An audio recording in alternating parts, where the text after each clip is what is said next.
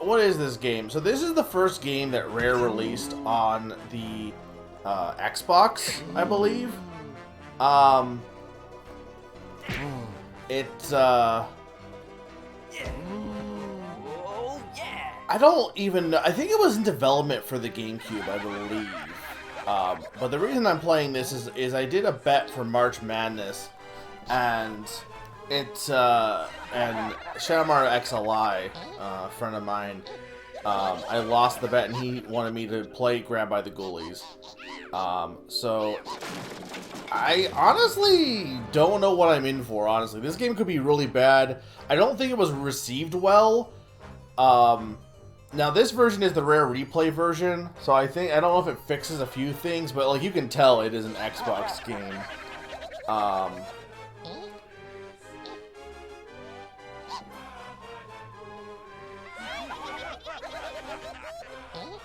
So I guess we'll just get started then.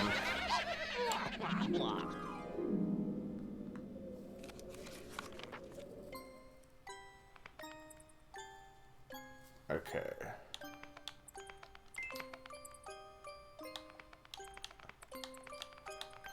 What are we naming this?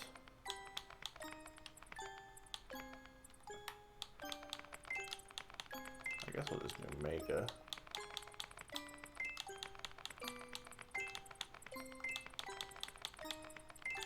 Can I fit the whole name in?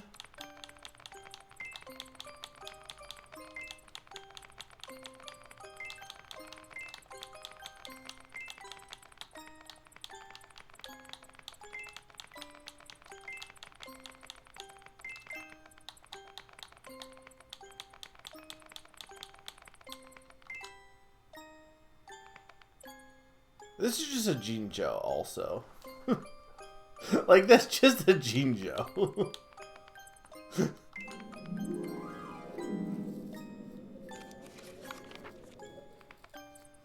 It's a ghoulie. Okay, there's features, bonus challenges, play. What the heck is features?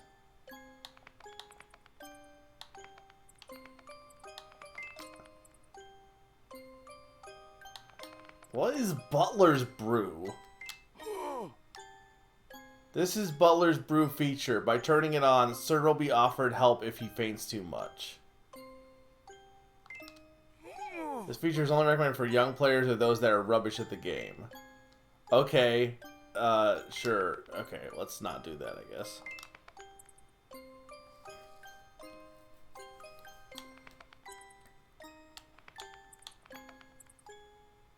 Alright, if the game needs to go up, just let me know.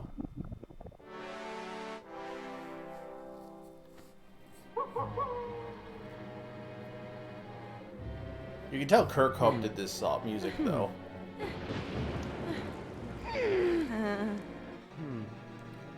I'm sure we should have taken a right back there. Now we're lost and there's a storm coming. We need to find some shelter and fast.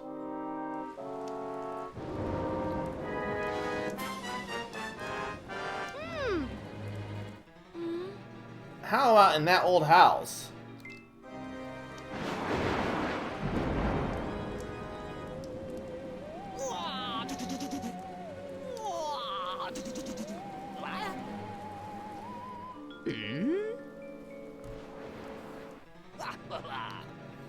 That's right, my pretties. Come on in and say hello. What is going on right now?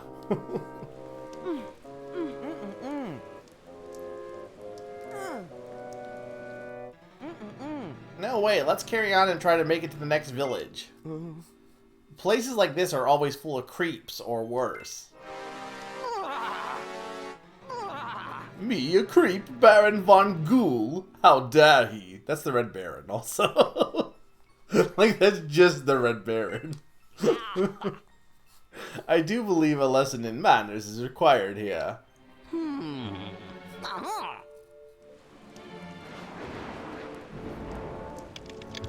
How can you hear them from, like, out in the window, by the way? Oh no! Did you tell you're grabbing by the ghoulies? Hey, get your hands off her!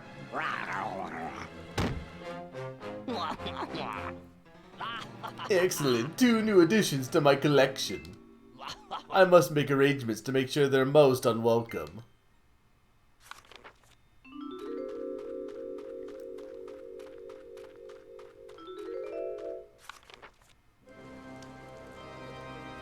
Do we really need to have this weird... Why is this in a book? Why does this book have cutscenes?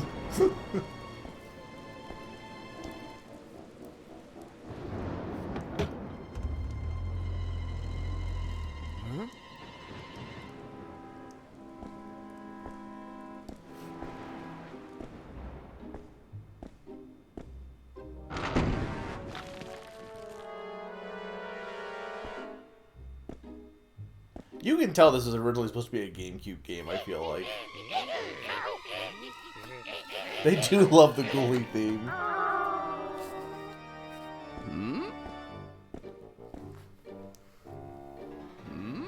What's all this noise? I'm trying to get to sleep. And who turned the lights on? Out.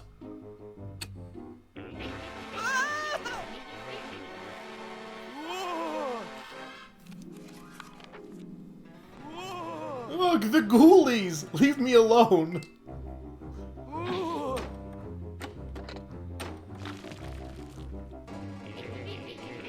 That might play when Ghoulies grab me.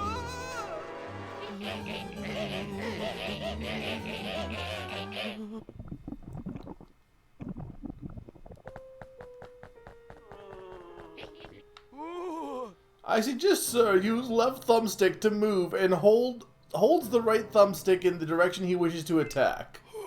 I think those little critters are starting to look hungry. A little bit. This is definitely a 2000s era game. Okay, so you can tell that this, like, is the remaster, though.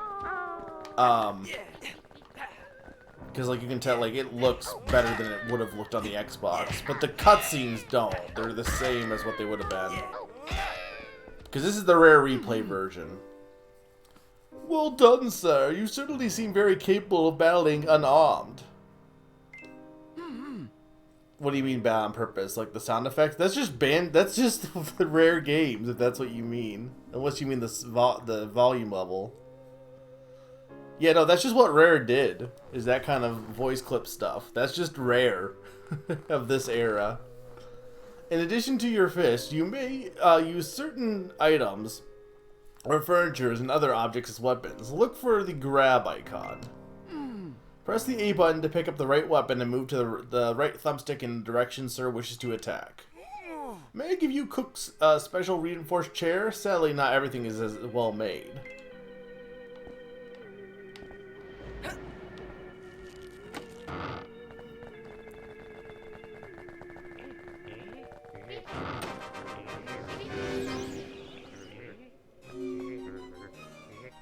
It is a very good bit. Also, he doesn't even know who I am, though. He's just some random guy.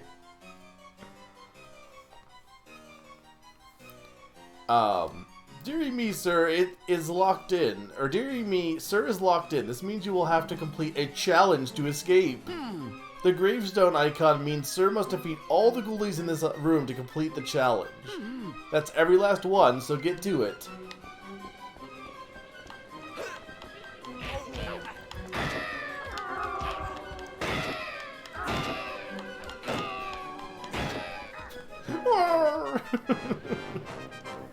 Well, he's a butler. That's all butlers. Everyone's sir to a butler.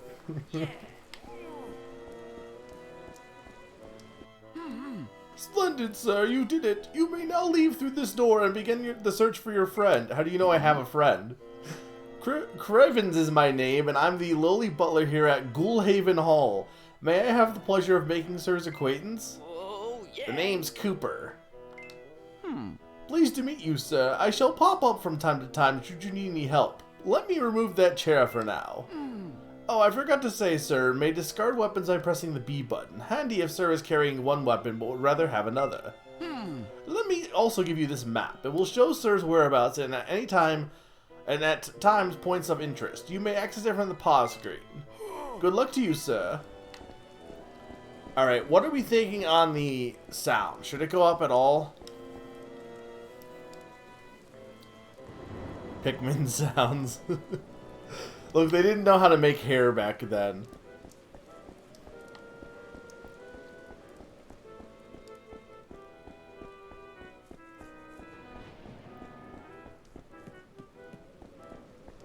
Yeah, it's the sound balance is weird because the sound effects are definitely way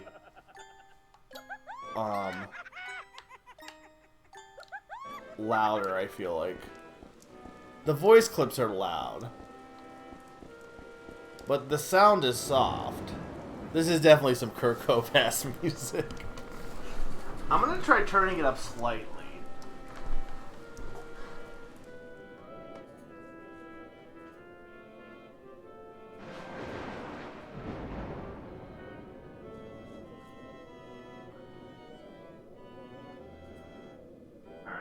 If that ends up being too loud, let me know. It doesn't seem like there's any audio options, though. So it's not like I have the choice to make it louder. So you either get quiet music or you get loud, I guess I can move my mic a bit back, too. So that, I'm a little bit more quiet. Does that seem okay? Alright, where am I going? I guess I'm going through here. So there's no actual camera controls in this game. Because the right stick, it's weird because... I don't know if it's... I guess they were probably going to use it for the C stick on the GameCube. But like, they get put to the Xbox and instead of being like, huh, we have a right stick, we can do the camera. Nope, that's our attack button.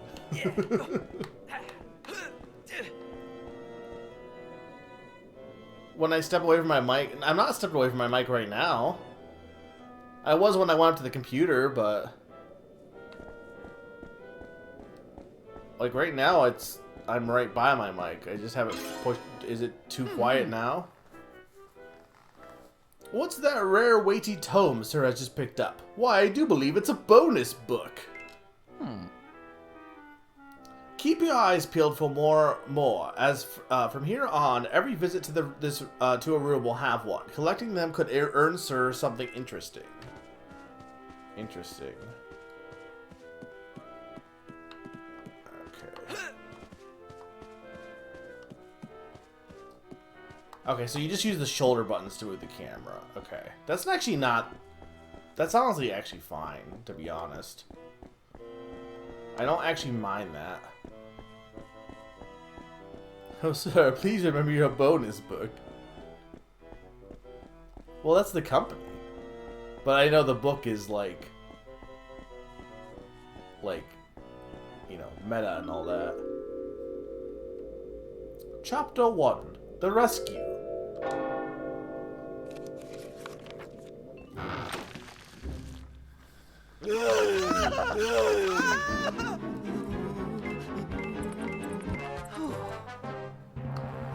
What the heck was that? Gadzooks, Sir has suffered a super scary shock and successfully overcome it. I hope it doesn't happen again. What is... What is this? Why are we doing this? Why is Banjo dead? Why is Kazooie dead?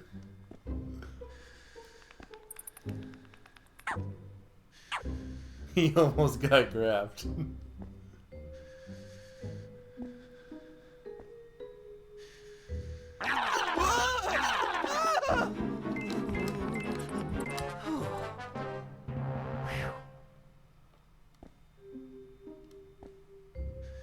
I don't know. I don't really get what the point of this part is.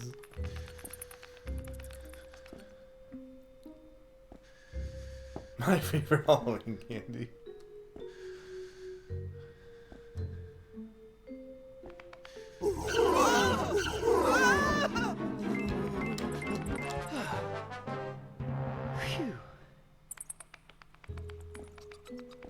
You feel like at this point he'd be used to these guys popping out at him, so maybe, like, you know, just assume they're all gonna do it.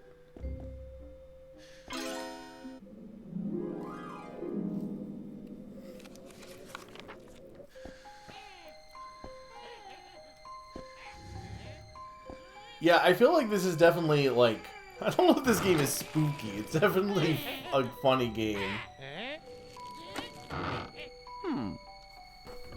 Ah, the door ahead is open, sir. Not all doors will trap you inside a room. It seems sir may walk straight through this one. Did I mention that sir may also rotate the camera using the left and right triggers? Doing so is highly recommended, as keeping one's foes in sight has obvious tactical advantages. Yeah, like, the best thing you can hope for with a game that maybe is... Like, I don't know if this game is bad or not, but the best thing you can hope for is at least it's entertaining. It could be really bad and still be entertaining. Skeleton. Well, I'm unsure of, like, at this point, who was even, like... Because the game was obviously in development for the GameCube, but I'm honestly unsure of... like, how much of Rare's staff left at this point.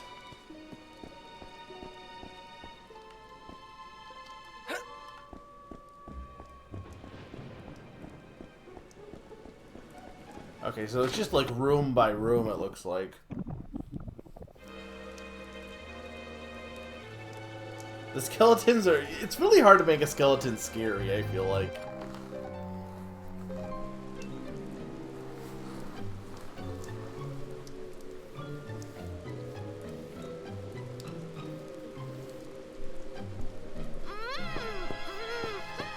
Oh, is she just gonna be rescued right then?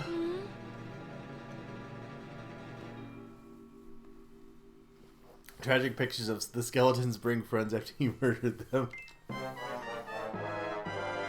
They love that riff. Oh, yeah. Grabbed by the ghoulies. Don't worry, I'm here to save the day. Oh yeah.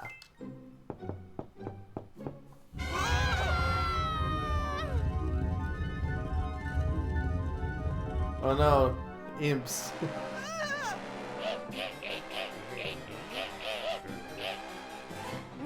Yeah, like those like the that like that's just what all the characters sound like in Banjo-Kazooie, Naron. That's just what Rare does for those sounds. Oh crepes, I think the cinema is on the other side of that wall. Sir can reach it by going back through the billiard room, I believe.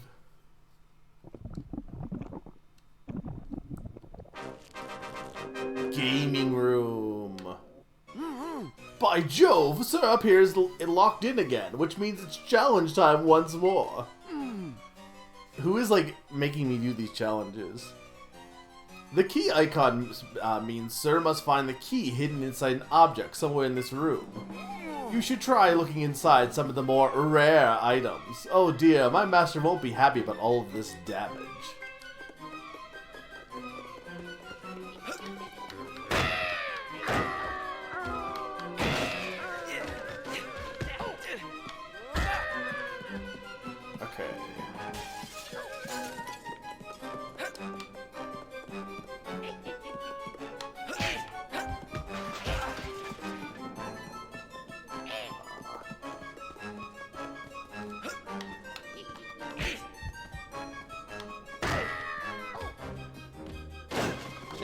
That's jetpack, isn't it, huh?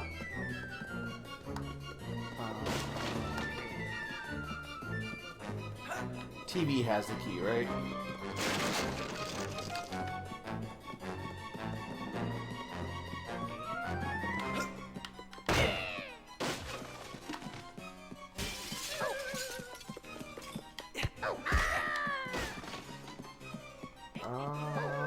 Wait. Excuse me, sir, but aren't you supposed to be searching for the key by breaking things? I'm working on it! Why is this in the gaming room? Why is there a baby playroom in the gaming room? Is there a message being said here?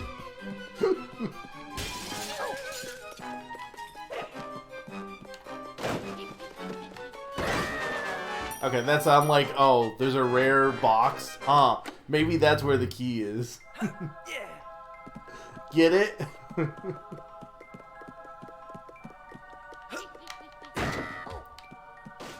I didn't find the bonus book, though.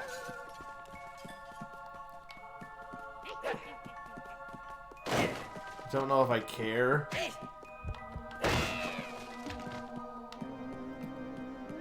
If I was a bonus book, where would I be?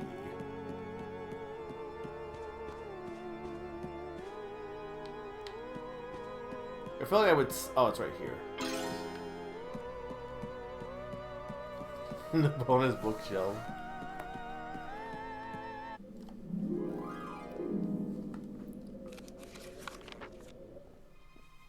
Meanwhile, back in the billiards room. Look, the only thing I know about billiards rooms is that that's where all the murders happen. You can't build a billiards room because people die in there, as Clue has taught me. Think you're doing well, eh? Well, let's see how you cope with having your maximum energy interfered with. In fact, I do believe I shall tinker with your ticker in every room from now on. I'm so dastardly. Yes, I am. Wahaha.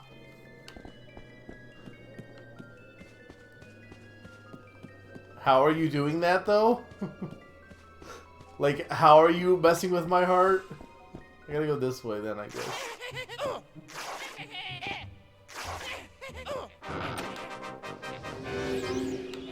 That's not how pictures work. Here we go again. A ghoulie head icon with the number next to it, sir, means, sir, you must defeat the required number of ghoulies to escape.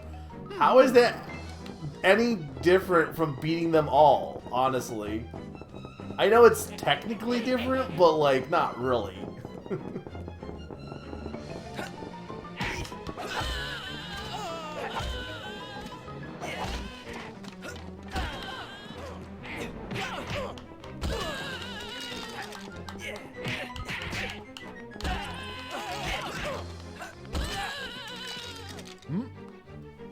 Tinkered by the ghoulie.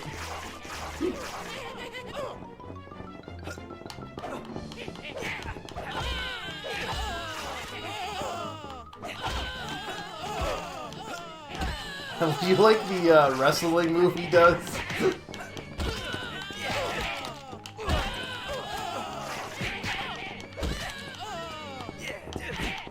Oh. I feel like the banjo sound effects in Banjo don't really like stand out as that weird.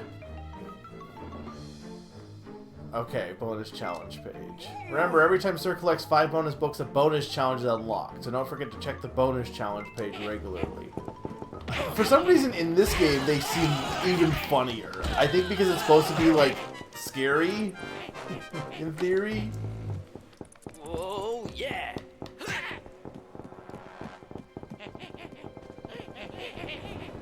Also, the fact that if there's enemies in the room, he has to be walking backwards the entire time. Like, he can't walk normal.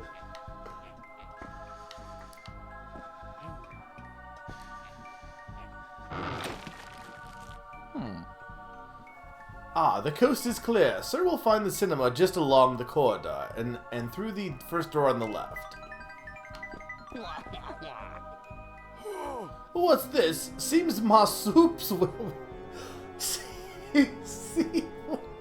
What? Seems Ma Soupswill, our cook, has left her super soups lying around for guests to sample.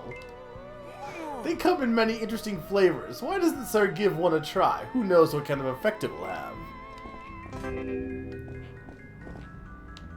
What does energy boost mean?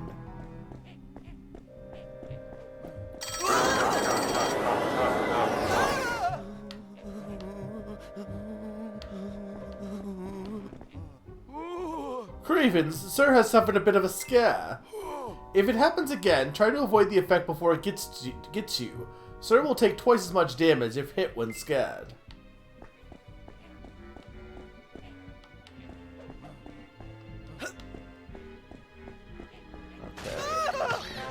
Okay. Spider. I'm sorry, Sneaky.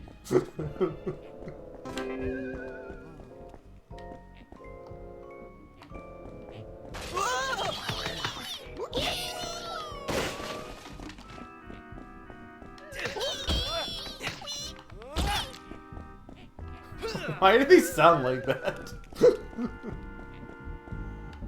there's the bonus book.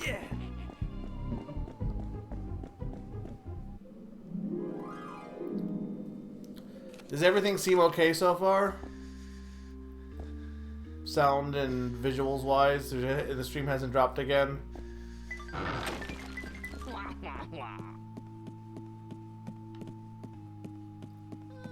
Huh?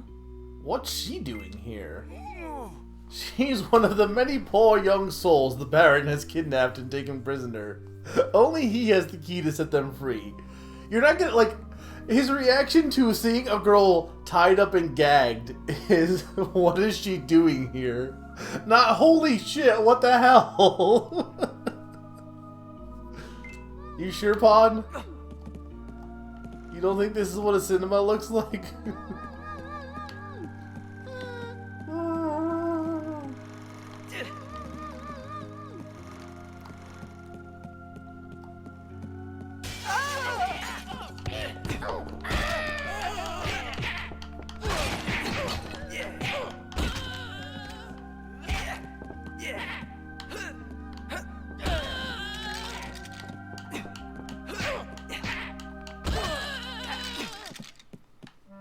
Okay. I need the key.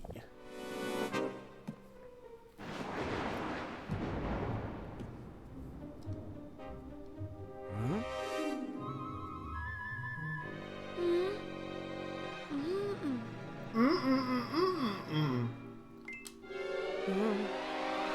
Okay. Okay, don't panic. Try to hop away from the fireplace. Our capture girls the chinchos. It might be. This is definitely like some kind of Looney Tunes-esque like plot. Oh no, she must have fallen into the archives. There's a set of stairs Sir can use back in the gaming room, which is just the other side of that suspicious-looking fireplace. I'll run ahead and open the basement door for you.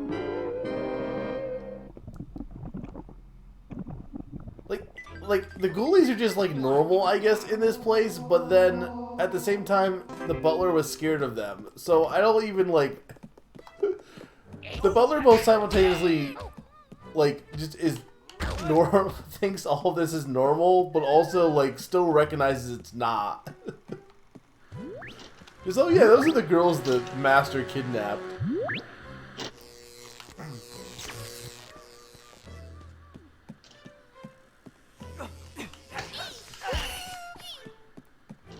How do I get... So where do you think the key is?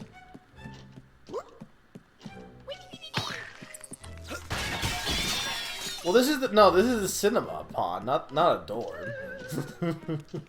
Yeah.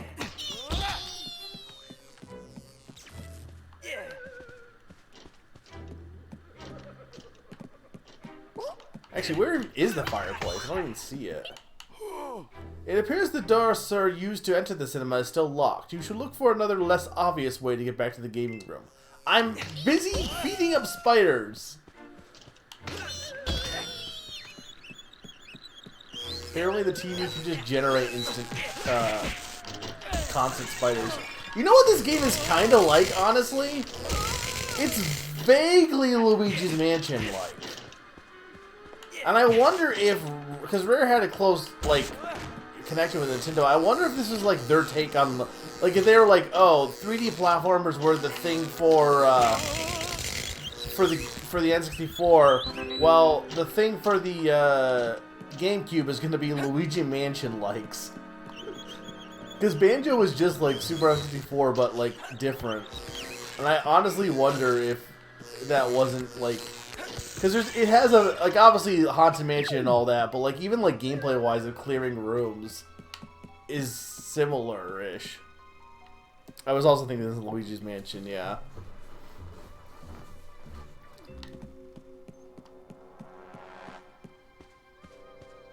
There's gotta be something behind the screen, right?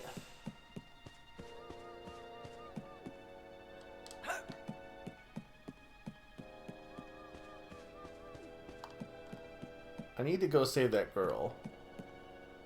But I don't, like... Do we think the key is in this room?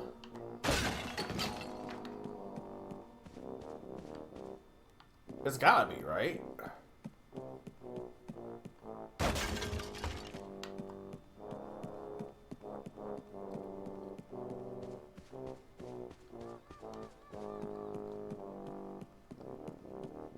Grabbed by the ghoulies. Yeah, I mean, considering that we've had to enter the rooms multiple different times, it's possible.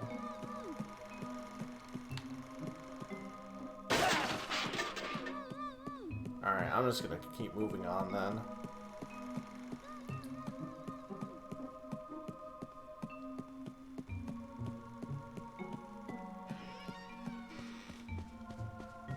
It's a very weird game.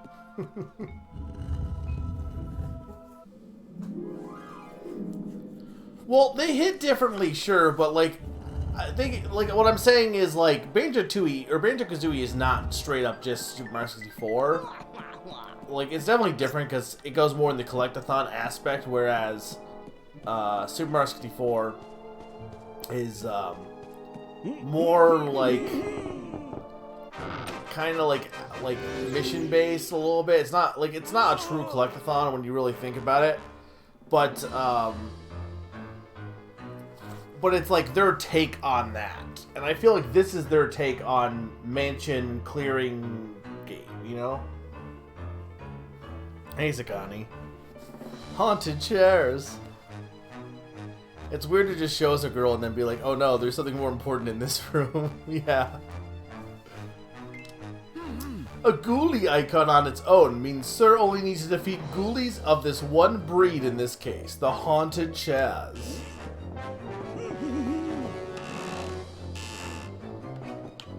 Do we really want to say that a haunted chair is a ghoulie? Like, what is the limit to what a ghoulie is? I feel like an inanimate object should not be counted as ghoulies.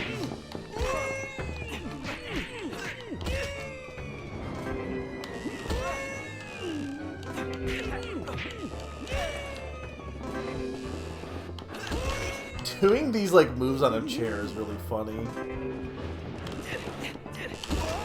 Ow, I can't get the dang thing. There we go.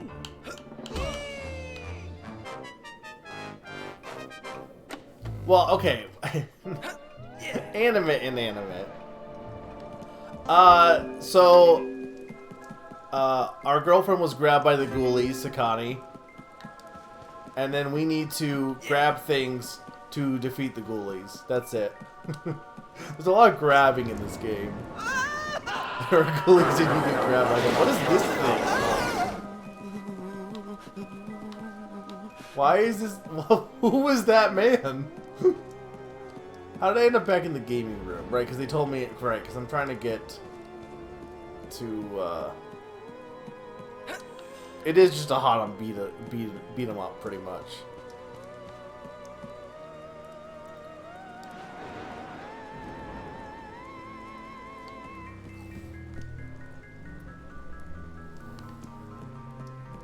Why would I play blackjack? Why are they in here now?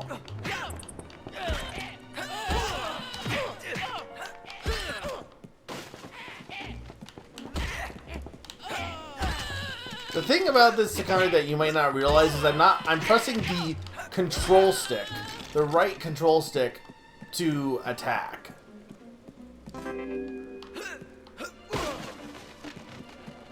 Oh, there's another book? So what, they have a second bonus book every time you enter a room then? Because there was already one bonus book in this. Like, I rotate the camera with the right and left triggers, but the attacking is with the right stick. Yeah. Because this was originally going to be on the GameCube, so it makes sense because nobody would use the C-stick.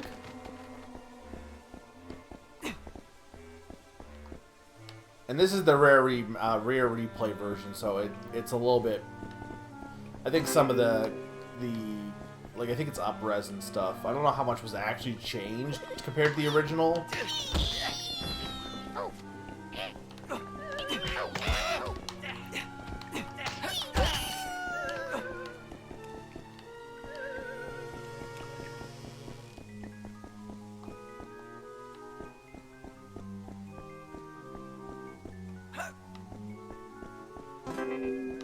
super weapons. What does that mean?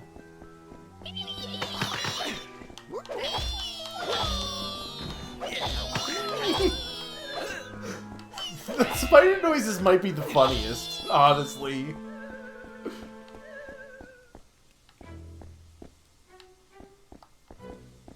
How do you feel about the new 3DS's nub? I didn't mind it personally, but I feel like that's probably like the worst second stick, honestly, for people who like the second stick.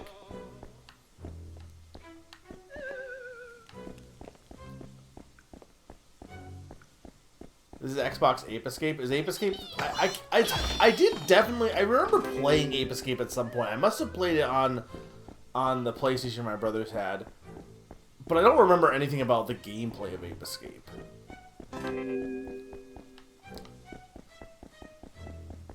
I was saying that this seemed like Nintendo's answer to, or Rare's answer to Luigi's Mansion, is what I was thinking. Why is there so much soup?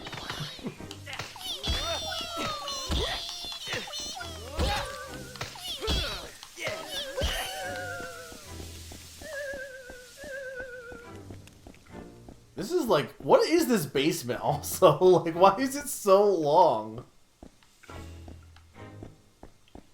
I don't even know what's over here.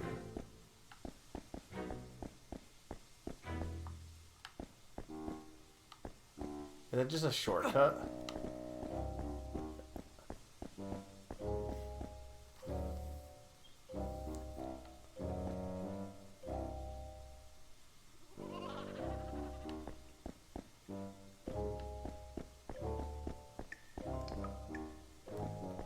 Right, yeah. Were you able to, did anything come of that, by the way? Was it salvageable?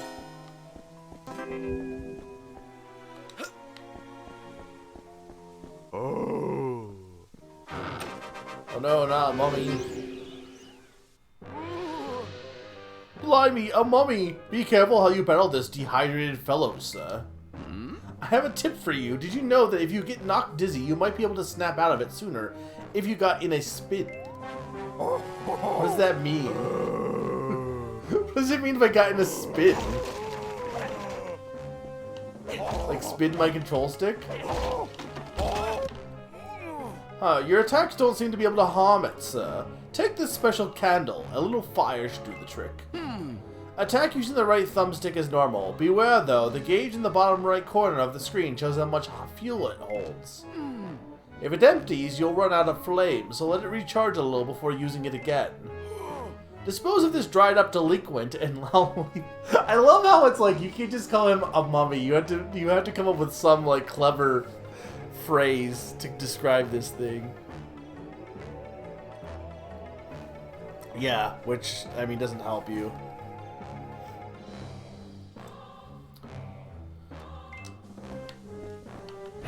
It's not a candle, it's a torch or a. I can't attack him. There we go. Yeah.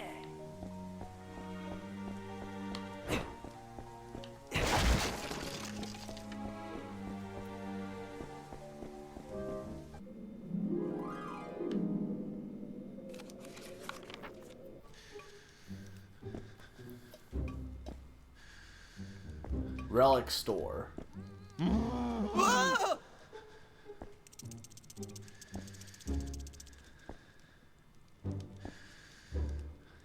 I think this guy should stop collecting ancient Egyptian mummies.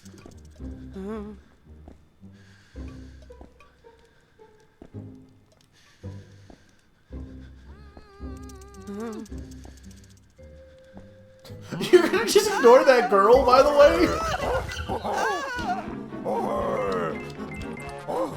Like, you know, let's not react to that girl, like, just sitting there.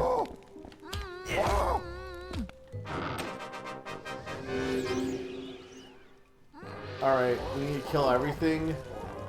Why do we even have that weird first-person section in this room if we're actually going to be battling here? Seems a bit weird. Arguably, the mummies are actually easier. It helps that I have like this weapon that won't break.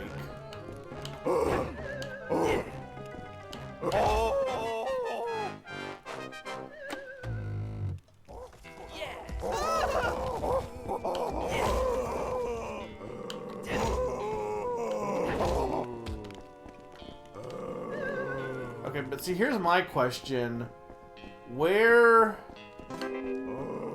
I still don't know where the key for this would be. Or if it's even in this room right now. Or I have to come back later.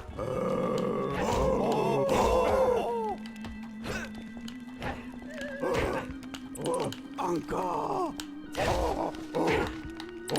Uncle! What is he saying? Is he saying uncle or Anka? Probably Anka, right? I would imagine, but... Am I still live, guys?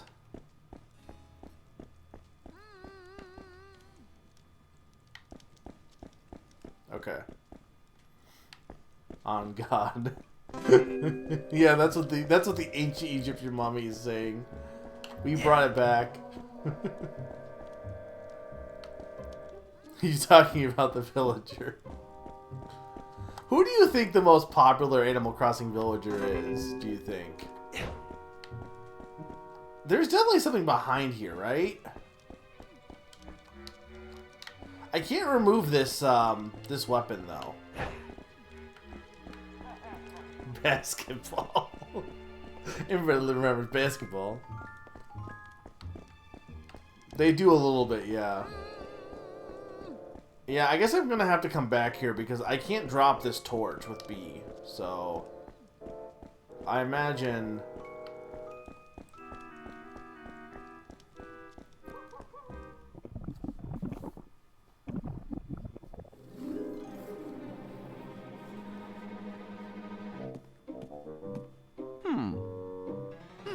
Greetings again, sir. Good to see you have made it safely this far. You seem to have toasted all of the mummies, so you'll no longer be needing that candle. Why did that candle not break, though? You'd think it should have been able to be broken. But I have a far better news than that. I have found Miss Amber. You don't know what her name is. If sir will forgive me, I have also taken the liberty of freeing her from her bonds.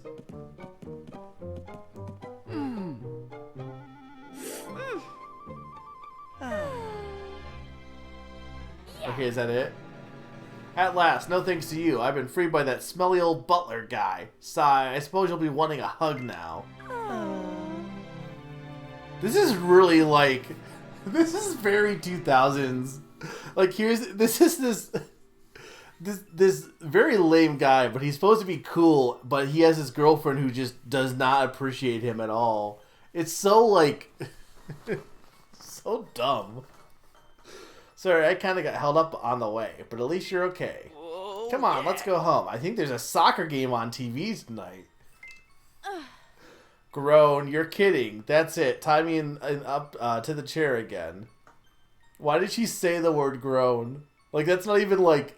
She didn't... There's no, like... It's literally her saying groan.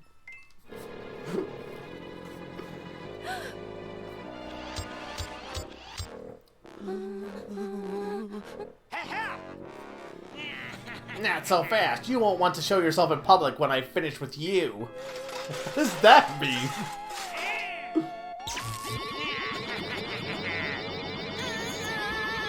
Oh no, this became Banjo-Kazooie.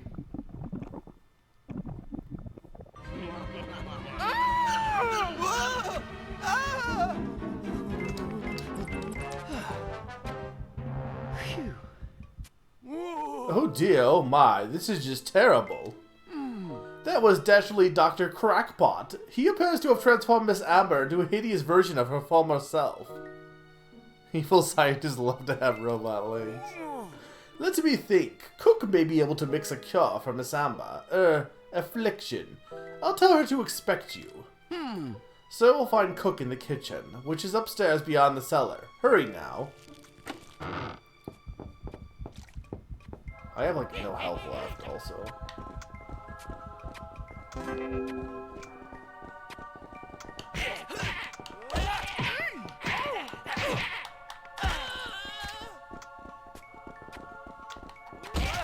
What is... Why? I'm so confused. Why is she following me?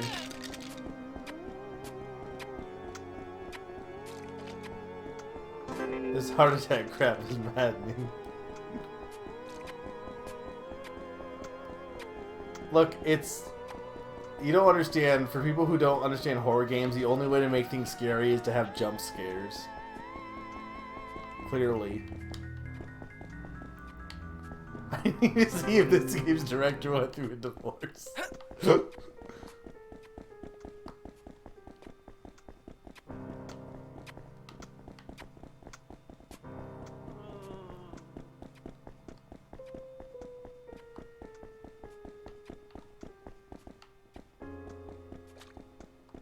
Here's where I go.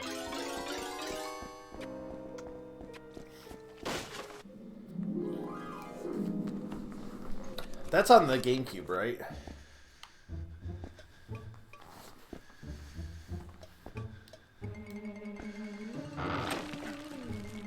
I don't know. Do you think I would like it?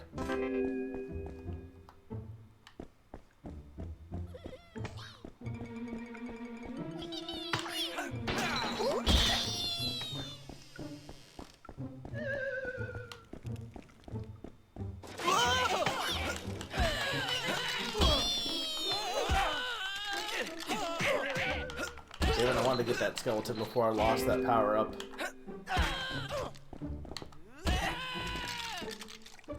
I mean, the game's not too hard so far.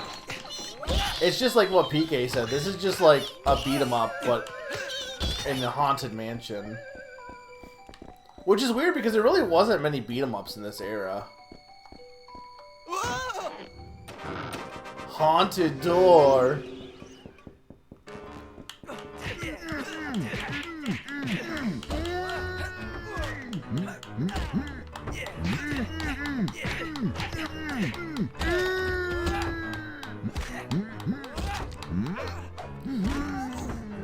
Ow.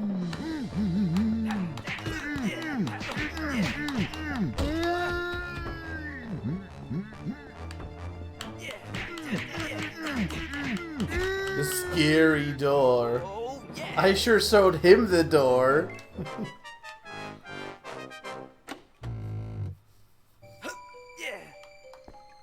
Here's the problem is I don't really like horror games that much. It's weird because, like, I mean, I guess I don't hate them, but, like, I guess you could argue some games like Sting and Rope, well, that one's a little more silly, but, like, some, like, visual novels I've played, like, could you make the argument that, AI the Somnium Files has elements of horror? Absolutely. But I don't know if I would describe it as a horror game. I don't know if what the bottles weren't really aiming at anything.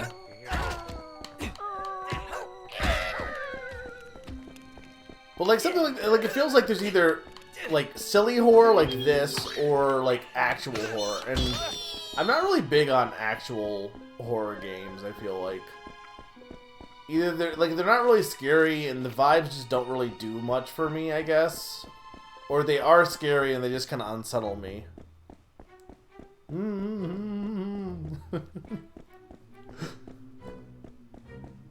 Fawn, do you think this game is better than Banjo?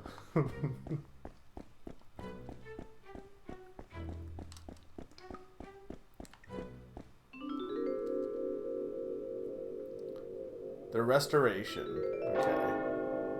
What are these random, like, these random sketches? Feel like they're from a different game.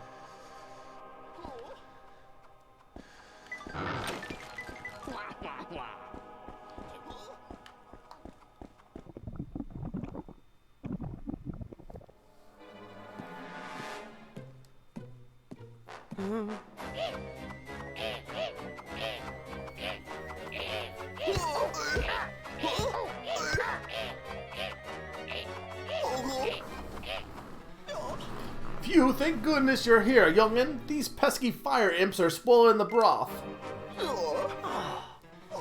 See if you can get this fire extinguisher to work and cool them off. See, this has definitely got, like, Luigi's Mansion elements with, like...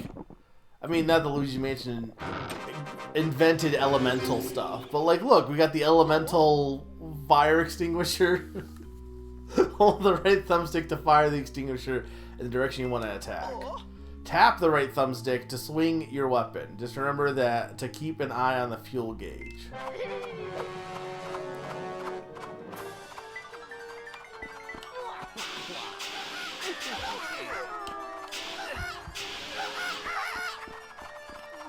This is kind of hard to do. Okay, I need to get like in a better position. What is that thing on the? It's like a big cookie. That's what it looks like to me.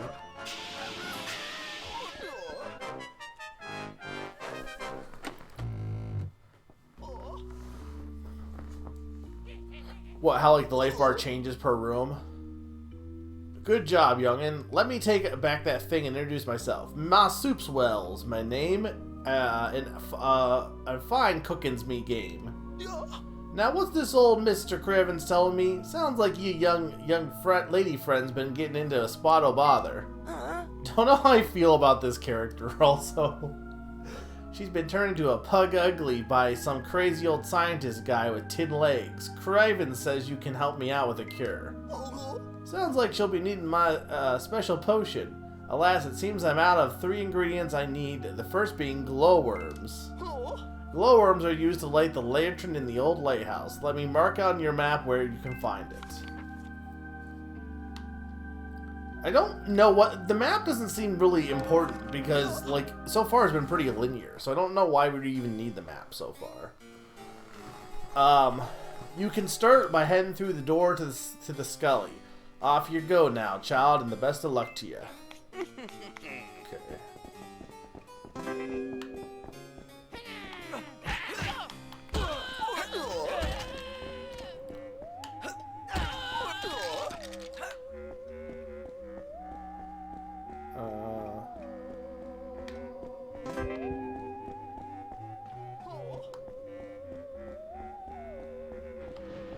It was a frying pan. Soup pot. But see, I feel like the weapons don't... It doesn't really matter what you grab, is the thing. You can grab anything and it doesn't really matter. Yeah, like, what do we think that is? It's like a... Is it like a giant cookie, or is it like... Like, what is that?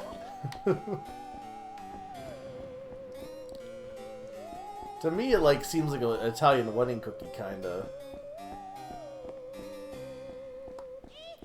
Maybe it's like meatloaf, but I don't know what the white thing on the top... Oh, look, it's Mr. Pants! Everyone's favorite character.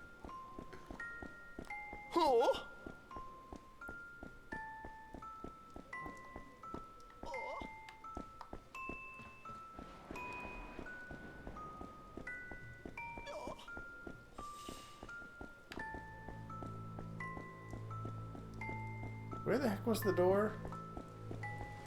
There. Now the key is good.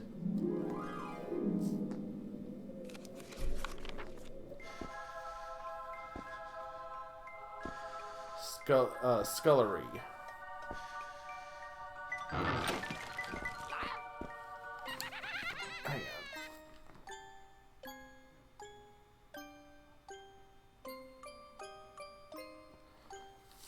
I don't think you guys can hear that, but there's people, like, they must be talking really loud. I can hear them out my window.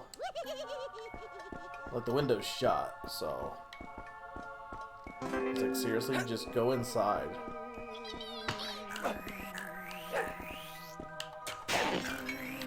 Oh, they can shoot webs? I didn't know that. Oh, there's Banjo and Kazooie.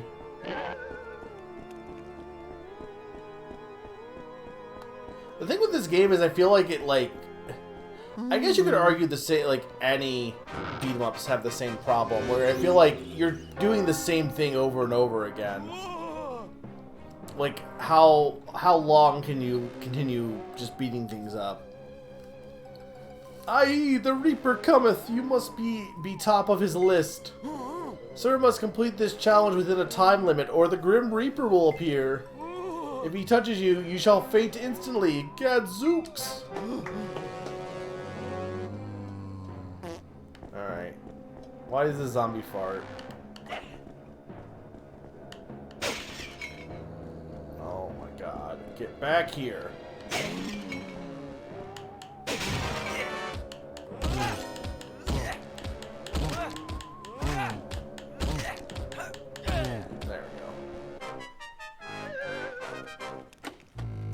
Like, that's always been my problem with beat-em-ups, or even, like, fighting games in general. Is, like, with platformers, you're always doing different level designs, or you're always, you know, there's always variety. But with, like, fighting games or, like, beat-em-ups, you're just pretty much doing the same gameplay loop over and over again. Yeah, I do like that aspect, but you're still also just fighting in every room. It's like, they're like, oh, these different challenges, and they're all, like, basically the same thing. That's not great.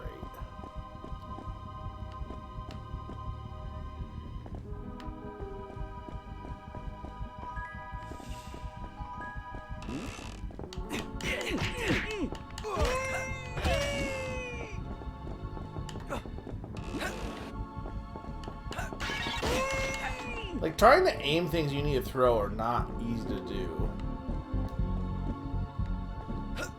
What is that noise?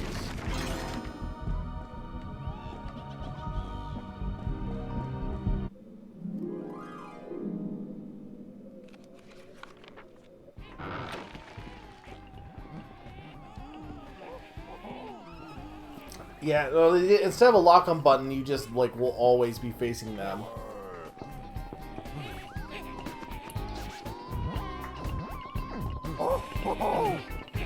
Yeah, that you can tell where they're like, oh yeah, these are just pretty much taken straight from Banjo.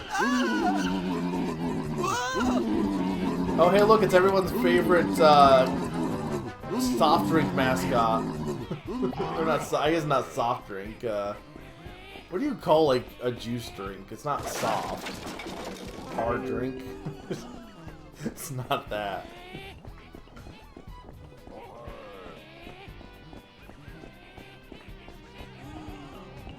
This game has one song, by the way.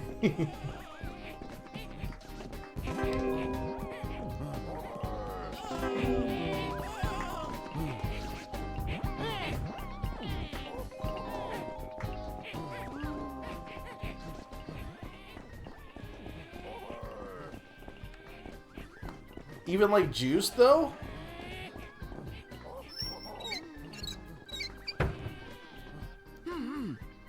Okay. Carefully does it, young sir. Disturbing the crazy dancers could result in trouble on the dance floor. I mean, I'll just leave them alone then.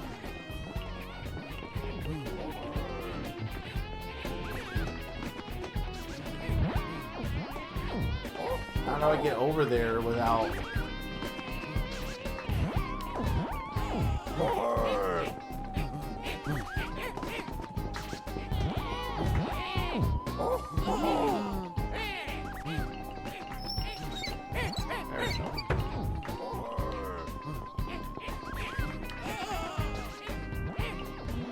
There's the book.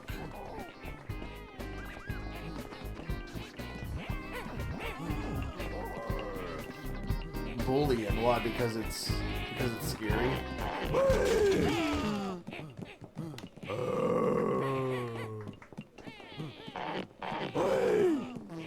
Leave me alone, DJ.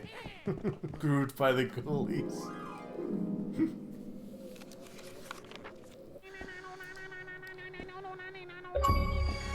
What? Also, I thought I turned that off.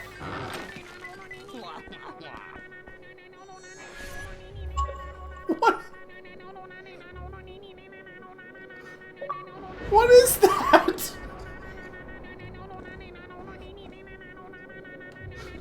What is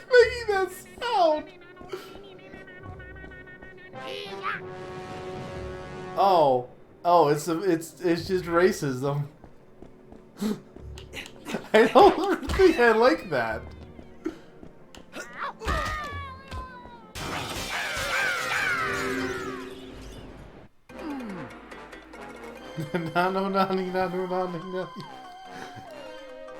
This new icon means Sir must find the Ghoulie key, which means the key to the door is hidden inside a Ghoulie naturally.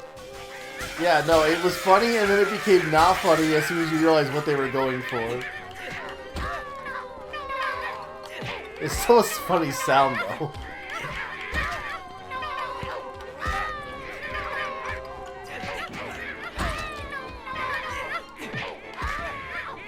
Hong Kong food do you like?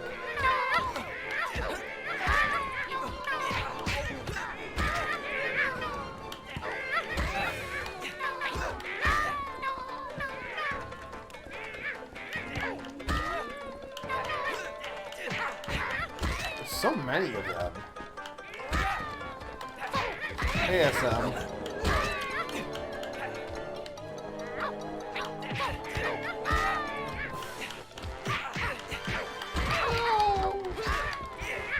I'll read that back in a second, PK.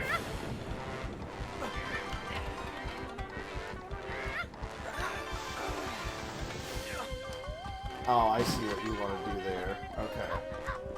I don't know how useful that would ever be, to be honest.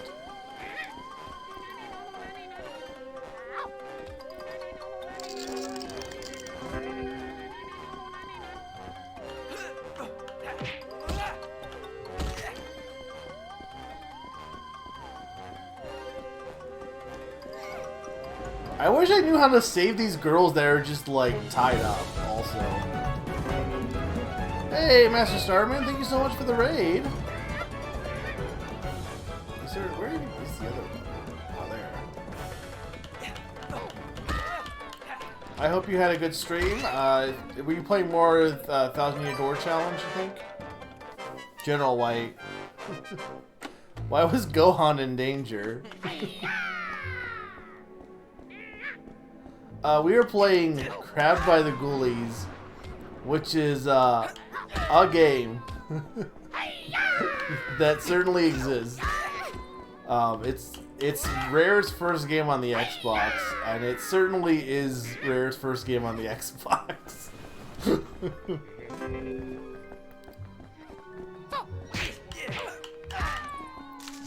I don't understand why we can't, like, save them yet.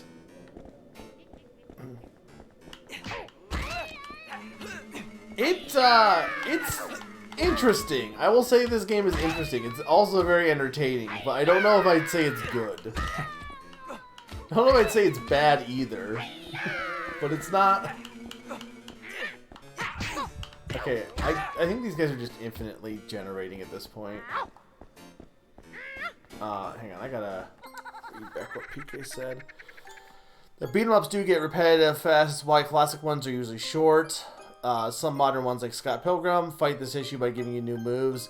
Yeah, but I feel like Scott Pilgrim also I've heard is kind of difficult. SM, so far I think this game is very silly. I don't think it's... I think it's interesting, but it's also just a beat 'em up. But I think you can, like I said, you can. It's very campy. It's very like of its era too, for better or worse.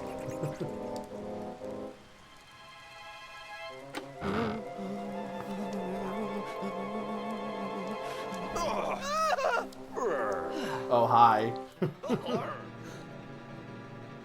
Mow my meadow. You gave me a fright, youngin'. I was busy adjusting me tackle in the boathouse.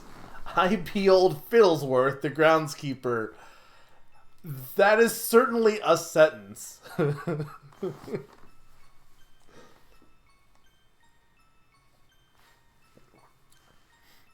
I feel like if beat-em-ups... I mean, I get why beat-em-ups have lives, but I feel like... I don't know. I don't know what the solution would be with beat-em-ups and lives, because having... Like, the thing with it... It doesn't really make sense not to have a life system, but at the same time, for a beat 'em up. But at the same time, you basically have to redo already what is already kind of a repetitive gameplay style if you die. Pleased to meet you, I think. Adjust your tackle on your own time. Oh. Where might be you heading, lad? Not through the boathouse and out towards the old lighthouse, I hope. Oh. Grand place that till it were overrun by the undead. I feel like everything in this mansion is overrun by the undead. Oh look, squirt gun. They should bring squirt guns back. Do kids these days play with squirt guns?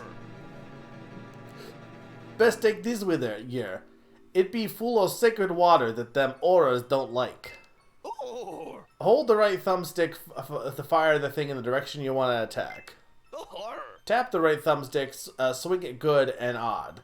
Don't forget to keep an eye on your gauge. Oh. Bring it back, cause it belongs to my nephew, Little Willie. Whoa.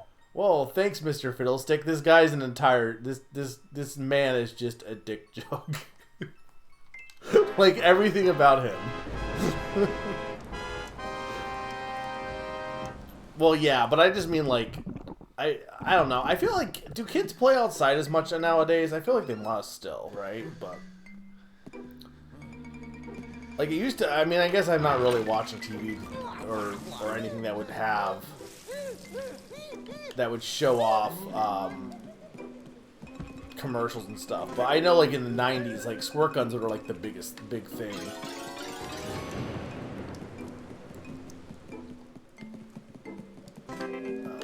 Oh no, what did they do to Endgard?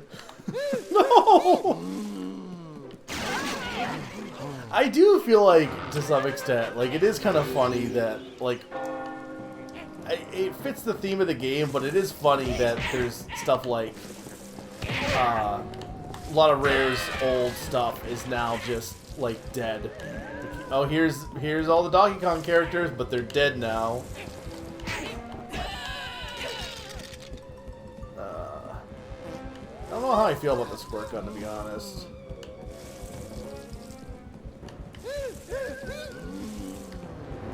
Okay, I think I did it. Yeah, no, this is definitely Grand Kirko. like, it's very, like, it's very funny, because I think I was looking up his, like, discography, and I think he did a Civ game. And some of his other works aren't as obvious, but, like, even the Civ, you can still hear, like, elements of his style.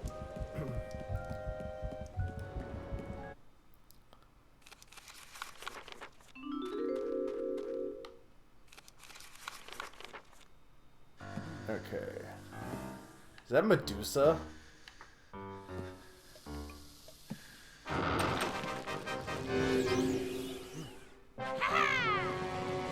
Why is Medusa here?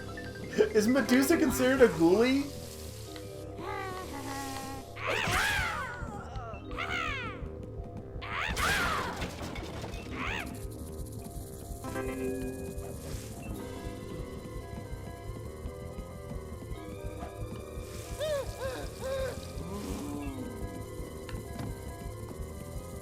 I think I need to beat Medusa.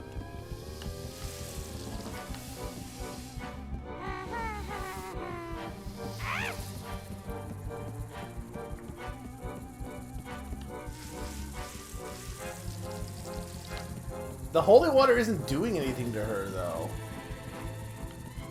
I'm just gonna hit her.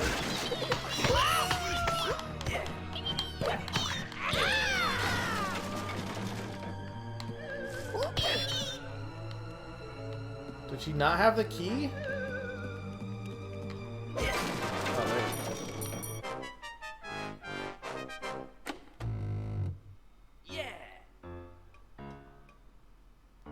Yeah, but the thing, like, I kind of agree, SM, but at the same time, all the challenges are basically just beat everything up. Like, when it comes down to it, they don't really change anything in this game so far. I do like each room being, like, its own scenario, like Pawn said, but...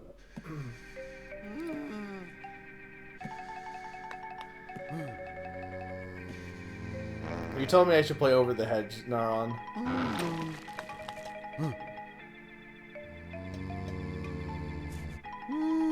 Card's all wrong. You cheat, you betray best friend. Me teach you lesson. Not all ghoulies get along, sir.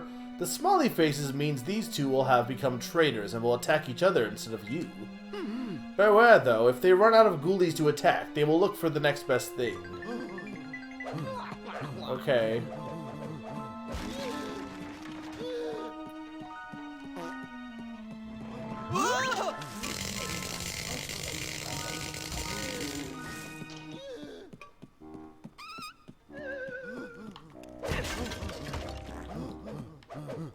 Oh, is that Blackbeard up there?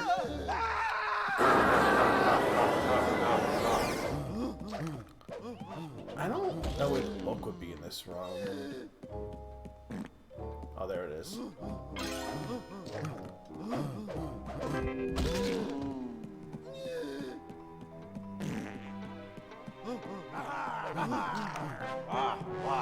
Zombie pirate.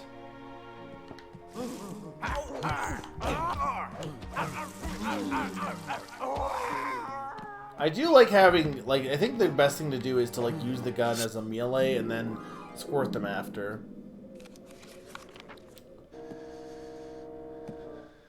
Yeah, I should, now that I'm playing this, I should rewatch that as well. I know he did his, I do remember seeing that. I feel like I watched it, but I also, like, it was one of those things I put in the background, so I don't really remember much about what happened. But... You got the glowworms. Now we're making progress. What are you waiting for? Bring them on back to me.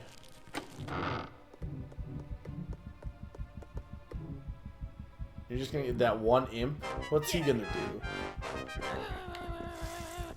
Why are the glowworms stored in the lighthouse also?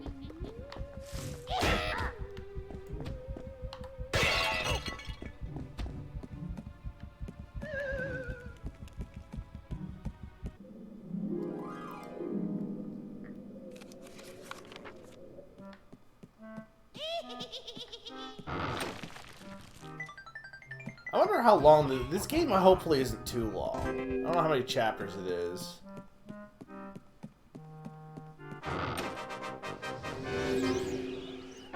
Okay, gotta be 10 ghoulies and fast.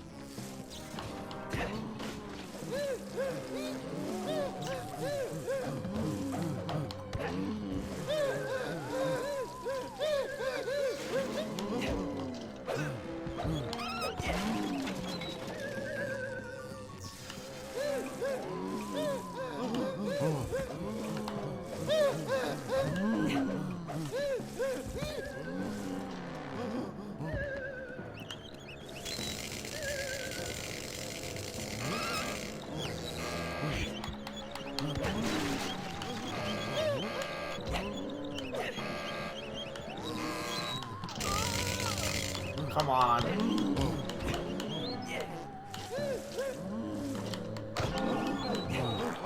Damn it.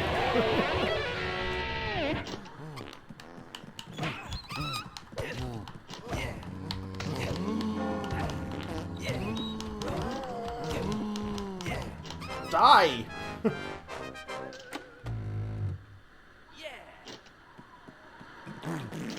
Go away. Please go away. Please go away.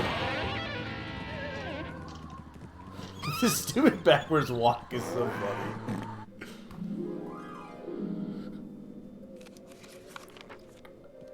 The Grab by the Ghoulies theme will never leave your head because they've played it 5,000 times. No, no, no, no, no, no.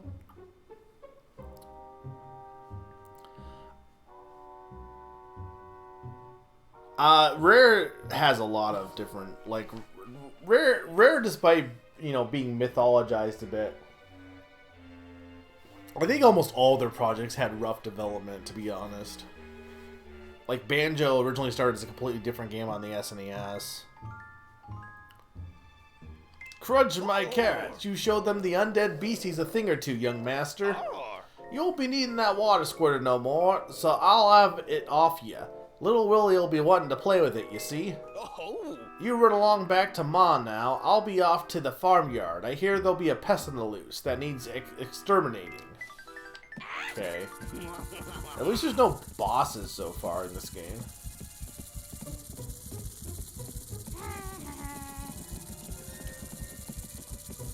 Oh, I see. Oh, there's a book up there.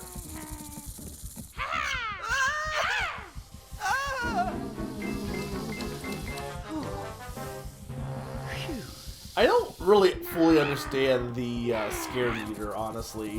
Why it's even a thing.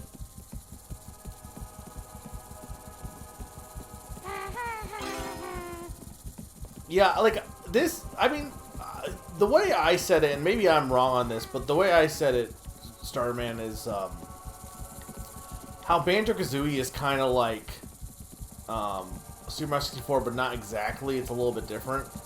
To me, this game started on the GameCube. It almost feels like they took Luigi's Mansion, but we're like, what if Luigi just, instead of vacuuming things, just punched things? Like, it feels like their take on making that kind of genre into a beat-em-up style.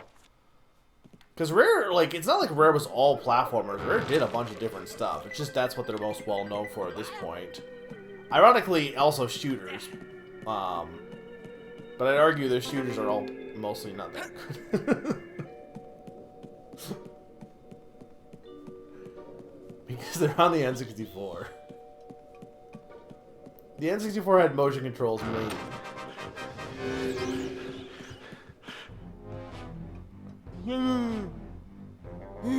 Hi, Quasimodo. Egad, sir, it has happened upon the Hunchback. He's a very resilient adversary, although he is terribly protective of his handsome face. You most know them for the GBA puzzle games, which is weird because I feel like most of those weren't they? They were still made by Rare, right? But they were like published by Activision, I think, or THQ or something. The scare stuff just feels like not needed, honestly. And they had so much content and ideas, they made a sequel, which apparently didn't seem common. For this game? There's a sequel to this game?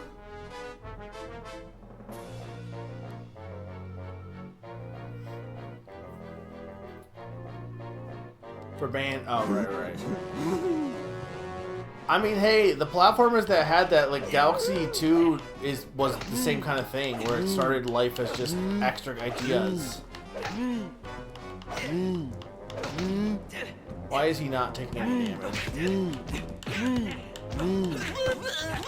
Oh, I see. I gotta punch him in his handsome face. Okay. Well, like Galaxy 2 is like way better than Galaxy, and it's and 2E is better than Kazooie for me. So that doesn't necessarily mean it's a bad thing. On the other hand, I guess Tears of the Kingdom is that as well, and I feel like that game isn't as good as Breath of the Wild because of it. I don't know. I have mixed feelings on Tears of the Kingdom. I need you to play. I need you to play Echoes, because I have thoughts about that game.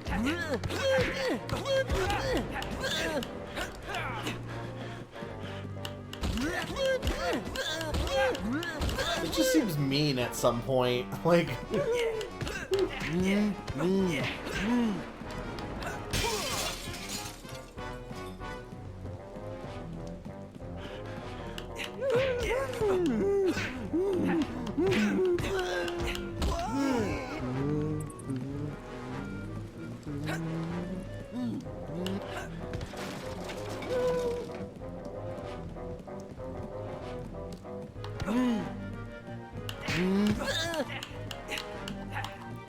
Why am I kicking in the wrong direction?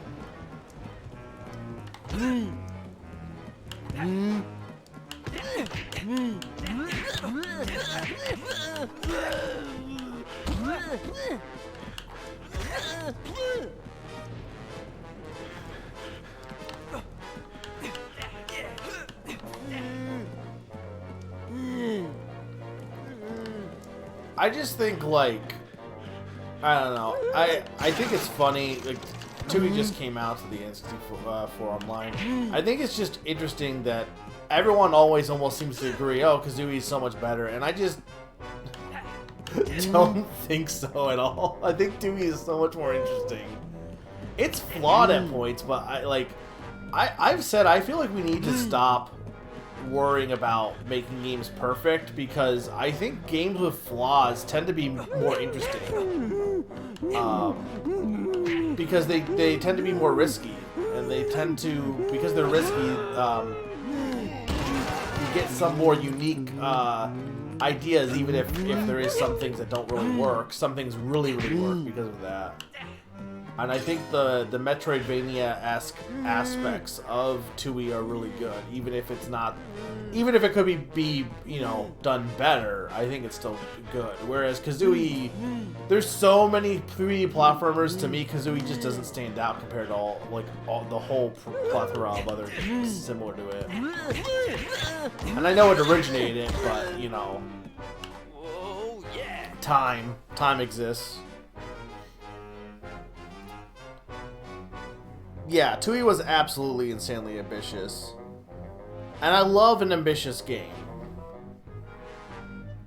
Yeah, Tooie and Kazooie, this is the thing too, people who play Tooie, who play Kazooie and then play Tooie expect it to just be more Kazooie, and it's not. It's a completely different, like, type of game. The people who like Tooie, like, I like Zelda a lot. And I feel like I'm the kind of person that would like Tooie more. Whereas if you don't really feel that, like, don't gel with that kind of, like, you know, the thing I like about Tooie is trying to figure out, like, it's definitely a game I think is better when you replay it, because you know where everything is, and it's kind of like, okay, how can I do this in a good, like, fast manner of do this, then do this, then do this, like, do it in a good, like, organize things and, like, navigation kind of stuff. I really like, with, again, the Metroidvania kind of stuff. And for people who like Kazooie, they just expect a silly platformer, and that's about it. Majora's Mask is definitely better than Ocarina of Time, yeah. Yeah, speedruns for Tooie, I think, really help. Like, playing the game again, I think, really highlights how good it is. Galaxy 1, is fine. Galaxy 2 is just better. The problem with Galaxy 1, for me, is that it tries to, like, be like, oh, hey, we're like Super Mario 64, and Tooie just abandons that, or not Tooie, Galaxy 2 just abandons that and says, no, we weren't really ever going for that, we were only half-heartedly doing that, let's just not even try to pretend, and just be a good 2D, 3D platformer, and it's better for it, I think. Shiver me timbers, this cheeky intruder be after our victuals. Give him your cutlass to chew on, and some Pete. And you three rickets-ridden rats had better keep this grub kit coming. Me tapeworm's not even half full yet. Okay, sure. But, like, because, like, Galaxy has a lot of worlds that are, like, because 64's worlds are, like, more kind of explorable. So you have worlds like the Honey Kingdom that are, like, kind of pretending to be more, like, open world instead of, like, just a linear level. But they don't really work, and Galaxy 2 mostly gets rid of those, for the most part. He needs straighten up from the nearest yardman. After him, you salt-ridden sea dogs.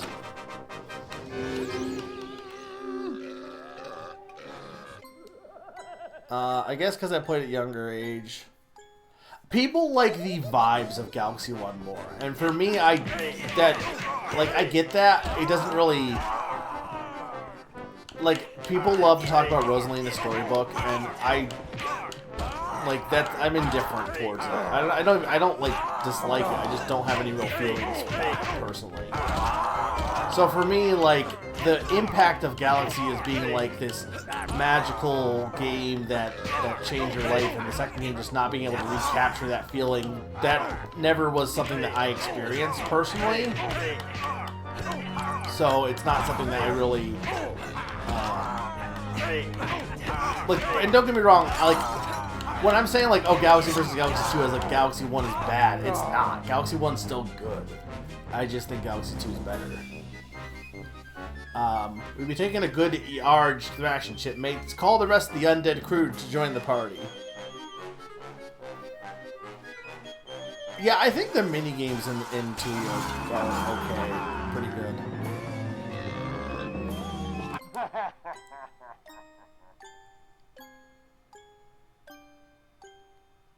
See, I think it's interesting in this case because for me, Starman, for Mario, I think it works better when it's more tighter, and I think that... Why are there burgers?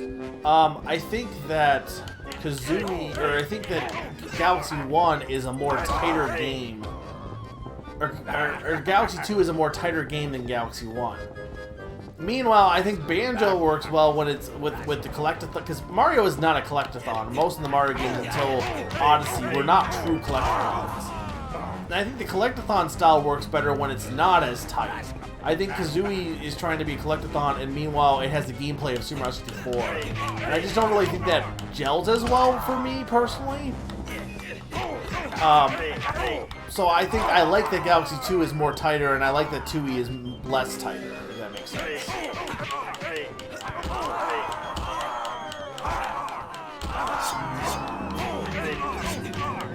Sunshine was still in that vague, like, it wanted to be a collectathon, but it also isn't. Like, until they got rid of mission mode, they're not... Mario has always been in this case where it, like, kind of is a collectathon, but not really.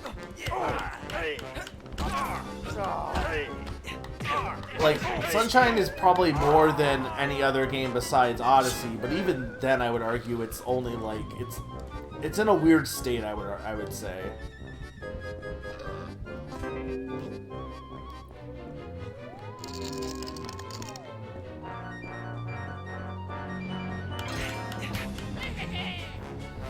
Yeah, but there's, like... I don't know how to describe it, because there's a difference.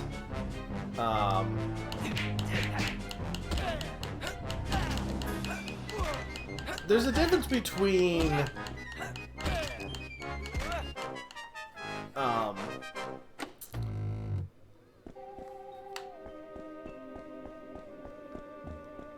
like, okay, I think in the case of, like, Super Mario 64, for example, right? Like, when you go through a level for a mission, what are you doing in that mission? You're getting to the end, basically, or getting to the goal of doing, like, you're doing a task to get the star, right?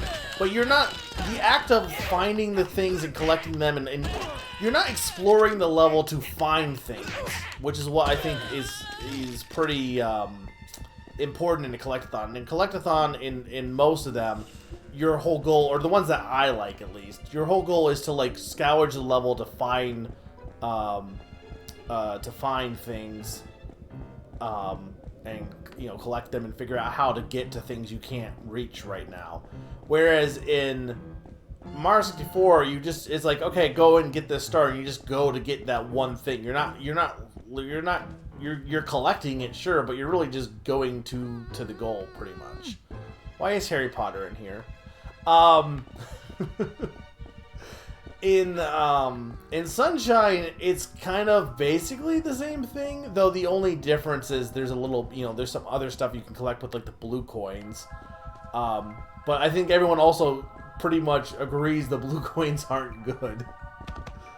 But you still have, like, a goal of sorts. You don't know where the goal is, sure, but you're still... You're not, like... I guess my thing is a collectathon to me is a 3D Metroidvania. It's kind of what I've come to the conclusion at this point. I feel like more and more I'm coming to the realization that a collectathon is a 3D Metroidvania. And Mario 64 and Sunshine aren't that. But I also didn't play a lot of the GameCube, like, platformers, and I think they tend to take more after Mario than some of the N64 platformers.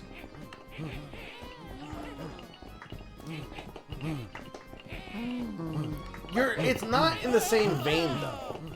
Like, you have to explore to get to the goal, but you're not, like... you're not collecting anything. I don't know how to like say it. It sounds so dumb to just say you're not collecting anything, but like in a Metroidvania, you explore the area, the thing to get power up, so that you can further explore things. Something with 2E, you're like, you know, it's not so much getting powers, but you're exploring to get knowledge and to open up shortcuts and navigate the level and stuff.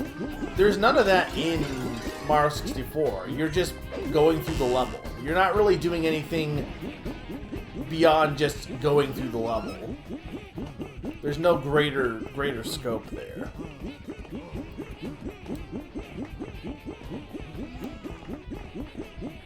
Yeah, a little bit with the 3 caps, but that's definitely not what Mario 64 was like. Their aim was not for that, I feel like. I don't know if I'm really getting my point across here.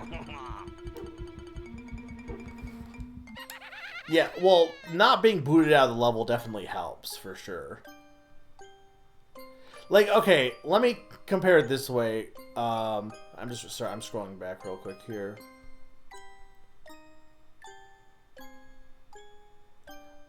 The thing with... okay. Odyssey is a collectathon. What is the difference between Odyssey and Super Mario 64? In Odyssey, you are, like, scourging the level. You are going through and being like, huh, this thing can be a moon that I can get. And you are, like, interacting with everything multiple times and combing the level in excruciating detail. In Super Mario 64... like, yeah, you explore the level, but you explore the level in the same way that you explore a 2D level, I feel like. And something like,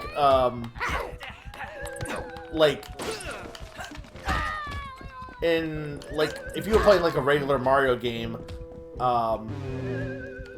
like, yeah, there's multiple paths in Super Mario 64 because it's 3D, but, like, you're still, like...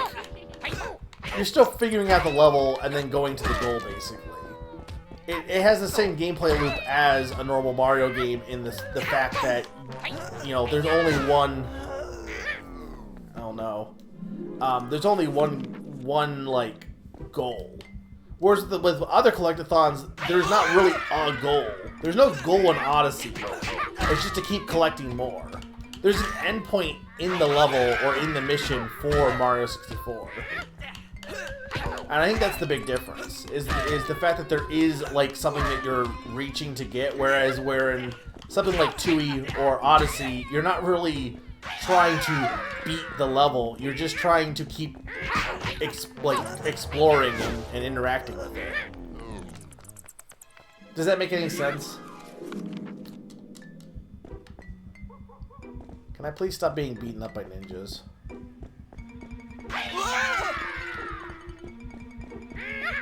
It does, but like those aren't really important, I feel like.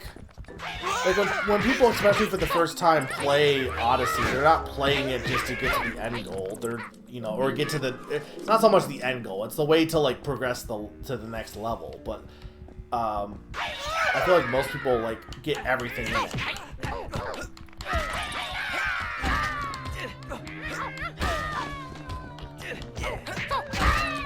That is fair. I guess you've never played Banjo before.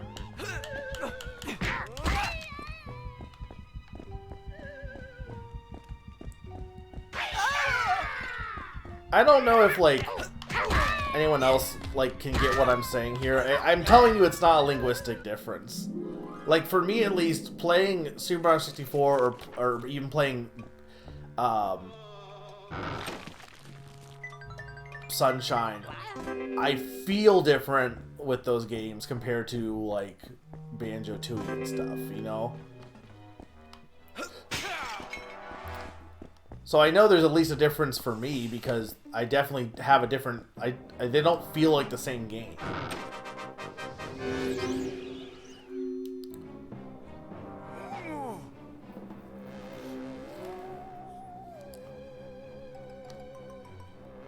Yeah, Kazooie and Tooie is the more obvious thing, but like both of those I would argue are still collectathons.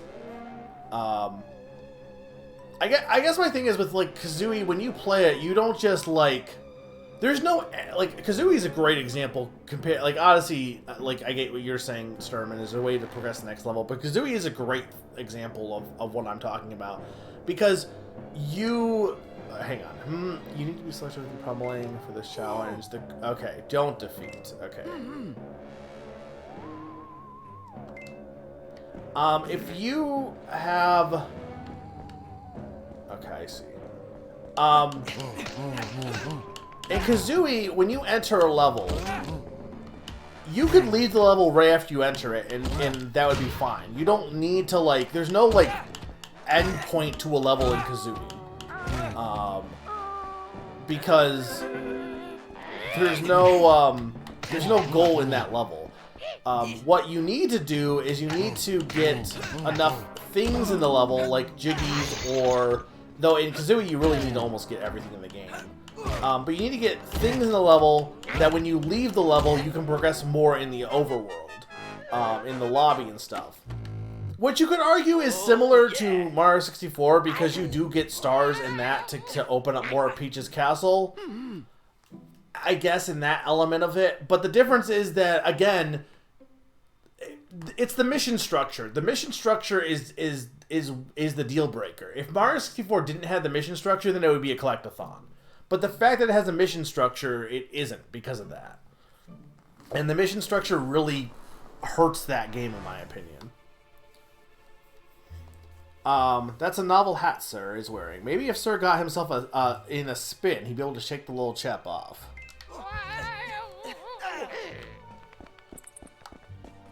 And you could argue, like, oh, well, the mission things, that, like, why is that a big deal? But, like, it really does change the context of how you're playing the game. Like, having to be forced into a mission.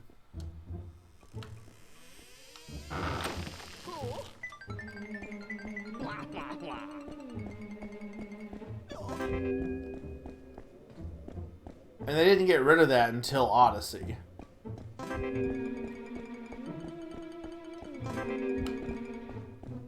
And at least with Odyssey, like, there's a way to progress the story, but, like, technically, if you have enough moons, you can travel to other places in that game. Yeah, no, I'm not saying that, like, Super Mario 64 is at fault because it had, like, I'm not saying that. I'm just saying that I don't really consider it a true collectathon because of that. Because later games got rid of that, and they have a different vibe because they don't have the mission structure, you know?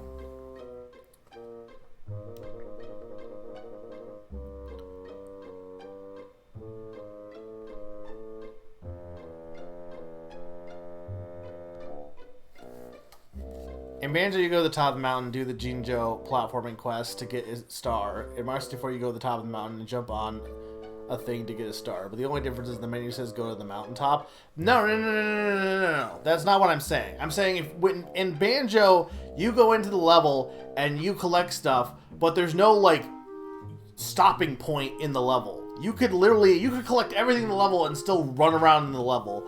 You're never, like... There's no point where you're stopped by the game to be like, okay, you completed this, you're done. Like, it's your choice to leave and be like, I have enough stuff, I can move on. In Mario 64, like, yes, you collect enough stars to keep going through Peach's Castle in greater detail, or to explore it more, but you go in, and this is the first mission, and it's go beat King Bob-omb, and you have to go beat King Bob-omb. You can't choose to do anything else in that level. You have to go beat King Bob-omb in that mission. That is what you have to do.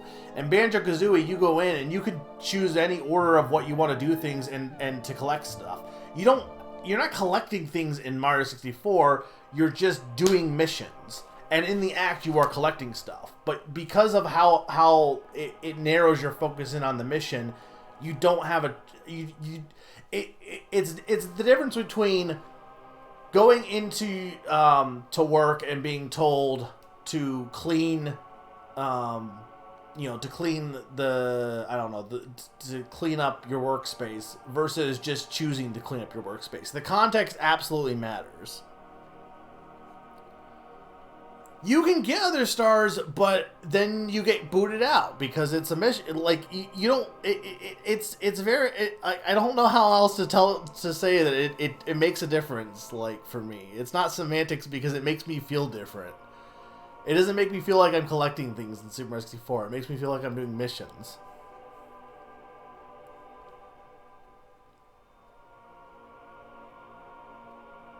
Like I don't.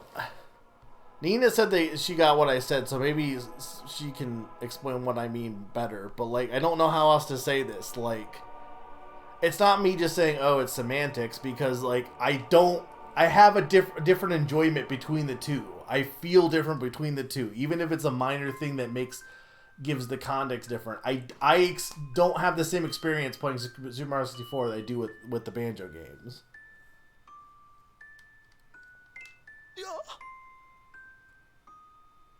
Yeah, the moveset also makes a difference because you're learning, like, the different moves and stuff. So it feels like you're, you know, getting progress beyond just collecting stuff. But you're sure done well to brave them evil critters and bring back those mighty fine glowworms. I'll put them in the pot to simmer while you get searching for the next ingredient, a giant egg. You can try searching the chicken shed out at the old farm. Let me show you on the map where it is. Yeah, what Pon said, and then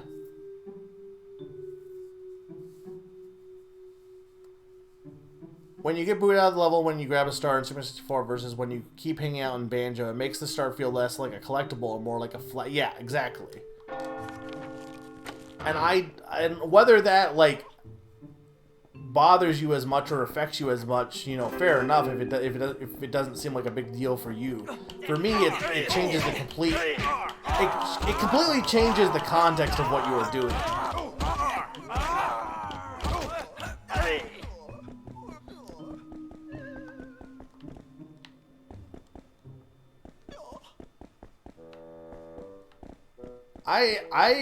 I just don't agree on that. I think I agree with what Pon said entirely.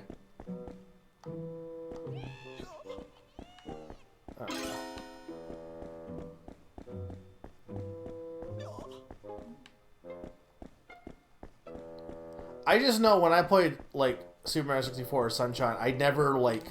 When I played Sunshine, I didn't explore... Like, Sunshine's a better example, because I played that, like, more when I was a kid. I didn't explore that game. I just did what the mission told me, and that was it. Because why would I... Like, I can only do one thing anyway, so why would I explore? There's no reason to.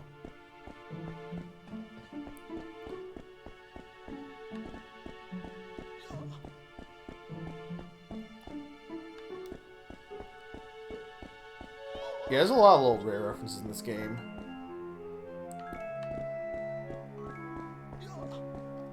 I don't think the game is built, like, I feel like the levels maybe incentivize you to explore, but the game's structure does not.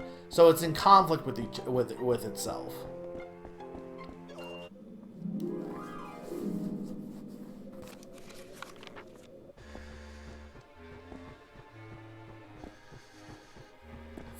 Freezer.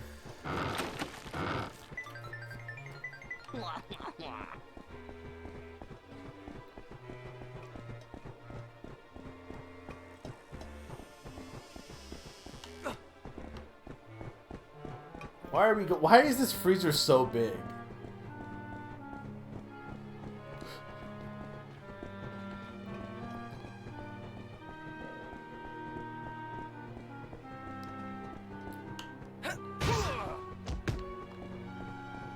Okay, so there is stuff in these. Oh, Donkey 64 is yeah. This guy's friendly. Why is he friendly?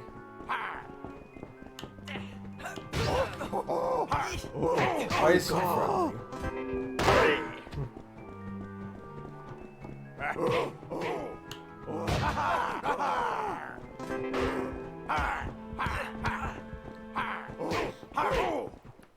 Oh, Conquer is bad. Like, absolutely. I think everyone here would agree that Conquer is not good. Donkey Kong 64 has a lot of problems. We're already having a debate about Super Mario 64. I don't think we need to get into another game debate. But, yeah, DK64 has problems, but, Conquer is just Minkus.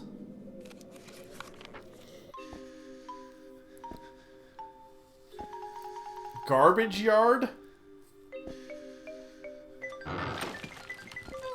But yeah, I don't know. I think the only solution, Naron, but I don't even know if you would agree at this point, but the only thing would be, like, to have you play, like, games like Banjo and stuff. Because the thing is, too, I don't honestly, I think, like, at least in my mind, I feel like a lot of the GameCube, like, what people say are collectathons on the GameCube, aren't collectathons to me. They never have been. And I think it's because, like, so few games, they don't make me, like, whether or not you could argue that Mario 64 is in the same camp of Banjo. Banjo has a different vibe to me that I want to experience in more games, if that makes sense.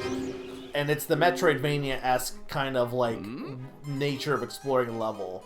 And I like that aspect more than I like, you know, just, you know, playing a Mario game and...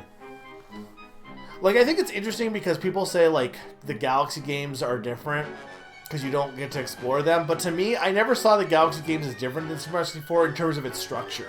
Because you're still doing the missions. The only difference is you just don't have the option to explore. But you still are, it's still built in a mission structure.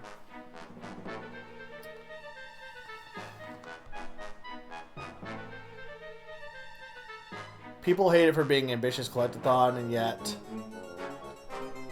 The thing is, the problem with DK64 is not that it's big. The problem with DK64 is that it's... I really don't... I don't even know how to even start this discussion. The issue with DK64 is not that it's big, though. I will say that. Yeah, Sneaky had never played DK64 before, played it for the first time, and is now, like, the biggest DK64 hater. I'm more, like, in the middle-ish, but I do think it has problems. What's this? This icon means that Sir may fight using weapons only. Should Sir put a foot or fist wrong, the Reaper will intervene.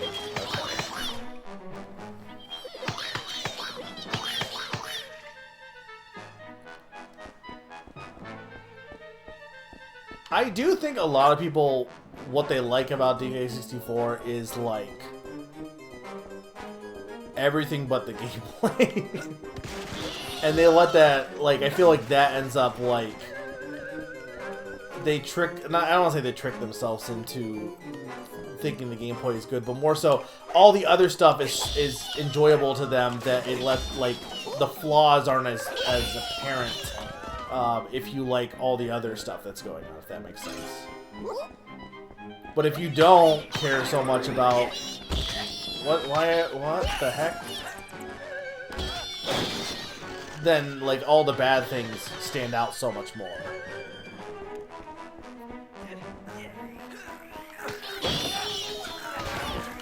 And that's not to say that there's no good in DK64 either.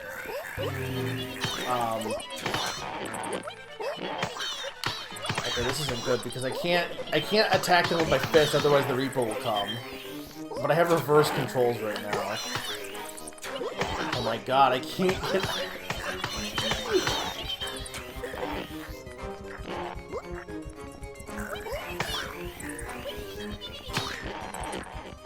Stop being a spider!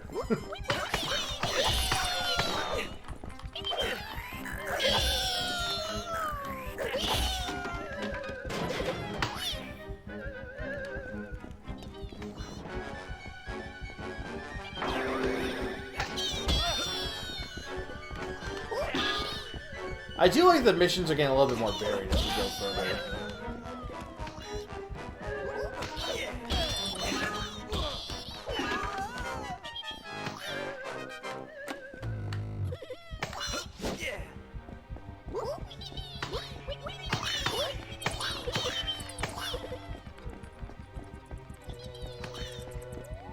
Where am I going?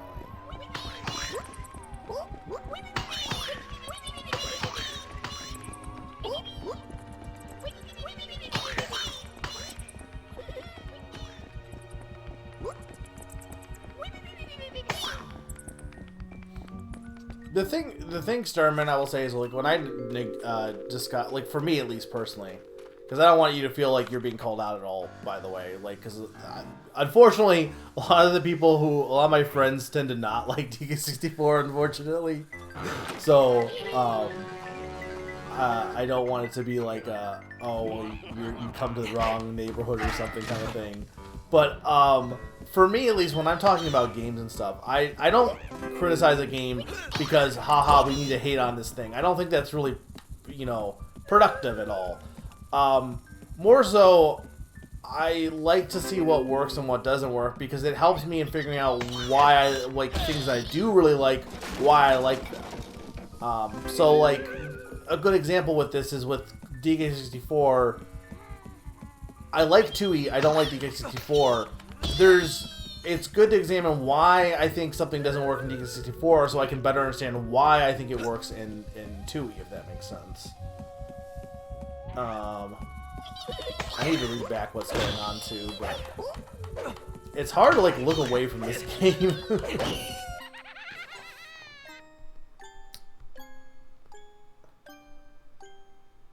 I think Archer's Bad Fur Day is really fun. The problem with it, SM, is that it's not funny. Like, if you like the humor, that's one thing, but Conker is not funny, I don't think. So then all you have is a bad game at that point. If you jive with the humor, then okay, then then I could agree with you, but I just don't think the game is funny at all. I think the game is just like obnoxious and not funny. The opposite of funny. Unfunny.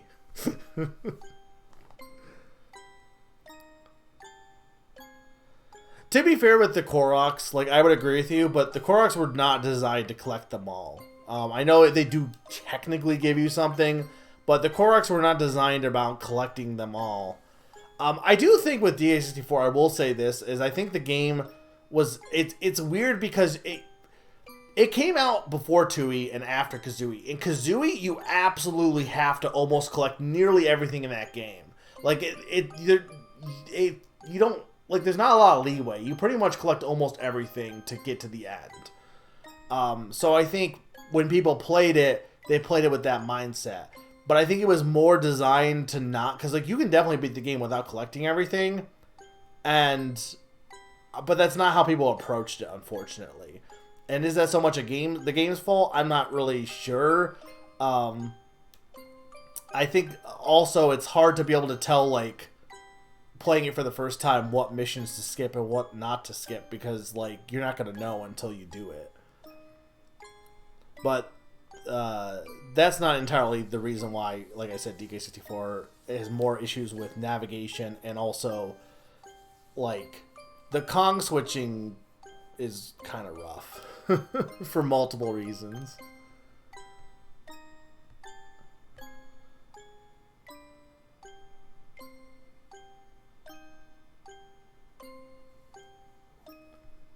I'm reading back right now, so give me a second.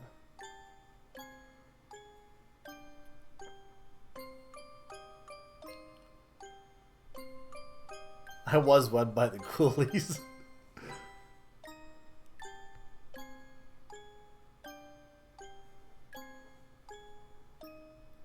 Well, Slim's crew, yeah, but I mean more like the people that, like these guys, like not that I'm not friends with Slim's crew, but I'm definitely closer. I would argue I'm closer friends with the people who come to my streams all the time. So like, that's not to be like. I just meant more my like active. I don't know how to describe it. Closer friend group. The friends I talk to more often. How about that?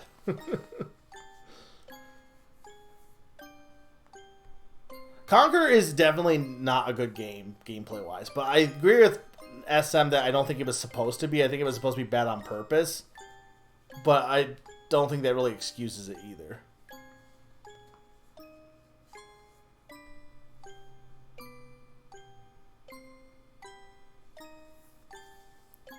Yeah, but the thing is, SM, those movie references are old at this point. kids today aren't gonna get anything, any of the movie references.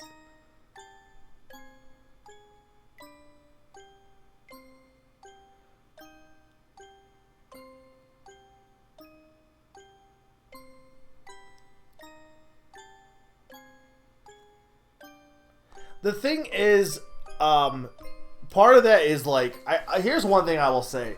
YouTube has been like one of the worst things for game takes in a lot of cases, because what you'll have is people who like really liked a game playing it on YouTube and spouting this opinion, and then people who have not played the game, like a good example of this I've heard from different people is Majora's Mask, which I think is a good game, but it's definitely not a game for everyone.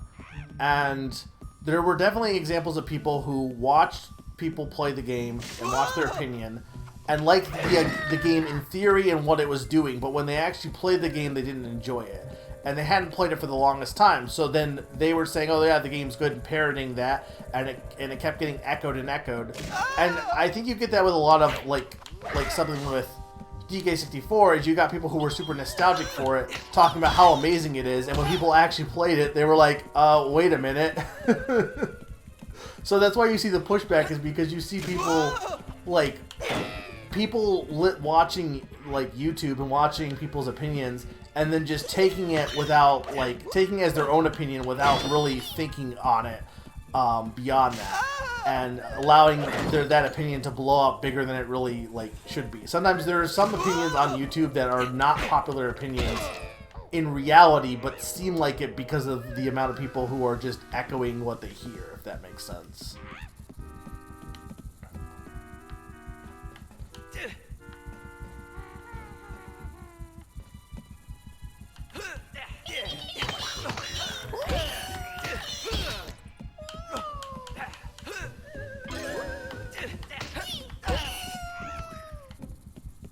That's why I don't like to, like, I'm trying to get better about, like, not just, like, people love to be, what was I saw recently, like, oh, so because they announced the new Xenoblade X coming out. We're not getting into that discussion, by the way, but, people were, I think, one website was like, okay, all the good Wii U games are now on Switch. The Wii U is officially dead.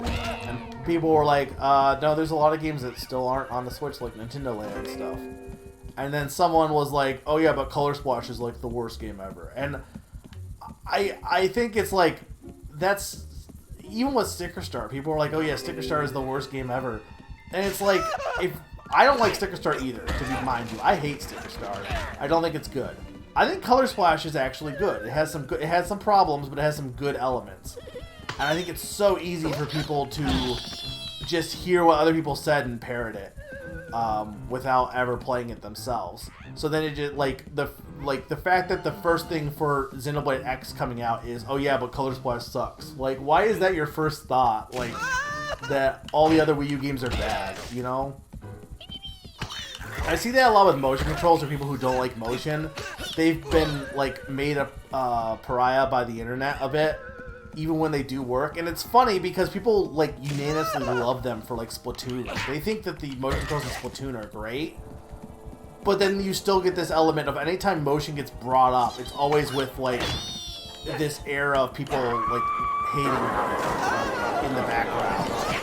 You can't just be like, oh yeah, there's motion controls and it's you know, just a cool thing that they're adding. It always has to be, you always have to fight against, like, anytime a game has motion, I have to fight with people who will hate on motion just by default. And it's frustrating as somebody who really likes motion controls and wishes more games used them. And some of that is people legitimately not, like, being able to play them, and I get that. But some of it is also just that that's what other people say, so that's what I'm going to say. Yeah, they can't appreciate good laundry weather. Yeah, no, the battle system in Color Splash isn't great, but everything else, like, it is probably the funniest Mario game. It has some really funny humor.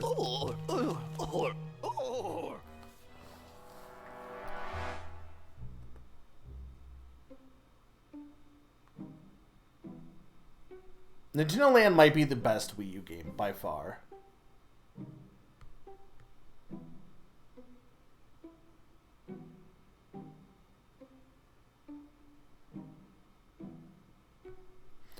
I think the thing with Jamboree, I will give this the Joy-Cons suck. As somebody who likes motion controls, the Joy-Cons, their design is not good. It's not because of the motion. The Joy-Cons themselves are just like one of the worst Nintendo controllers, like bar none. Which is unfortunate. But I don't think the issue is the motion controls. It's the Joy-Cons themselves. I'd be getting a good pacing and no mistake. Get this monstrous beast off me back, will you, laddie? Okay.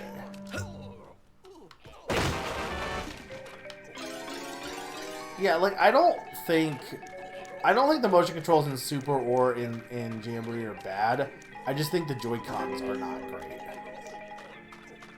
What was the challenge there?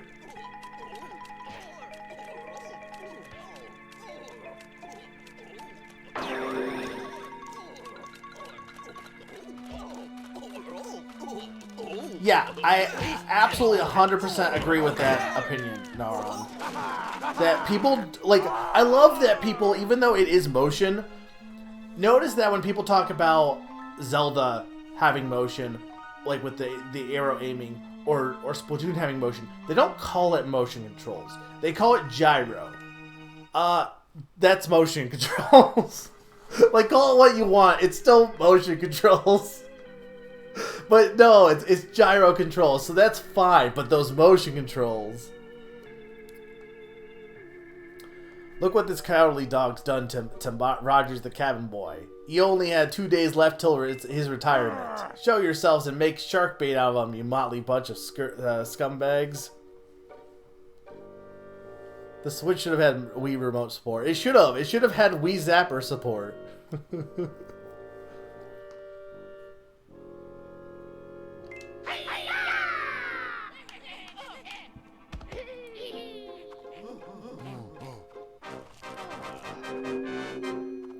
People also just like the thing with like Twilight Princess is you had an option where you didn't have motion. People like to be given the choice. The problem is that there are some cases where motion, if you can learn it, is just better. Like Splatoon, like with most shooters in general, actually. But the other thing is that, like with something with Skyward Sword, is the game is so designed around motion that when you take it out, you're basically playing a completely different game at that point.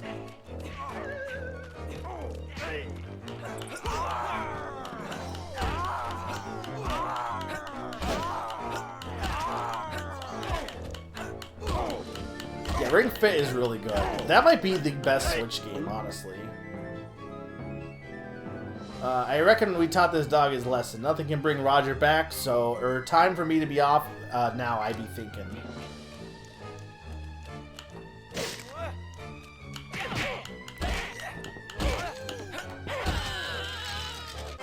Okay, there we go.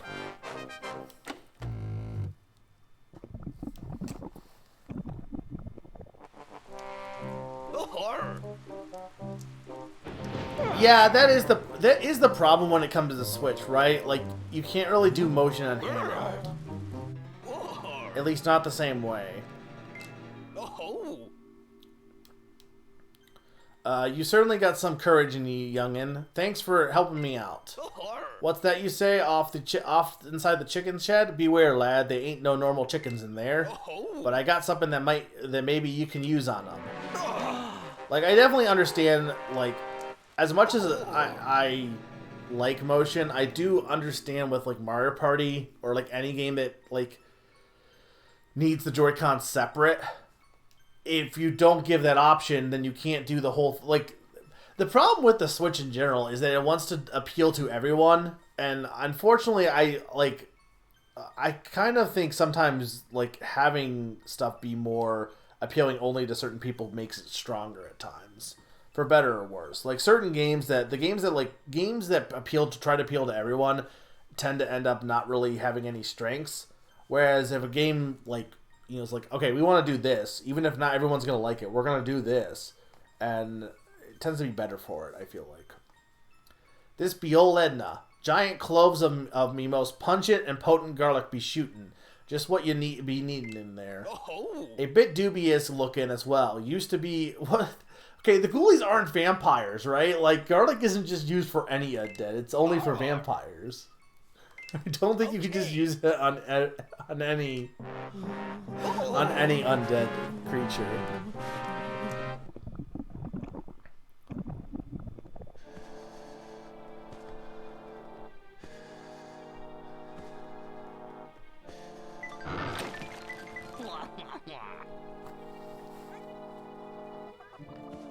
A game where you just swim around and do nothing. Yeah, the ocean is endless. Though I guess in that game you have like actual checklists. No, we're talking about Aquanaut's Holiday.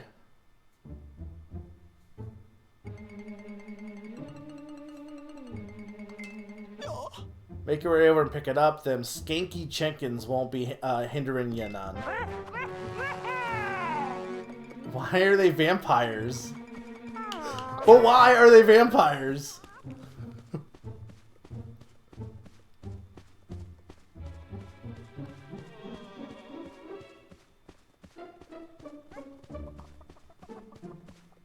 This game is weird, by the way. I've been like not really saying much about the game while we've been having this discussion, and I think that's probably fine considering that most of this gameplay has been just beating up Ghoulies. But I hope you guys have been enjoying this, regardless. Chickens don't drink blood. They're vegetarians.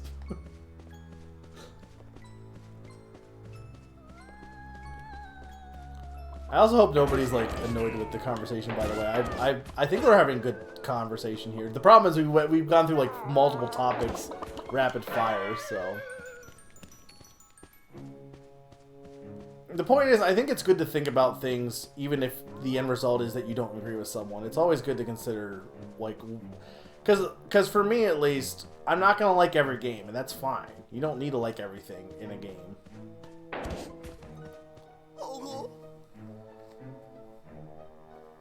You got it. I knew you'd find it easy. You know what to do and bring it home.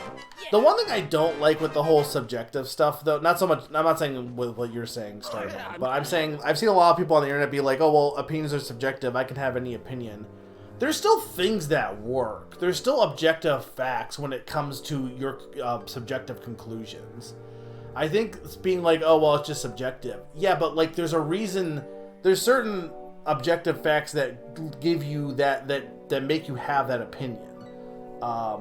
There's certain things in games that you could be like, oh, I like this thing in this game, but it could still be like not well done, and it might not bother you. For me, my opinion is that liking a game is simply liking the good, not having as much of a problem with the faults in a game, and enjoying the good stuff. The good stuff stands out more. If one thing in a game really bothers someone to the point where it makes the game just not playable for them, then, you know, like, that's unfortunate for them, but the thing is that they didn't like that one aspect. But the person who likes it, and that problem doesn't bother them, it doesn't mean the problem isn't there, it just means that it wasn't a problem as much for them. They were able to, like, not, you know, to go past that issue, if that makes sense. I mean, the thing is, I think there are things in games that are objectively not good. But that doesn't mean that you can't still like it despite that. Case in point, Sonic Chronicles is objectively probably not a good game for multiple reasons. Objectively, it is a very flawed game with a lot of problems that I could go through bit by bit and say why they don't work. But objectively, it's not a good game. Subjectively, I still think it's really good and I like it. It's probably my favorite Sonic game.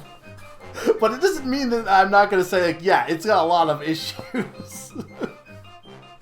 And I think that's the thing is people need to be more comfortable with accepting liking things that aren't good. You know, I feel like people have this mentality that if you like something, it must be good. And you can like something that's not good. If that makes sense. Door icon encounter. Sir must survive until the timer. Okay.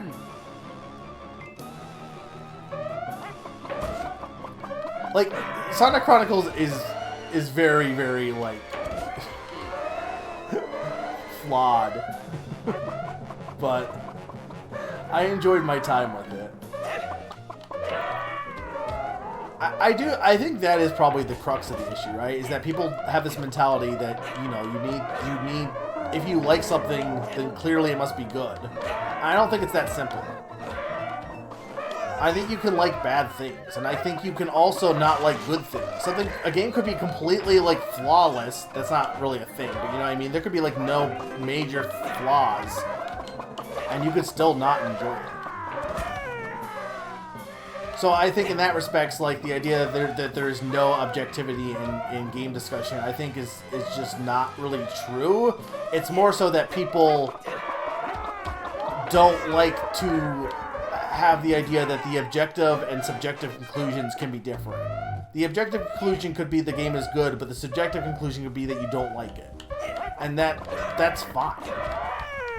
Overall, a game could be good and still have a few flaws that are enough flaws that you just can't move past them, and that's just how things work. That's my general take on things. I don't know if that makes sense, but I guess my thing is someone who like who's done art and looks into art. There's this mentality that anything can like. There's this the thing that I'm getting at is there's this mentality that you can't, that there's no rules, that anything can be like, you can do anything and people can enjoy it. That there's this subjective nature to creating art, and to some extent I get it, but there is certain things that work, and you can definitely break those rules and break those understandings of stuff like in art or in film or stuff like that. But you need to understand why those rules work, and in order to break them in a way that does work, if that makes sense. And I think by having people I've seen a lot of discussion about people saying, "Oh, things, you know, it's just my opinion. That's, you know, I don't need to really think about it. It's just I think it's good," kind of thing. What ends up happening is I think there's kind of this dismissiveness that, oh well, then the rules aren't real and we don't need to worry about what, you know, any sort of like rhyme or reason on making things. It could just be some people like it and some people don't, and I think that is the wrong conclusion to draw from you know. I think both saying that everything is a objective, and if you like this thing, you're wrong. That's not a good take. But I also don't. I think that there are things that, like I said, there are rules that and reasons as to why things just don't work well. You know, I hope that makes some sense there.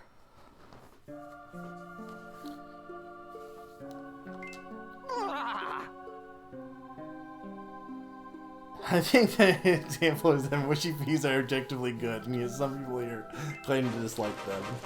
I feel like you are also one of those people who don't like them as well.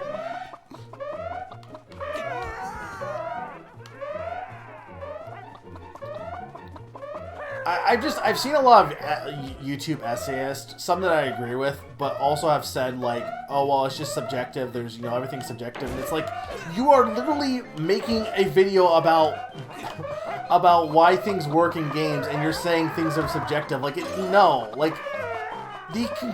think the big thing is that people need to start saying that the conclusion can be subjective. Whether something is good can be subjectively concluded. You can conclude whether you enjoy something or not.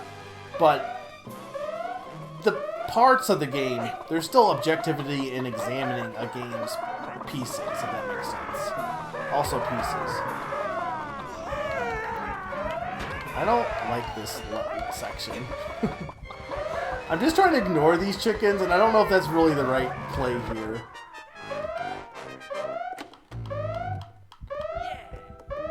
Anyway, I don't know if I'm like making any sense or if people are angry at me now. I always worry when I like get too wordy on stuff, because I feel like people will just not like tune me out, and then it's like I think like a lot of times with stuff like this, it's like I'm trying to like, you know, give people a different perspective. I'm not trying to like be like, oh, you have to agree with me, but like I think what I'm saying makes sense. think. Well, and I think at the end of the day, I don't think that's really so much that the objectivity is the issue. Starman, it's just that sometimes people are assholes. There are people who are subjective who are also assholes. You know what I mean? Like I think, and unfortunately, it's hard to tell on the internet when it comes to certain stuff. And I think text doesn't help. Like it's one thing. I hope I'm coming across as not like, vocal wise. I'm not coming across as like, oh, you need to agree with me. But I think that's hard to tell when somebody's typing that out versus speaking. That'd be a big young master. I guess you won't be needing old Edna anymore for the time being. I'll take her off your hands and give you a good wipe with me rag. Ooh. Ooh.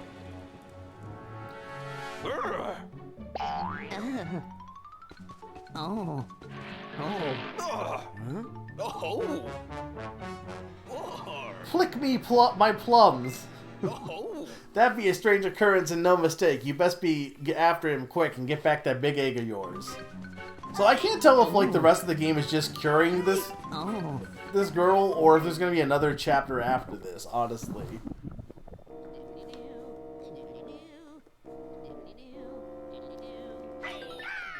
Okay, hang on. I need to take a quick break here to get some water and stuff.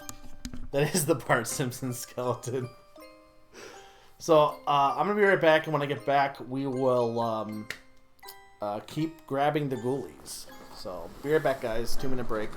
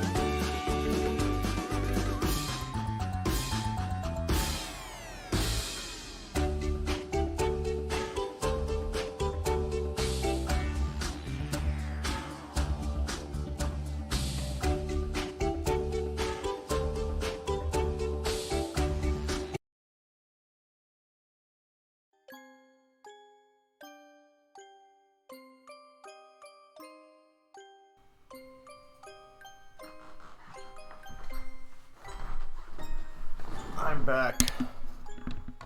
Have I only been going for 2.5 hours? Really?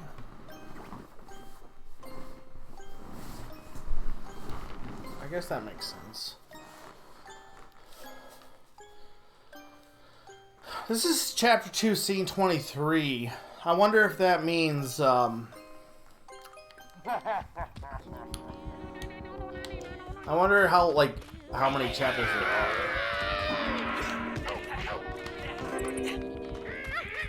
Trader Fever, okay. Interesting. So,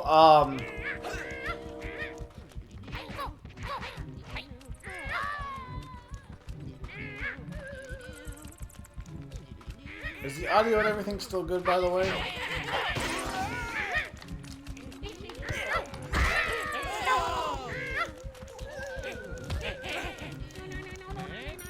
But, what else can we talk about? Let's think. Yeah, so Xenoblade Chronicle X was announced. What have I been up to? I've been playing more UFO 50, which is probably the best game released this year. The thing is, I'm honestly worried I'm not going to beat. Like, I'm not going to consider it beat until I've beaten every game. Not cherry, but at least beaten every game in the collection. And I really want to beat it so that I can, like, you know, mark it on my list of games I beat, you know, like, have it be Game of the Year, potentially. There's been a lot of interesting games this year. So I need fire. I mean, I'm at like 60 hours right now, almost 70 hours PK, and I'm not even I'm not even officially halfway done yet.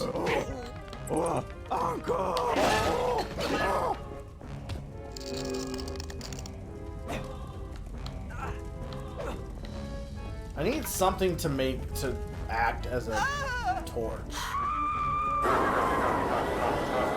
That apparently wasn't good enough.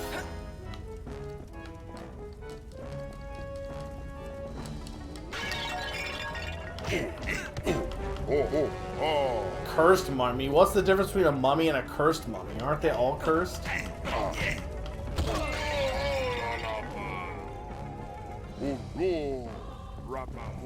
The problem, I'm at the point in the game where there's a lot of games in like the middle that are like a lot longer. There's a lot more puzzly games in the middle. They're just taking me a lot longer to get through than some of the earlier games. And I'm sure it's just going to keep getting longer. Like, Blockwalla is really good. But Blockwalla is also, like, it's a, Sokoban game. So it's going to take a while. I don't really like this section because, like, you need to have the plant. Or you need to have a way to get them into the fire. Can I just push them into the fire? Or I can just push them into the fire.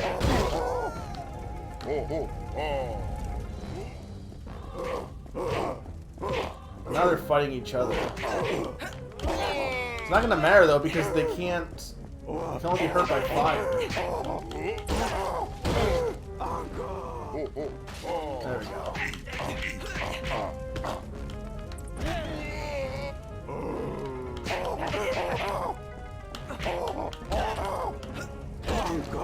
Yeah, I heard you were playing through Dark Souls. I also saw that you started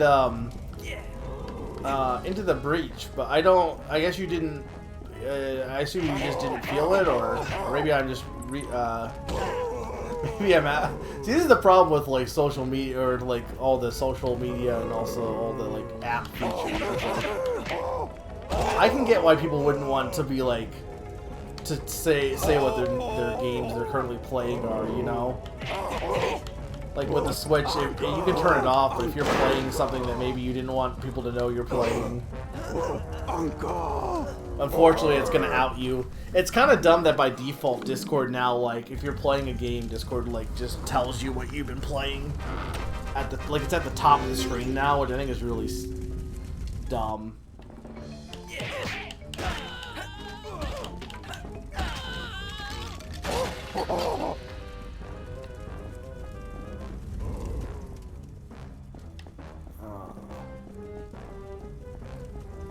I like Dark Souls well enough.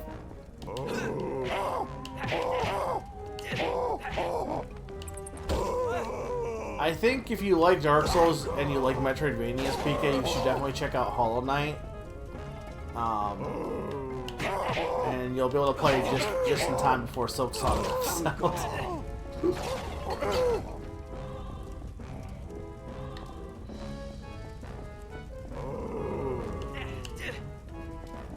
I think at this point the only, like, what's even left for this year, I guess the only game I really care about is probably, like, I'm gonna give Brothership. I don't know. Like, I know it's not the same, like, it's not Alpha Dream still, and I just was really burnt on Dream Team. I thought Dream Team was just very mediocre.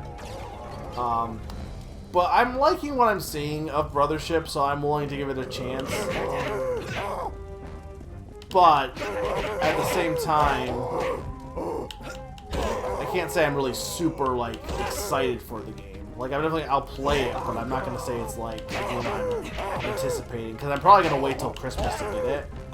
But Beastie Ball, I'm super excited for. That game looks like they made Chicory, the developers, and I can't, like, I pretty much, with any game especially, like, once you get a developer that you know you like, no matter what game they make, you know you're gonna try their game, you know? That's why, like, with the Shovel Knight devs, I'm really glad that they're not making, like, Shovel Knight 2, like, just yet, at least. Because I like it when devs will try different genres or try different games. Same thing with, like, another Crab's Treasure, for the aggro crab. They made, need a key apparently still. They made a roguelike first, but then they made a Dark Souls game after. And the Shovel Knight devs are working on Mina the Hollower, which I'm actually really excited for that game. I've been actually playing a little bit of Oracle games again. After I played Majora's Mask, I started checking those out on the side, just like a like once in a while thing. And I'm excited to play Ages again, because I liked Ages more than Seasons personally, because it's more puzzle heavy. But I honestly think the Game Boy Color might be going, Game Boy Color might be going up on my list of, like, especially the Game Boy Color. There's a lot of games, and first of all, aesthetically it's really pleasing, and I do think the sound chip for the Game Boy is pretty good. But I'm very interested in what like in all the RPGs that are Game Boy Color and stuff. Like, there's a lot more RPGs and stuff on Game Boy. Yeah, no, that's completely fair, PK. I think you will like Into the Breach, but it is completely fair. But anyway, I'm super excited for that game, but I don't think it's coming out this year. Mina the Hollower. And it's very Game Boy. It's very, like, Oracle of Ages Seasons. Can you stop?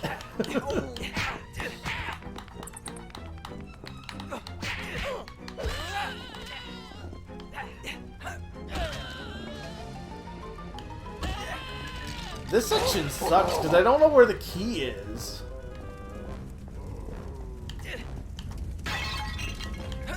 Like, I assume it's in one of these rare urns, but... And yeah, there's no lock-on in this game, which is kind of like... I'm always torn when it comes to lock-on, because in theory, lock-on is arguably, like, just a band-aid for... Like, you shouldn't need, like, lock-on. But at the same time... not having it kind of sucks harder. Like, it feels like a band-aid because it should just be that you're not, like... It's basically just because of bad camera control that even exists, to be honest.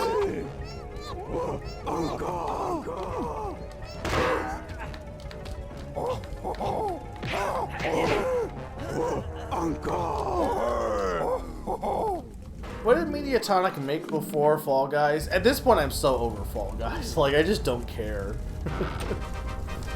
I can't even imagine it's even, like, turning a profit for them at this point, is it? Right.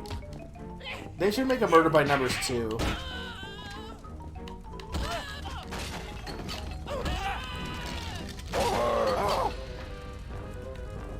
Fall Guys will never fall. As soon as Fall Guys went free to play, it got way worse.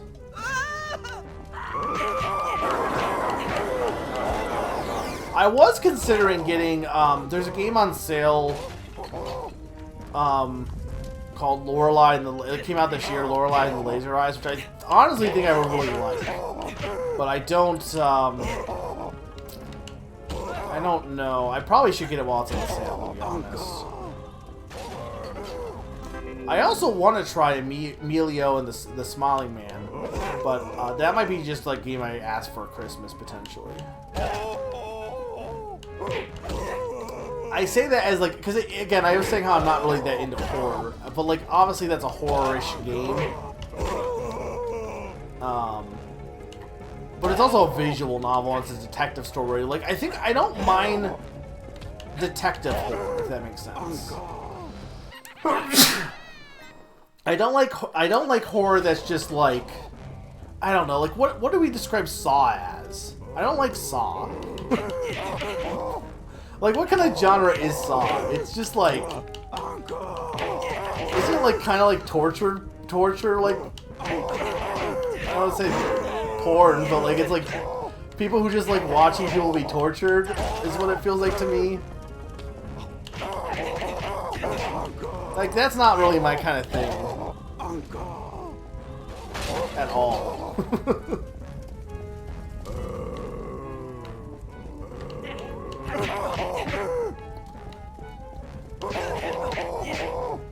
The thing with horror is it's such a weird genre type because...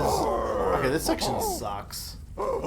It's such a weird genre type because horror does not really describe all the different facets of the genre, I feel like. Because just because you like... what's a staple classic scary movie? Just because you like Friday the 13th doesn't mean you're gonna like Saw. You know what I mean? Like... Or just because you like, what's the movie where they're out in the woods?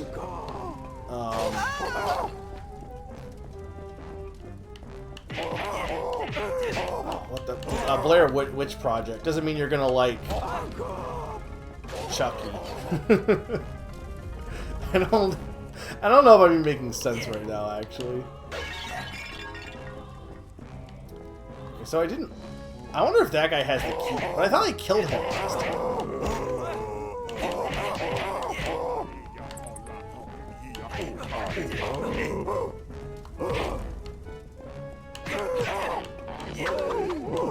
This section sucks. Like, this is the worst part of the game so far. It doesn't help that I not only have to, like, I've done the battle successfully, but I have to do that, and then I have to also figure out where this key is. And then even after I beat the battles, they keep spawning for some reason.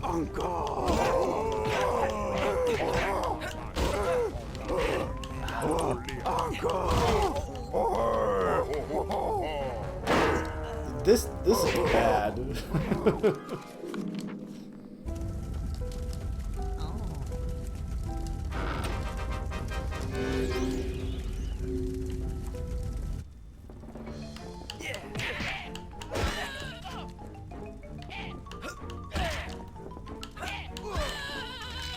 Yeah, but I don't know where the key is. The problem is, some of these pots end up having, like, the cursed mummies who will really suck.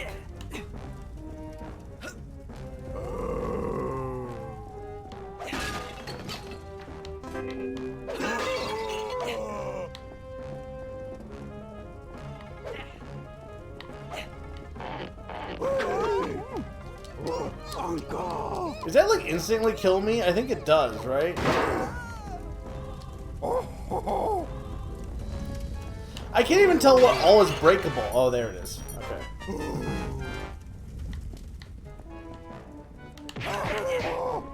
Like, because some of those pots were not breakable.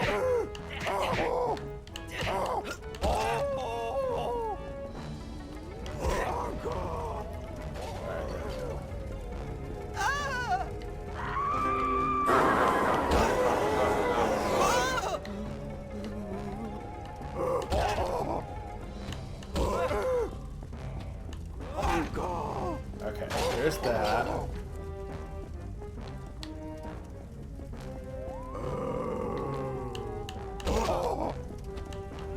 Get in the oven.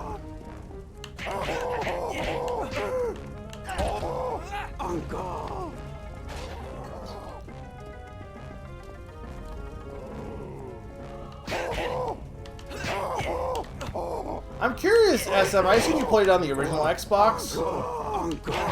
What can you tell what's different from this versus the rare replay version, or how that version was different versus the rare replay version?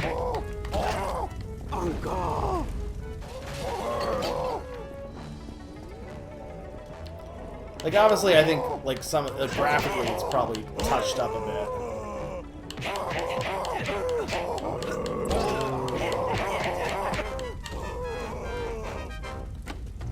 Okay, let's get out of here. Oh, yeah.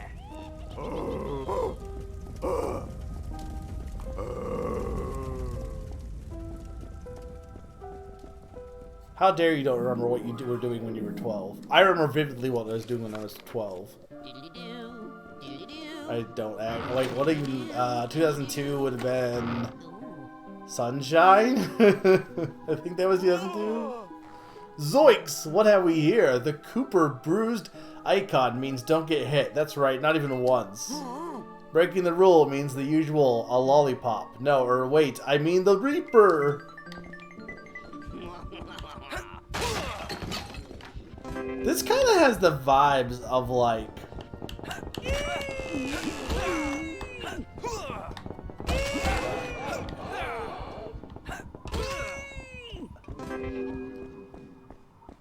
this game kind of has the vibes of like not really a roguelike,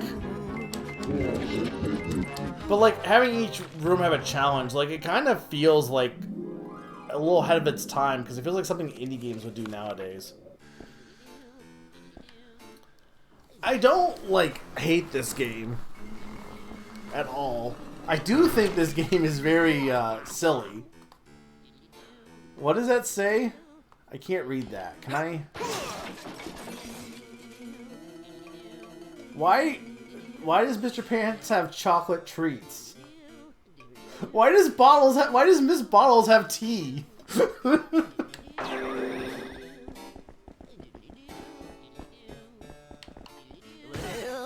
I still don't know how to save these girls, by the way. Pon said you had to come back, but I'm thinking I was supposed to find a key in the room.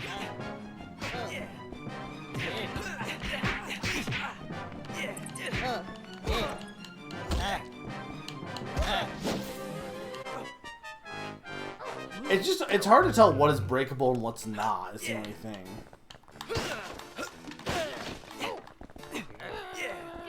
Oh, you do find a way to say it? Okay. Yeah, I'm okay with being told that also, because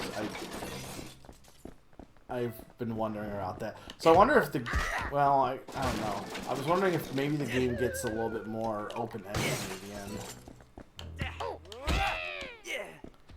Well, I was saying, I don't know if you were here for when I said this, but this game feels very much like Rare's take on Luigi's Mansion.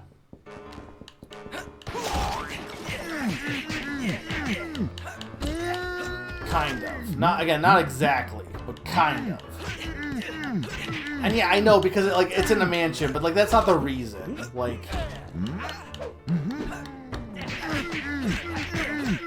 Granted, how many games take place in a mansion? Not many. Actually, probably more than I think, actually. Because I think Resident Evil, doesn't that take place in the mansion? Phew. So it was at least more than what I was initially thinking.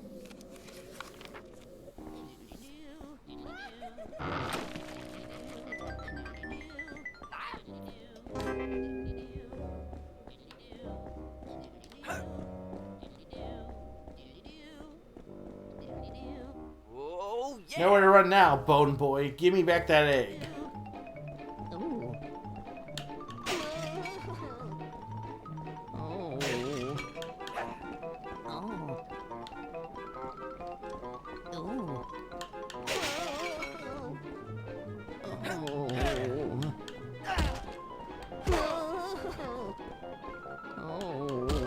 Oh.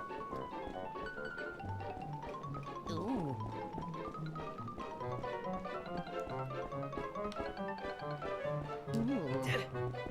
Get back here.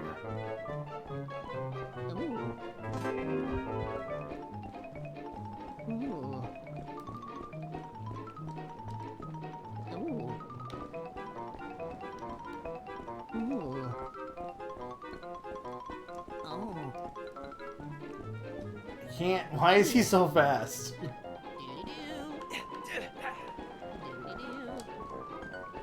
I gotta find something that can here.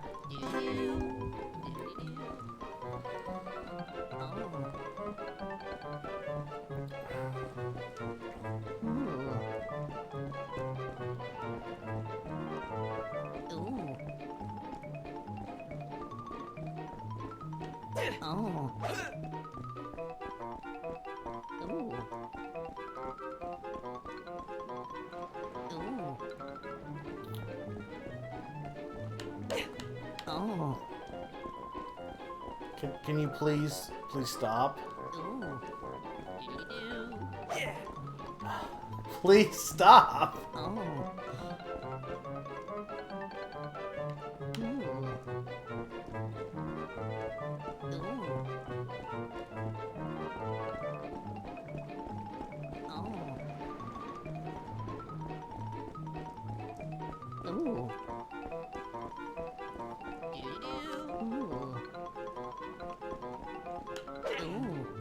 I can't, like...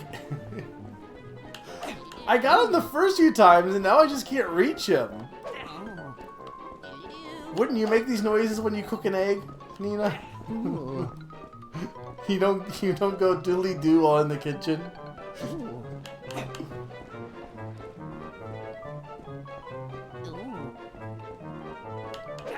Dang it, I had that there.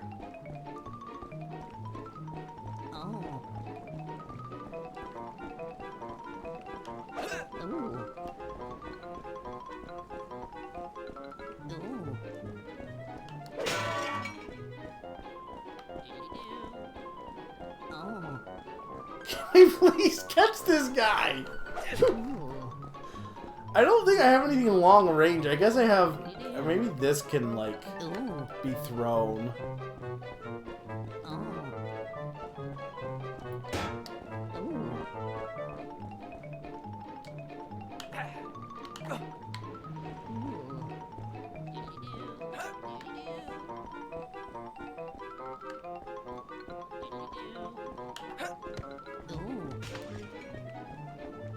Dang it. That was like my only chance. Oh, hang on. I got bottles. Okay.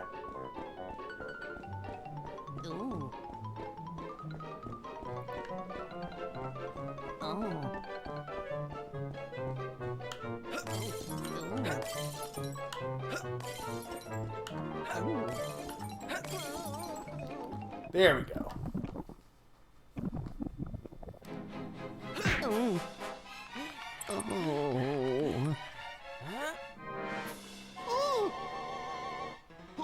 Oh, Lordy, don't hurt poor Mr. Ribs.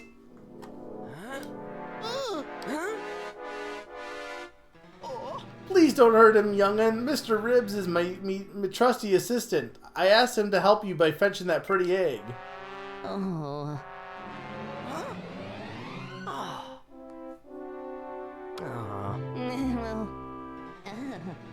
You, Mr. Ribs is okay. No broken bones.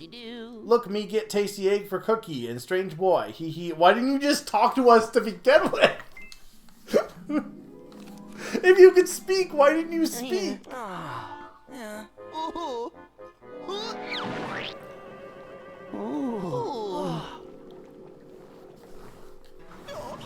Excellent. Just a sprig of dungweed left for our potion now. I do believe I've seen some potent dungweed growing in the walled garden. Head on out through the grand hallway to start with. Alright. Do you think that after I make this potion, that'll be it? Probably not. I mean, this is only a first look, so I'm not going to beat the game tonight. But I'll at least finish this quest for sure. Why does that skeleton have a maid outfit? This icon means Sir must cause no damage to the room or its contents at all.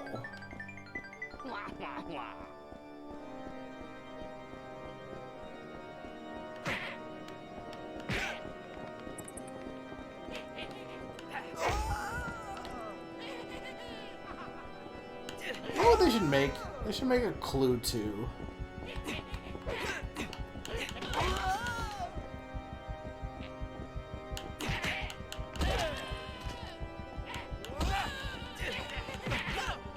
Alright, no problem, PK. I hope you have a good night.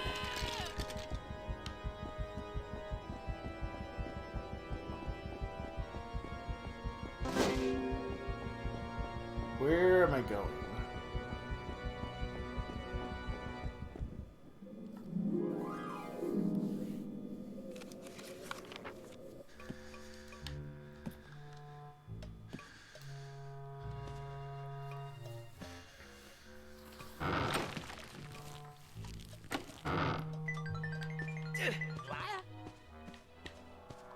That's like dizzy soup. I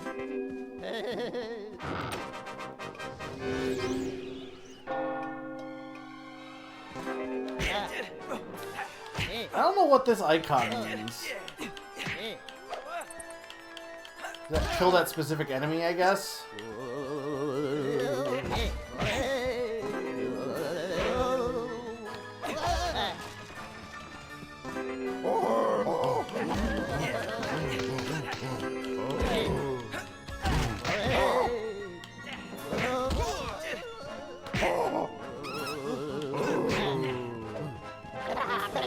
Oh no, haunted painting.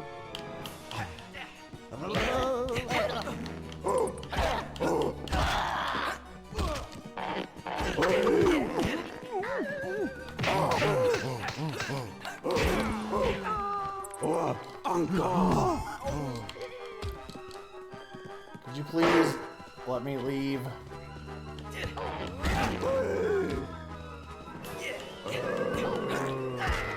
I don't remember ever seeing this icon before.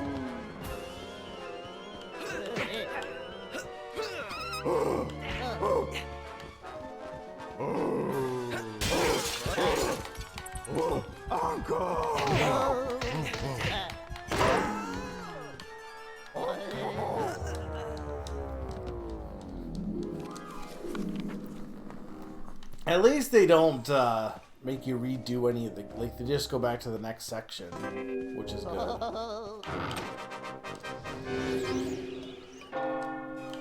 The mummies are annoying because if you don't have fire, you can't kill them.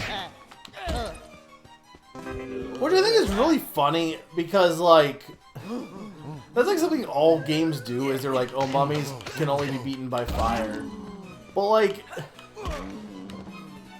I mean, I guess I kind of get it. I don't know if it's, I guess it's not, like, entirely untrue in real life, but it is really funny that it's just, like, there's certain things in games that, like, even if it's not really a real-life thing, it's a trope that, like, has become standard in games.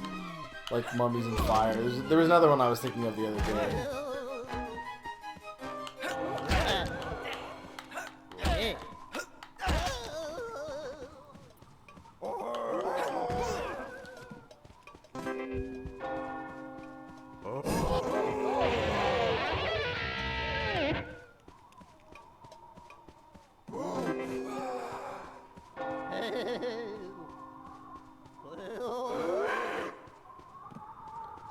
I don't even know where this guy is.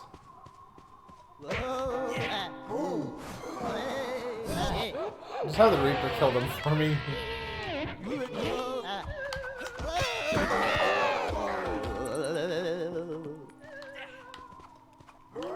Where the heck is this?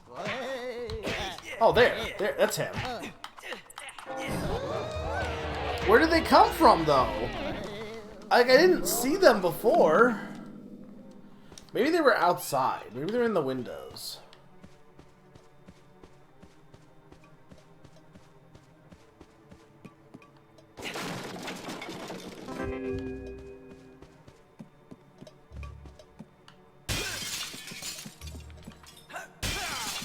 There's a rare book.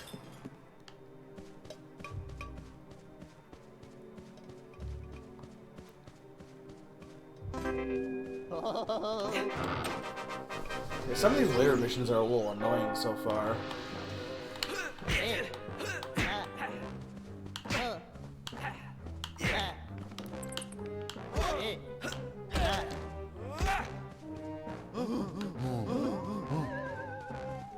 Why are they in that code?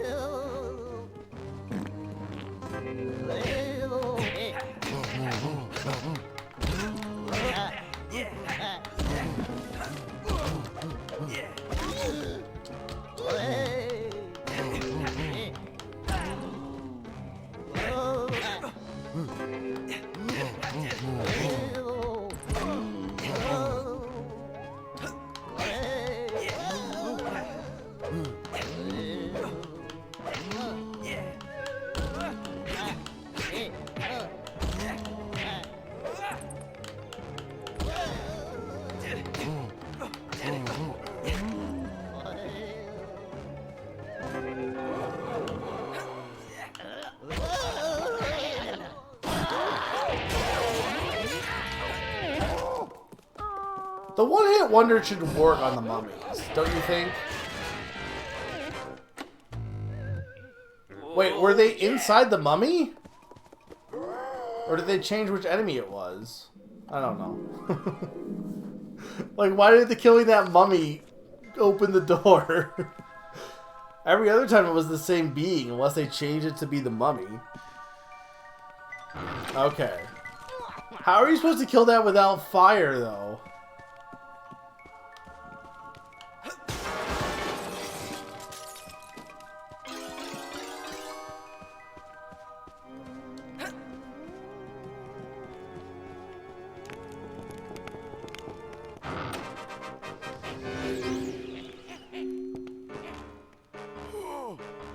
Okay, so that was intentional.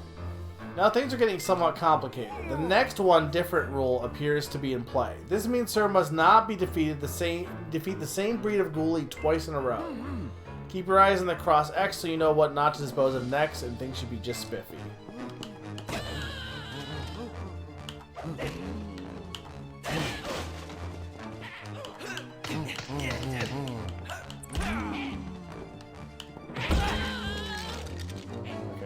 Kill the skeleton.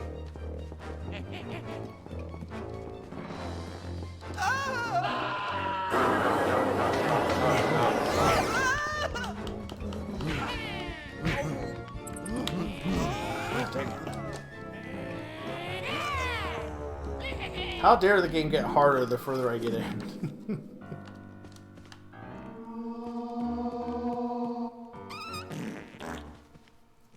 I don't like the farting. I feel like farting has gone away at this point. Like, 2000s and 90s and definitely 2000s were definitely like, oh yeah, Twilight humor, ha ha ha ha ha. But I am glad that I feel like it's not really a thing anymore. Like, I feel like, maybe I'm wrong, but I feel like kids these days don't really like laugh at like toilets and stuff anymore.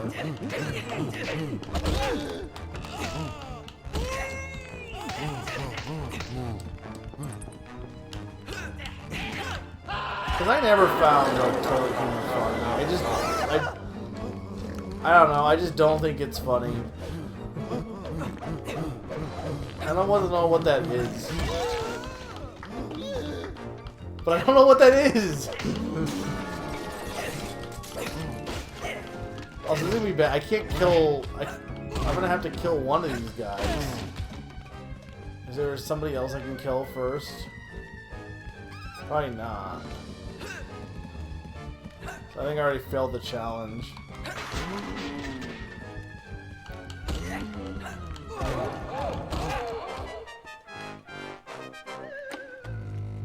I could just leave real quick. I mean, the thing is, having the Reaper spawn is not like an instant fail. You just need to not get killed. Okay, to be fair, SM, like, I feel like every generation has stupid things they like. Like, arguably, YouTube poops are also dumb.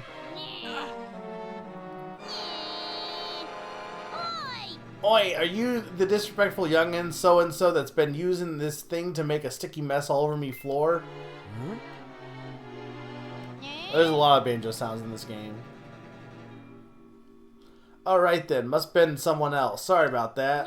But now you're here, you may as well make yourself, take it with you and throw it in the trash.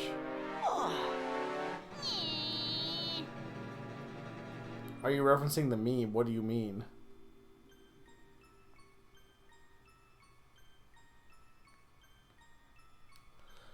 Disgusting thing that someone's been tinkering with it to make it fire soda pop cans. A right mess they make when they explode, let me tell you. Hold the right thumbstick to fire fizzy grenades, tap it to swing the thing when you run out of ammo.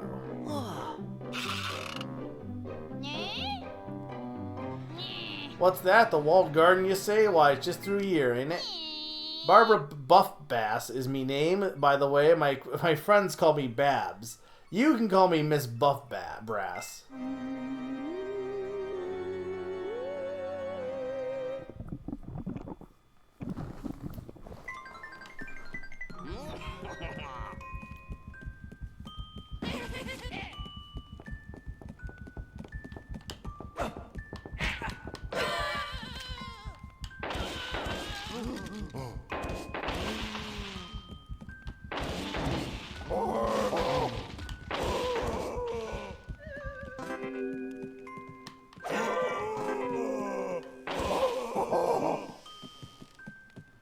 Okay, but I just need to, like, get out of here, right?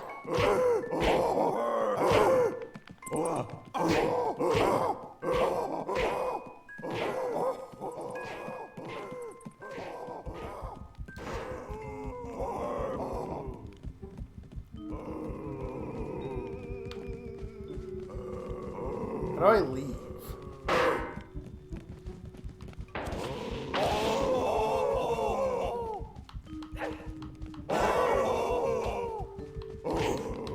But I only have this weapon. I can't not use the weapon. I mean, I guess I could try to kick them in that fire.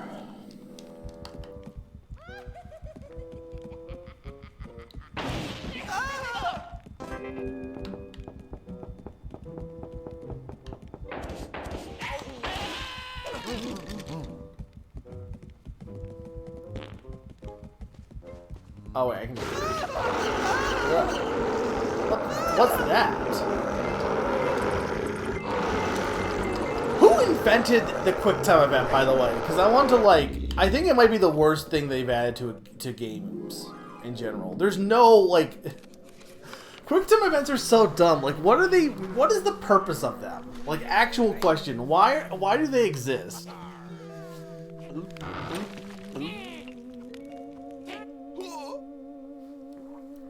Look, there's the dungweed. Pick me a juicy one and hurry back to me kitchen. You may want to try breathing through your mouth for a while, too. Ew, I can smell from here. It's worse than Amber's feet. I agree with Pawn. I think the director of this game was going through a divorce. Put ye brittle back into it and dig faster, you bony landlubbers. There'll be another 15 chests thawed from me shipmates yet. Okay.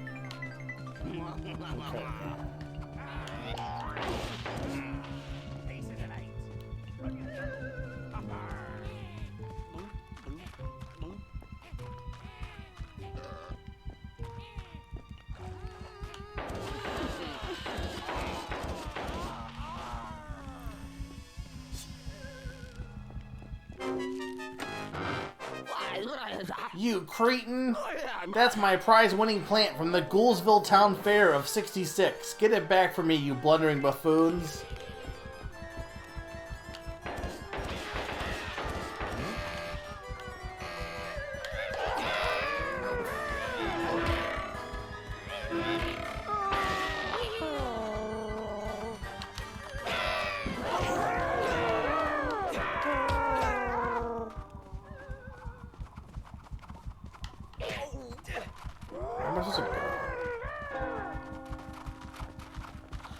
didn't realize, by the way, and maybe I'm wrong on this, and there's a different reference, but I was watching a video about, like, the Scooby-Doo movies. I didn't realize that Coolsville Sucks comes from a Scooby-Doo movie. I thought that was just, like, something else. I didn't realize it was from that.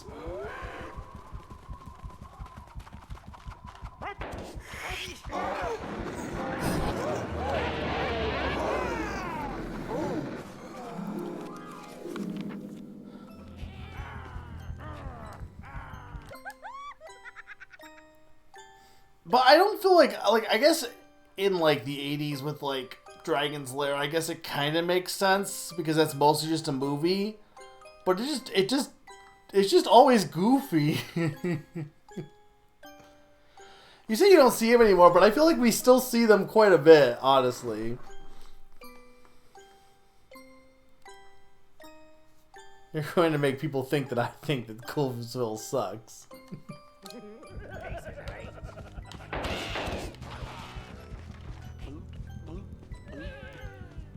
Scooby-Doo has to be like the most, like, is it the single cartoon that got the most like different adaptations, right? Because it's not like The Simpsons where it got one series. Like there's like multiple Scooby-Doo things. Well, like there's a whole bunch of different iterations of Scooby-Doo, right? I feel like most cartoons like either just continue on or they just end, you know what I mean? Yeah, pup named Scooby-Doo. Alright, no problem, SM. Thank you for suggesting this game, because I do think it's actually making for an entertaining stream. I'm just saying, like, I think Scooby-Doo is the most prolific cartoon in terms of the amount of, like, different versions and different adaptations.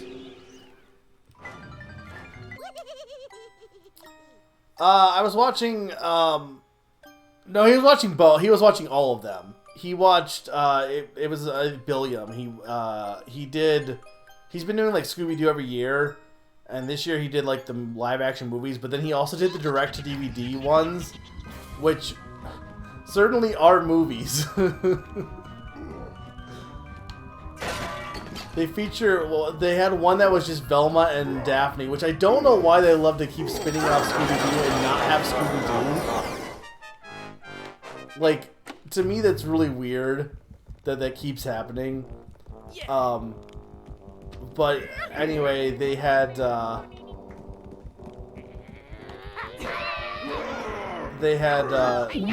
karate chopping lasers to stop them.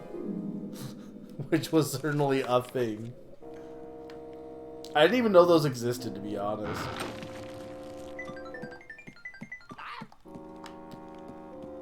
How do we feel about Scrappy-Doo, by the way?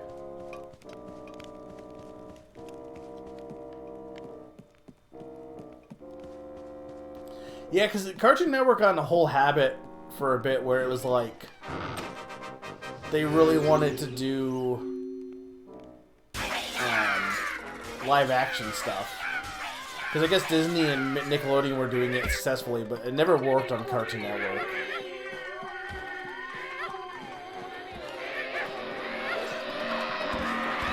By the way,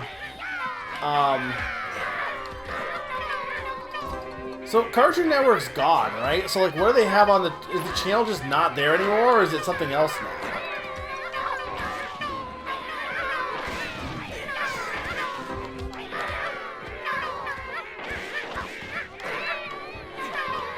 I don't know how you're supposed to do this within the time limit, honestly.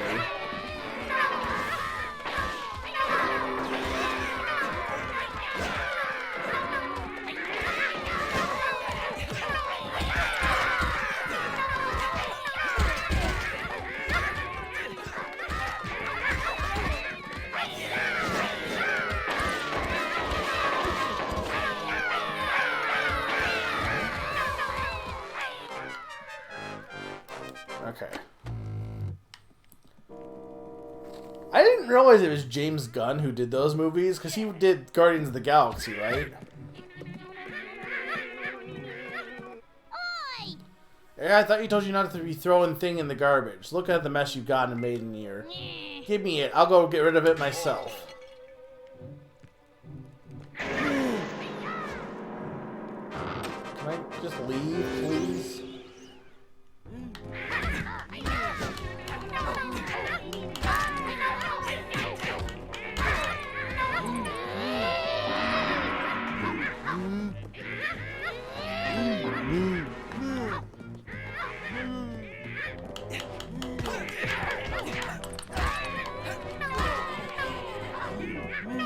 I feel like knowing that makes sense, because I feel like the movie definitely feels like a Guardians of the Galaxy movie, from what I remember of it.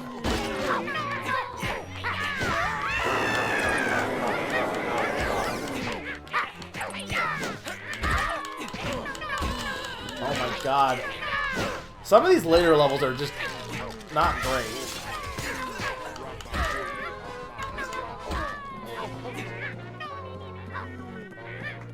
I can't tell if these guys keep spawning or not.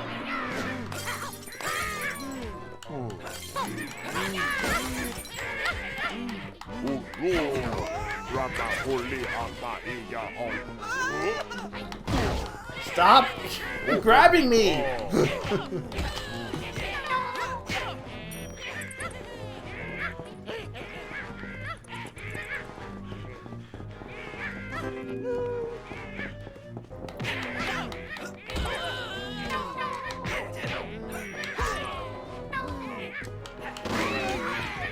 No, I'm supposed to grab that, not you.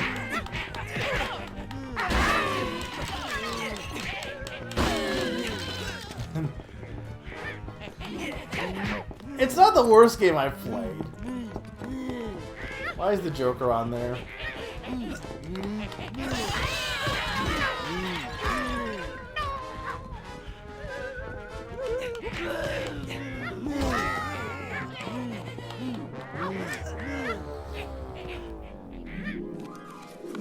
The channel is a thing still? What's on there right now?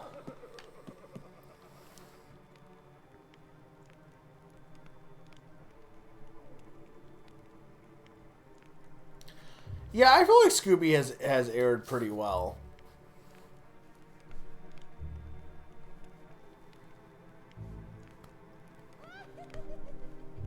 The Scooby model. But I also think, again, that movie has like random toilet humor in it for no reason. Like we agree, toilet humor is the lowest form of comedy, right? Like it's not even funny.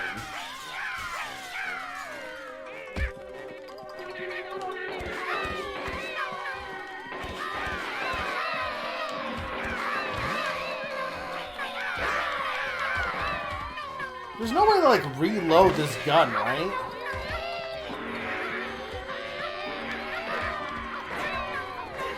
So like once you lose the gun, it's just okay. No, it does. Okay. Okay, so you want the super weapon upgrade there.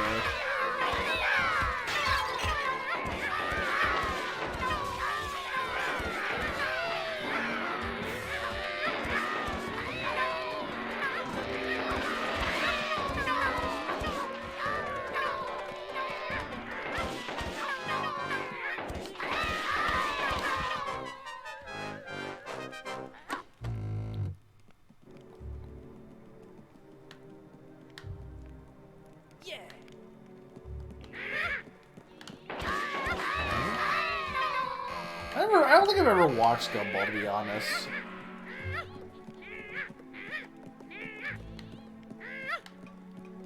Also, I should kill these guys now before I turn this in.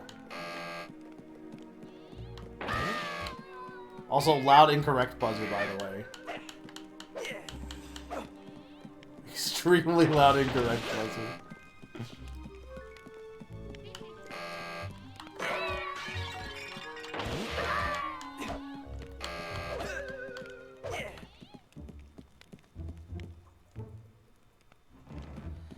I feel like to some extent, though, like, I don't know how I feel about that, like, it making fun of Scooby-Doo, because it's like, sometimes that can work, but it does.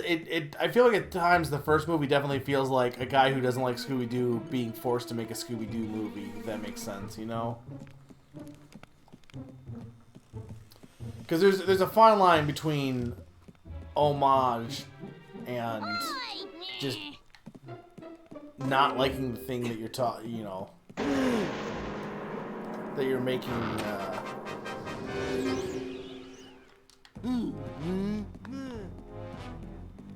That you're making.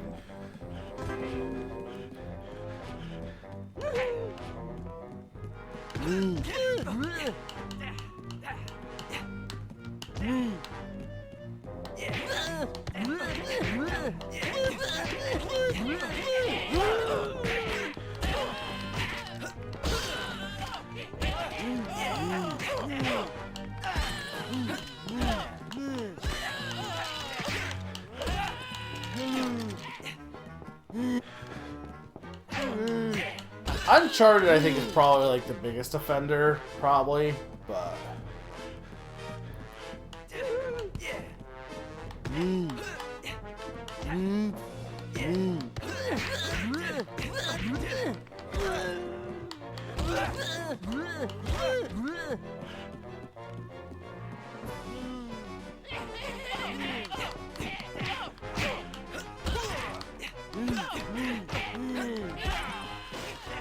The thing that's really funny is I feel like Nintendo is hilarious when it comes to certain things because they will do their own thing, but then they'll occasionally adapt stuff from other gaming companies way after it's been like not relevant. Like QTA is a good example. There's a bunch of games that definitely use QuickTime events for Nintendo, like way after they were even like fashionable.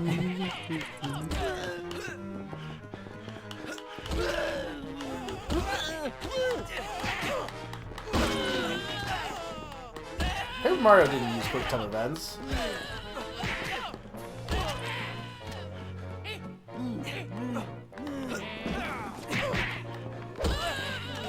I mean, I guess.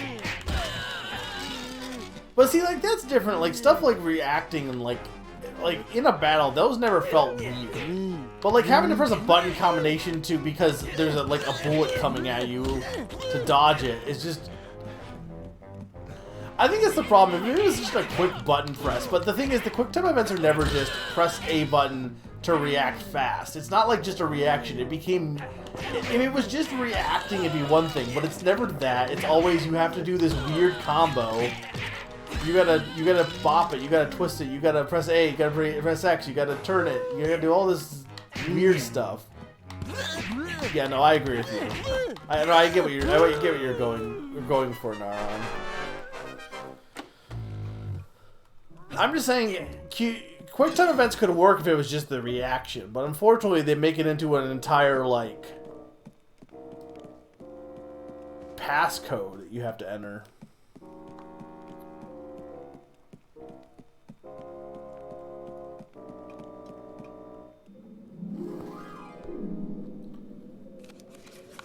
Yeah, David Cage games aren't that good, though. From what I've seen.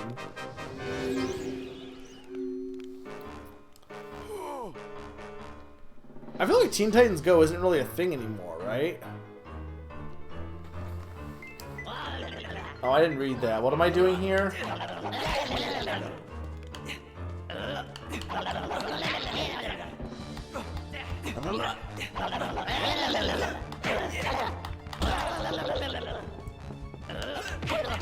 Why do you sound like that?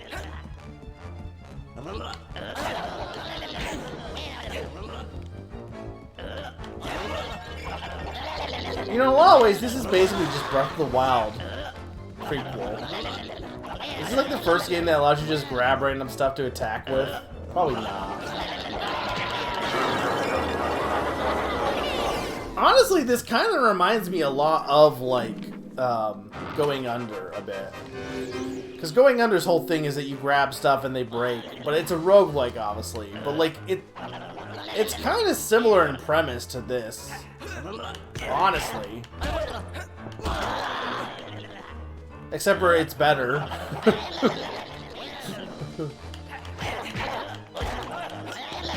Like, I wonder if the people who played Going Under, if they grew up with, or who made Going Under, if they grew up with this game, took inspiration from it or not. Didn't necessarily. They could have just come up with it on their own, but, you know.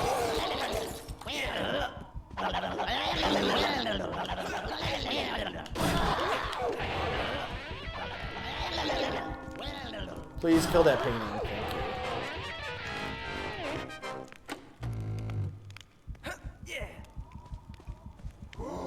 Hang on, I'm reading. Tidal wave action commands is a QTE. It's hard for game devs to program a simple react command because reacting stuff has been copyrighted by the fine printers.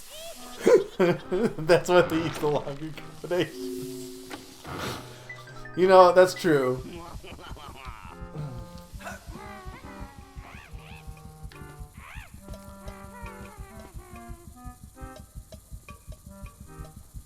The acting and chemistry between Connor, the android sent by CyberLife, and Mr. Krabs is great. Hang on, I'm confused.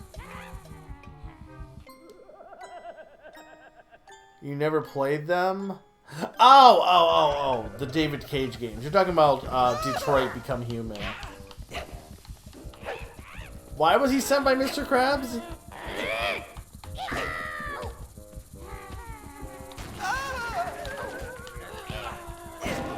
Oh, okay.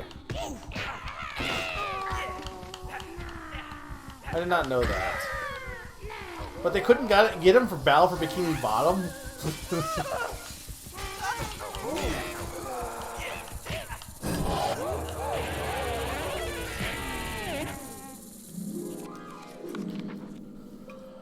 Okay. This is don't break things in the mansion. Okay, let's see.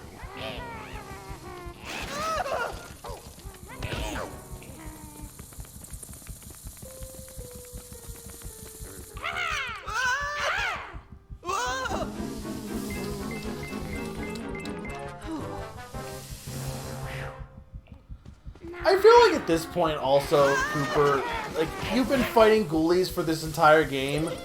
Are you still going to be jump scared by, like, things you've been fighting this entire game at this point? I feel like...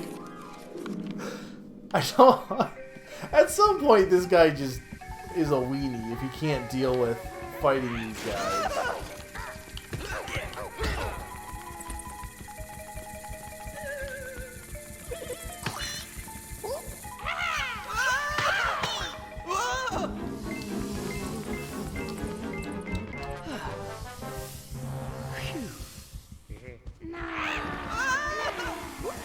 Where is the exit?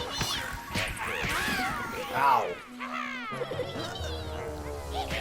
There's a good handful of games that are just essentially physics sandbox games. Yeah, no, I'm not saying that. Like, and obviously Breath of the Wild too, with the way that it's breaking the items or breaking its weapons. You could also, it took inspiration from that as well, probably. Urgh.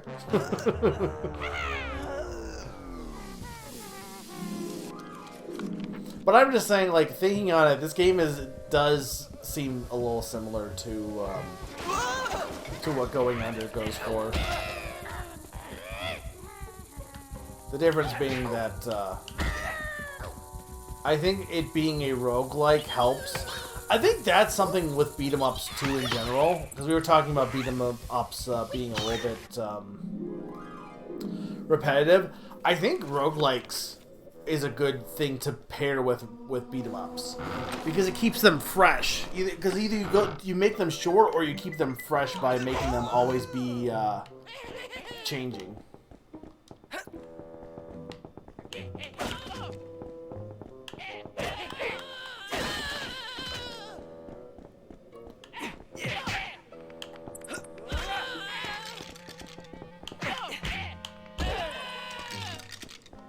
Okay, where am I going?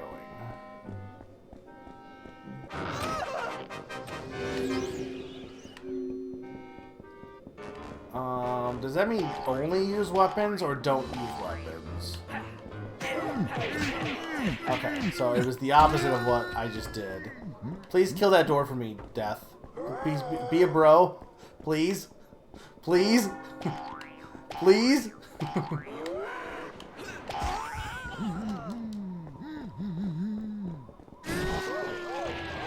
Thank you. You know, Death is actually the nicest character in this game. Ow! No, don't kill me. No, no, no, no, no, no, no, no, no, no, no, no.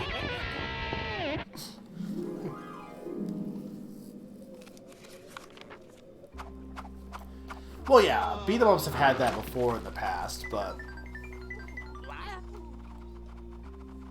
I'm just saying the room-by-room nature of it kind of reminds me of roguelikes a bit. Help me out again, youngin. Those hot-headed whores have returned to cook up more trouble. Take the extinguisher and go put them out.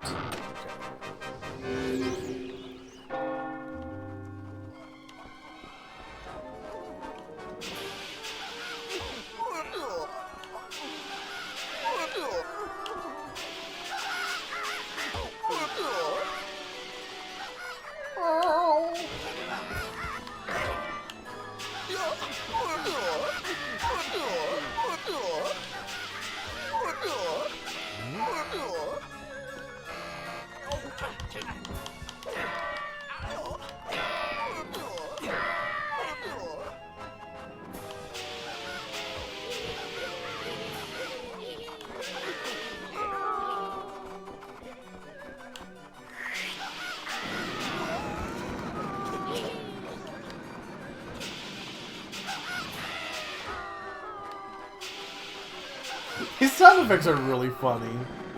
Like, I don't know, they don't seem super hilarious in Banjo, but in this game they just are really funny for some reason.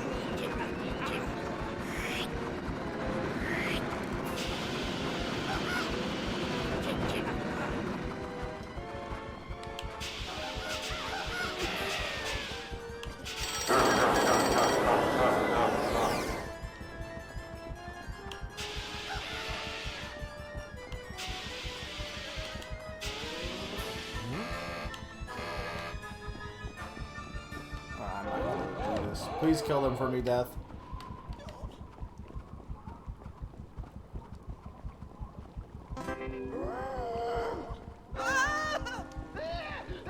Death, please kill them.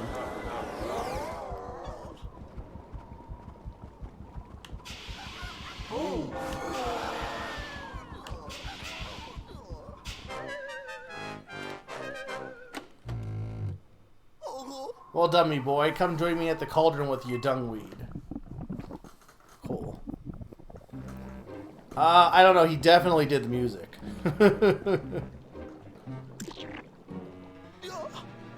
Yeah, retro-inspired beat-em-ups have definitely come back. They did a trailer for that Power Rangers game recently.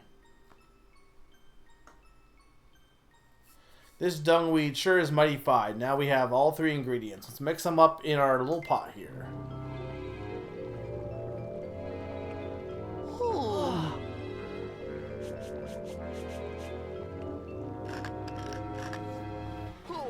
A pinch of salt and a sprinkle of pepper, and that should do the trick.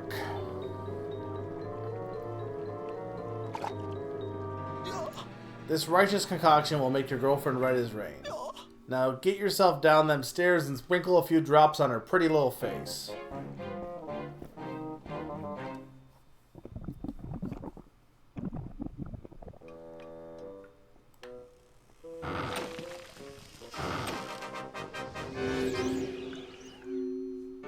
Okay, Ghoulie has a key.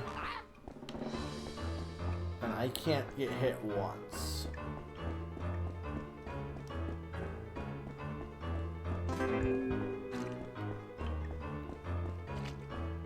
Where even is it?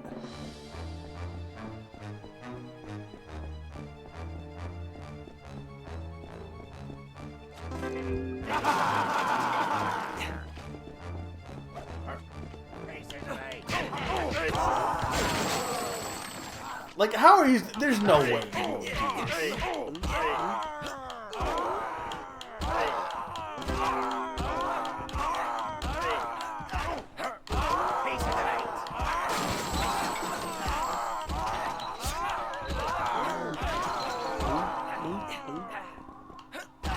It's fine.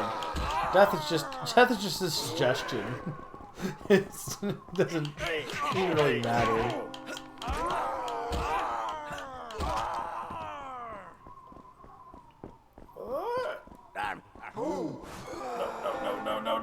no, no, no, no, no, no, no. Please stop touching me. Ow!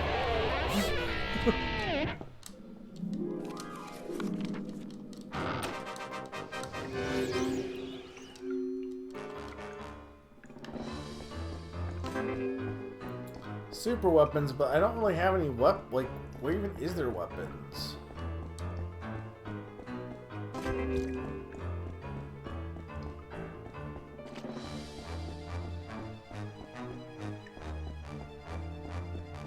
I don't really like see anything to even grab in this area.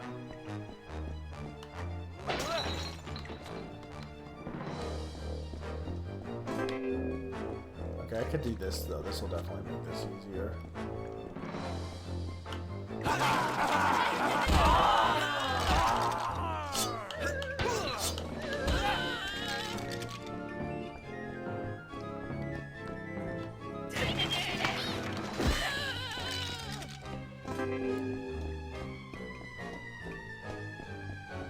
That spider, he has the key. I can tell because he's yellow.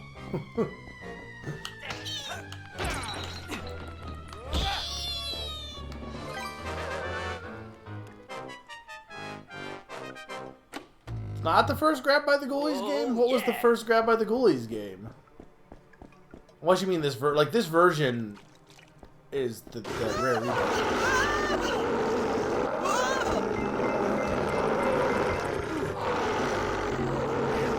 I didn't even input that. That just went in automatically. Oh, because I have Shocker Blocker. Okay, that's why. Oh, there's a random ZX Spectrum game.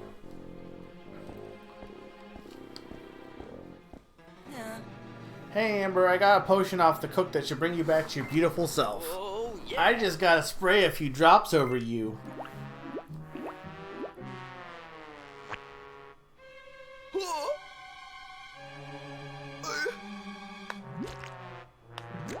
Why do you have Death Pepper?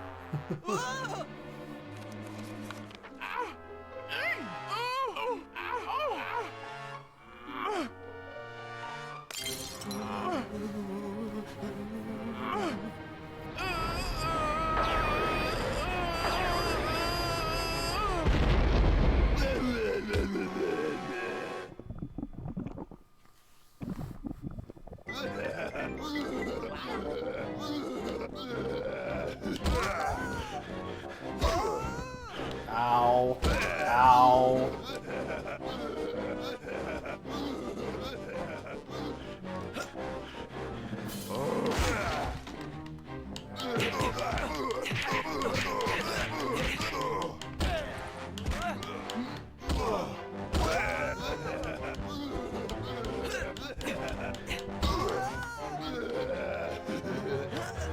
I think they're pre-rendered because this is the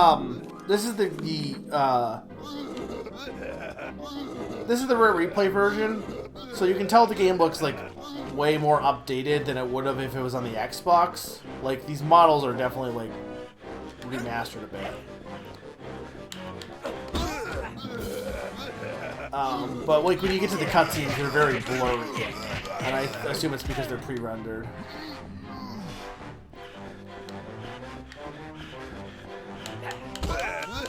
How are you supposed to dodge her attacks?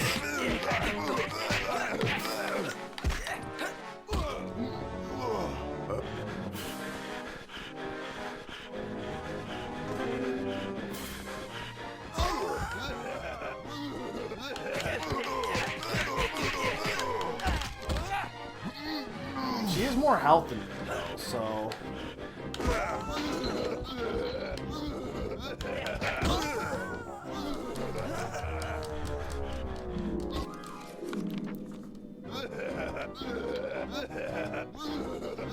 Like, I'm not really sure what I'm supposed to... I need something to help me here. I mean, this will certainly help.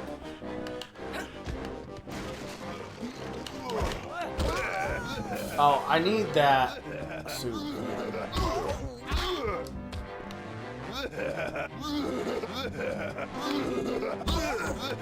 Because that'll make me not take damage.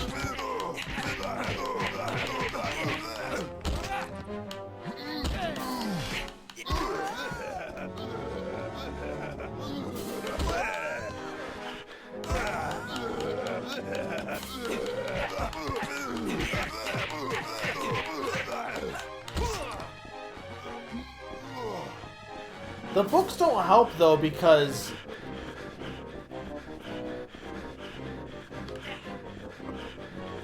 she can just hit you too hard.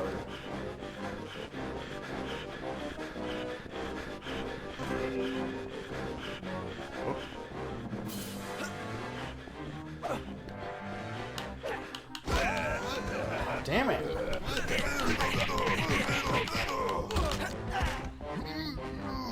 Though I think she, where did she take? It seems like she took damage at some point.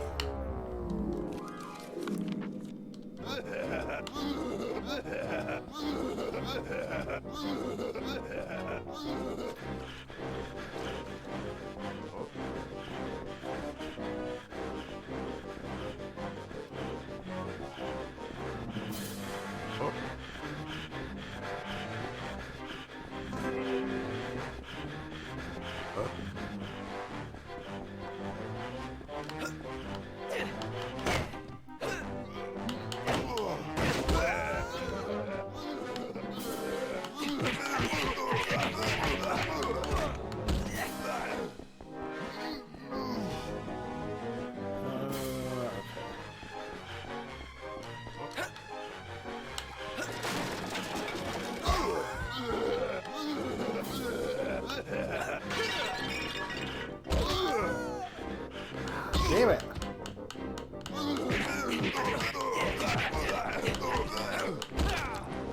And the Mets were they're the third best team in the league. Did the Yankees lose yet, by the way?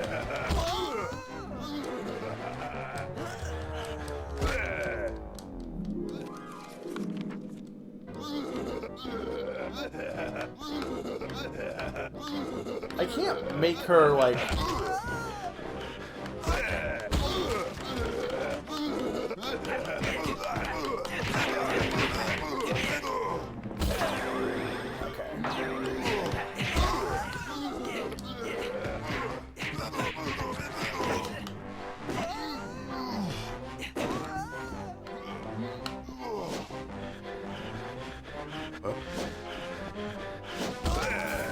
Oh my god, like, why?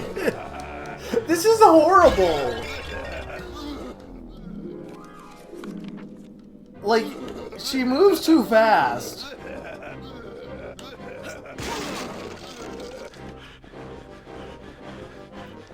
And the problem is the camera, like, doesn't work well here. Like, this is not good. Do you think it's in Mini Cooper? Probably.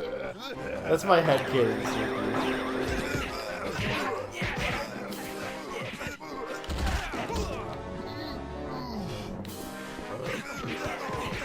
I mean, the Mini Cooper's definitely howled.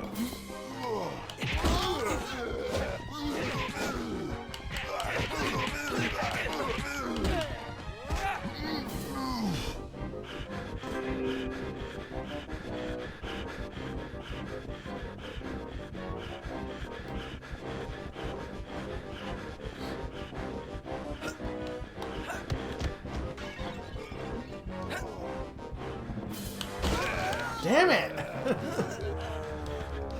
Why is this so bad?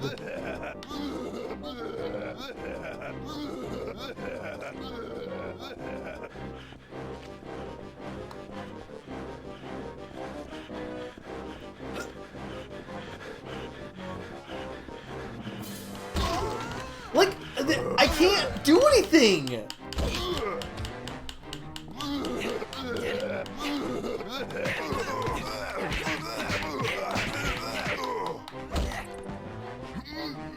She has way too much health, too.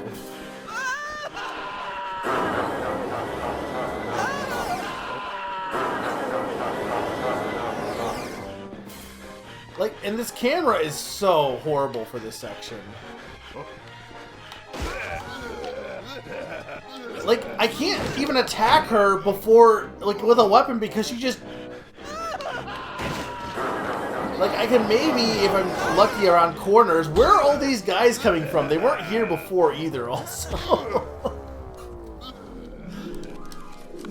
I tried to go get something to throw at her, and the problem is I can't really do it with the way the camera is, because the camera is constantly, like, working against me here.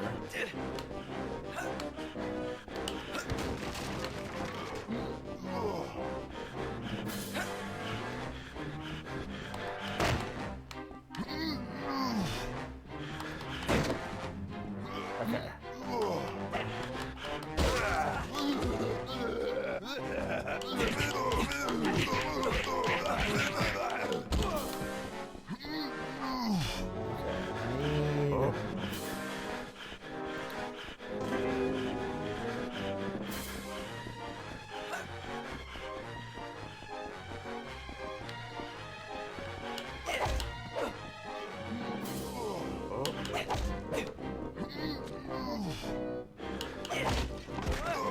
Okay.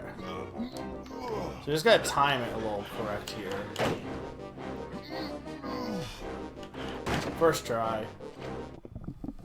Congratulations, I killed my girlfriend.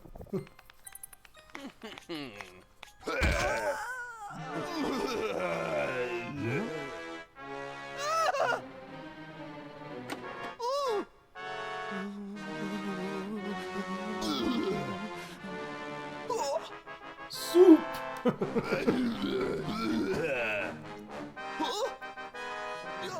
Keep away from him, you fiend!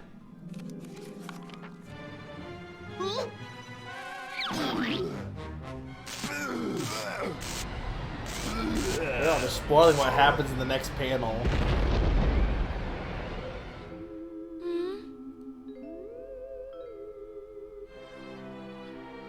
Alright, so is that the game?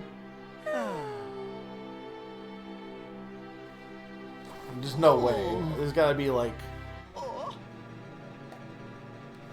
So sorry about that, me dears. A slight mix-up with me ingredients. Still no real harm done. There'd be a door in that there bookcase. Up the stairs and back to the hallway. You must leave this horrible place. Take care of me, darlings.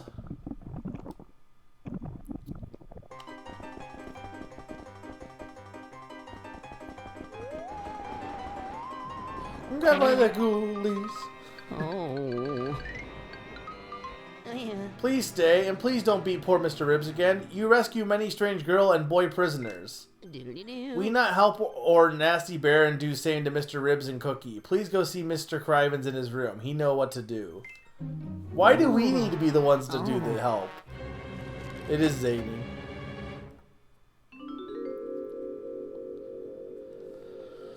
The riddle. Oh. Many strange girl and boy prisoners is certainly a phrase.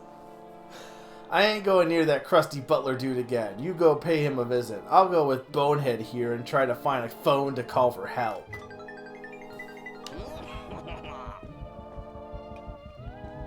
Alright, here's my question. Do we think that this is the last chapter?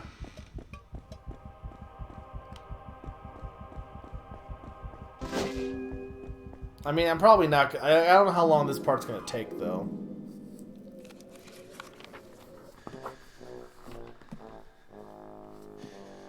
Because I'll try to beat it if people want to watch me beat it, but... It said Chapter 3.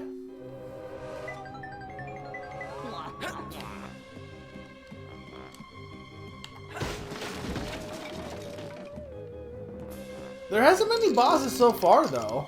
Oh, look, Demon Bottles. There he is. It's Devil Bottles. Famous for the weird Devil Bottles mode that was, like, scrapped out of 2E. This is not the last chapter.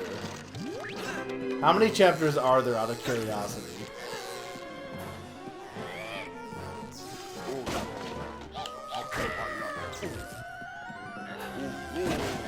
Five? There are 5 chapters. Okay, we're not beating this game tonight.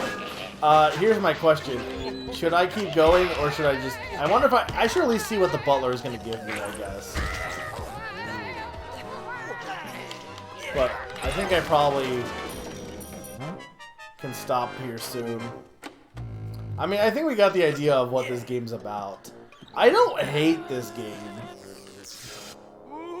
People love to be like, oh, Mega hates all games. I think I'm very nice to games, honestly. Oh no, the cursed mummy has issued a curse and Sir has been caught on it. Sir has until the curse timer runs out to either exit the room or to defeat the cursed mummy and break the curse. Yikes. Alright, well, bye. I think it's got some interesting ideas, but it also just, like, doesn't really have enough to go on as long as it's going on for, I feel like.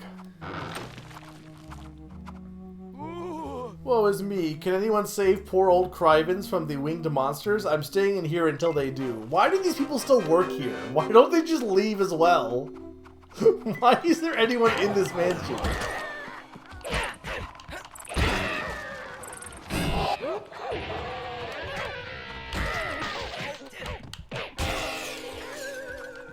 Why are there so many?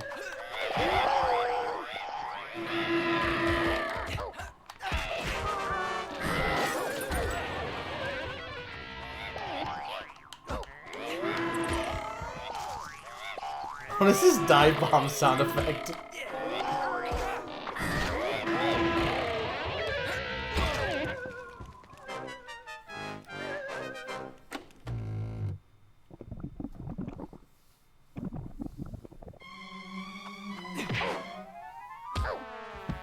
Plus, if you want some random comedy horror, yeah.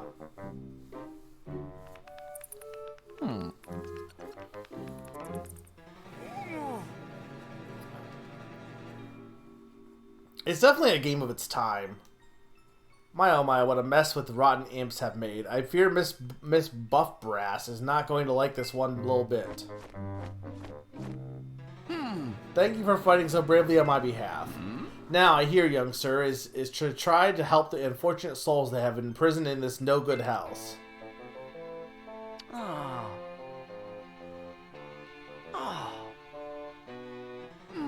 Most brave of you, sir. Now, the only person who has the key to unlock those poor wretches is Baron von Ghoul himself.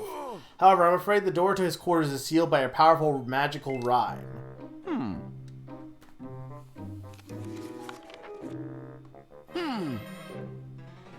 Once I had the very rhyme written down, but that uncouth Fiddlesworth told the Baron and he confiscated it. The master ripped it up into 3 pieces and hid them in the far-flung reaches of the house. But I thought Fiddlesworth was helping us. Don't be disheartened, young sir. I happen to know exactly where they are. There's one piece in the greenhouse, another in the stables, and... Let's see, yes, I do recall that the final piece is held by the rather mad Dr. Crackpot in his Ghoulie making laboratory. May I recommend that you start with the greenhouse. Go upstairs and down to the infirmary fire escape. From there, it's just a short stroll across the lawns and through the cottage garden. Good luck, sir. I mean, the game is definitely it's definitely funny. Absolutely.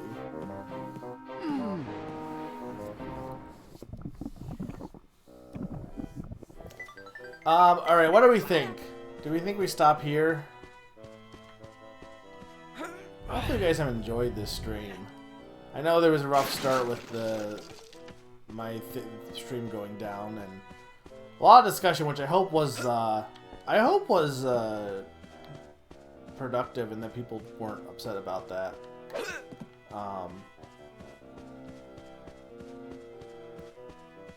Yeah, I don't really know if I need to keep playing at this point because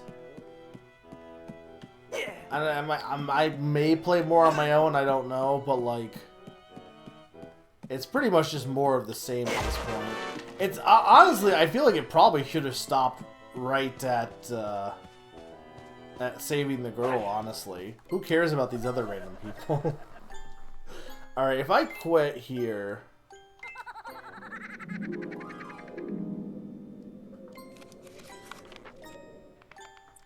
You're about halfway through. I say honestly at least beat it tonight. Like, I've only beat 2 chapters. You're telling me that's halfway through? Oh, on your own time? Maybe. The problem is, UFO 50. I have UFO 50 to play. So what do we have? These bonus. These are all bonus challenges.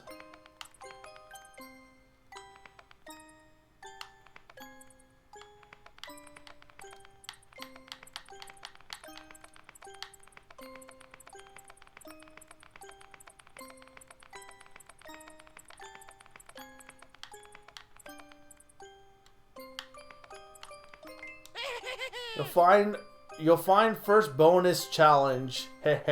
How many of us can you break in 60 seconds? Not many, methinks. Okay. I'll just try this real quick.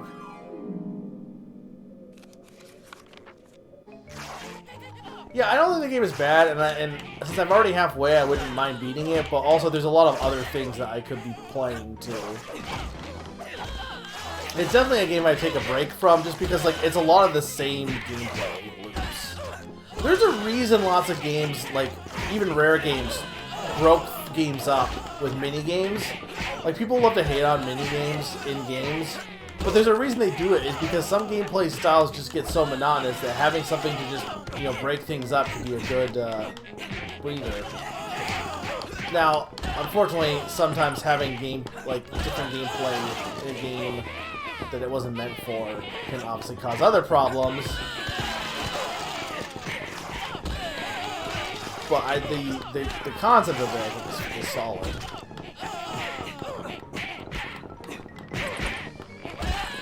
Yeah. Which if this came out like more this era, it would be a good little short game. I win lovely gold shiny thing. What does that do for me, though? Oh, okay, you just get a little medal. So, if this came out during, even the next generation, it would have been a shorter, download-only game. I think that would have not been a problem. It's unfortunate that Rare's early works, didn't work out. So now they're just regulated to just making Sea of Thieves, and that's it. That's all they do anymore. Yeah, which I think is just the genre in general, to be honest. I think the beat 'em up genre is just repetitive. That's just the nature of it. There's not really much you can do. Who the heck are you? Does it say how far I am? No, it doesn't give me a percentage. It just says I'm on chapter 3. But if you're saying I'm halfway, I guess the later chapters aren't nearly as long. Because I imagine Chapter 3 is getting the riddle, then Chapter 4 is saving... Well, no, because you gotta beat the guy up, though. Maybe beat the guy up, save the girls, and then finish off the guy? I don't know. That's fair.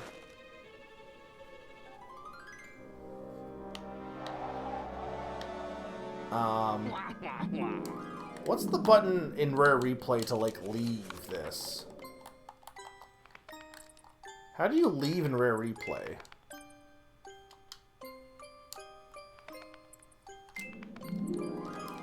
Oh, here we go.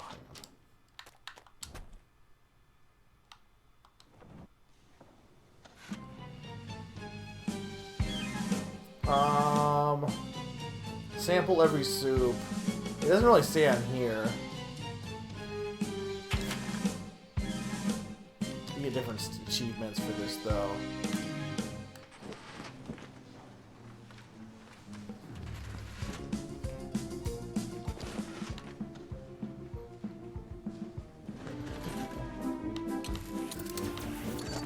Honestly, this is a pretty good collection.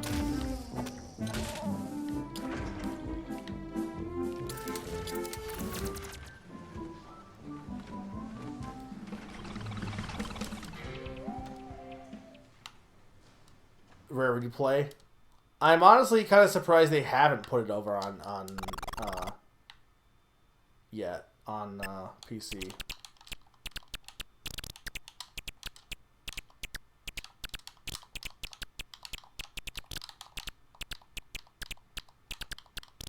But yeah, big thanks to SM for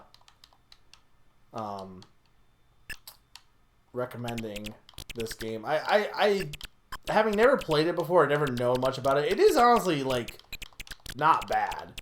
The thing is, I can also see it just not doing well on Xbox in general. Like, think about it. It's a genre that I feel like fighting games and beat 'em ups are very niche to begin with. And then it's a very cartoony game. I could see it just, yeah, not really being a game for the system, unfortunately.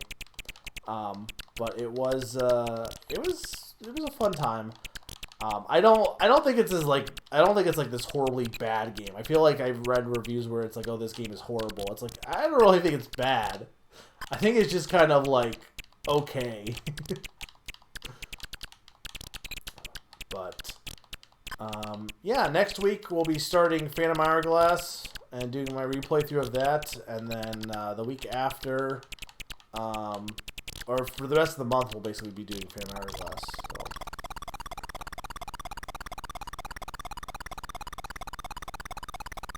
It's weird because they bought like Rare, and like Rare was known for shooters, and then didn't make any. Like, Rare was known for doing N64 shooters, and you think Rare would be like, okay, we're gonna make... I think because, like, some of the people who left Rare afterwards, I don't know if they were the people who knew how to make shooters, but you would think it'd be like, okay, yeah, we'll make some shooters, and then the only shooter they made was the new Perfect Dark game. That was it. The Perfect Dark sequel. They didn't make any other sequels, ones. They made a port of Conker's Bad Fur Day that had bad shooter section expanded. And then they had Perfect Dark, and then they made a car game. Like, I will say this, though, the people saying that they should have made more platformers, I don't really think that was necessarily, like, right for the Xbox audience. Maybe at the time a little bit more so, but I don't know if making platformers would really have helped them, honestly. I don't understand why they made a Conker port at all, to be honest, but I don't understand why they made Conker to begin with.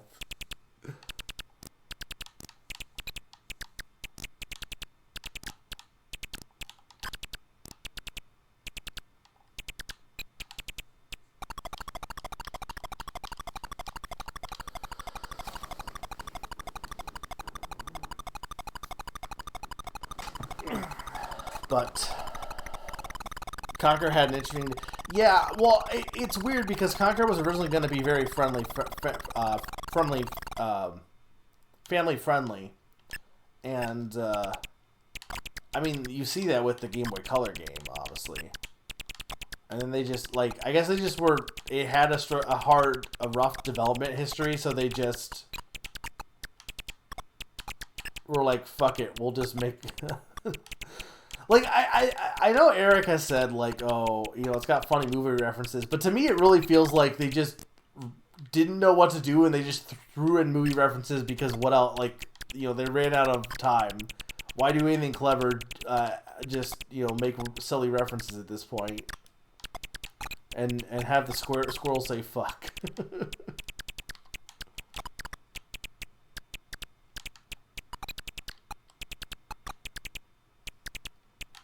What other platformers did they make, though? Oh, you said you'd like to have seen, yeah. Yeah, I mean, like, they had Banjo Nuts and Bolts, but, you know. I mean, we can look here. Hang on. Also, nobody's questioning that I'm playing Jetpack also.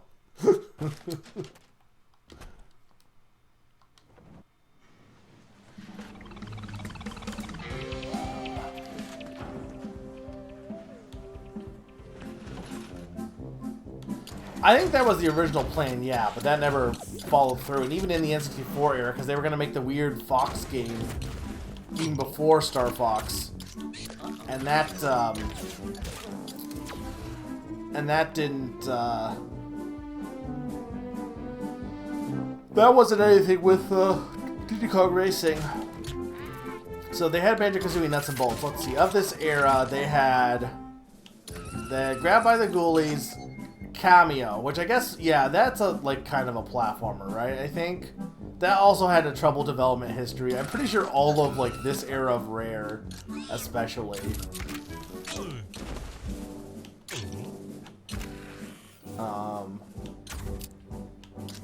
This came out before Perfect Dark? I guess it did. GoldenEye is not on here, interesting enough, but I guess that makes sense. But Grabbed by the Ghoulies cameo, then they had Perfect Dark Zero, and then Viva Pinata, which I think is probably their most successful thing of this era, and then Jetpack Refueled.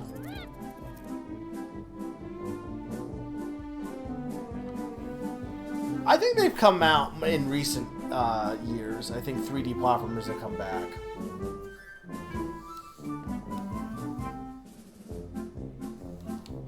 At least a little bit.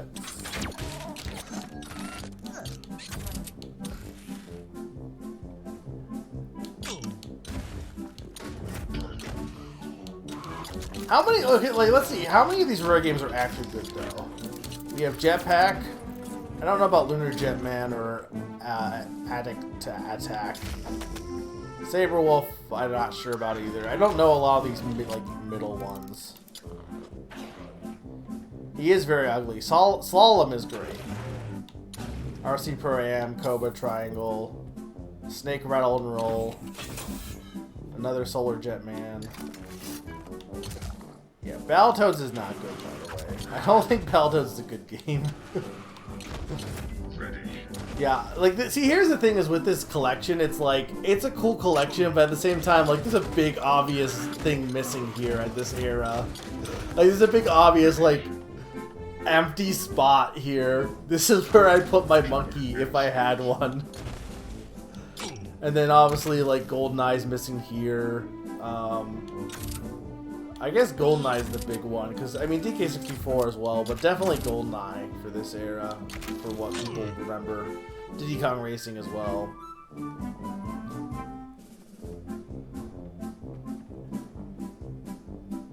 Yeah, I'm telling you, like, I think the thing that's interesting to me, and I've said this before, but, people were saying about how like the 3DS didn't die, and and some of the games were 3D, but like switching from development from the 3DS to the Switch is not as easy for people making stuff. And if you were a developer that only made 2D games, and then you were moving to a system where they expected you, even though you can do 2D games in that, you expected to do 3D. Or same thing with artists, animators who did 2D animation, then everything shifted to 3D. I think in the gaming industry, and this is me just like spitballing. I don't know if this is exactly how things work, but based on what I've learned and what I know about it, I don't think it was so much that the art.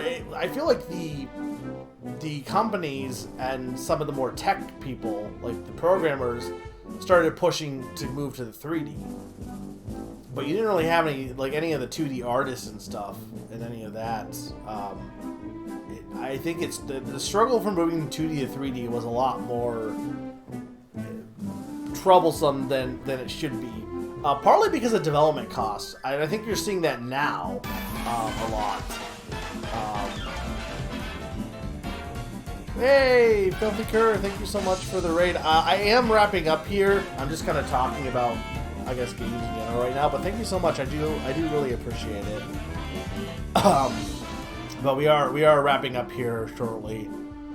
But I think yes, I think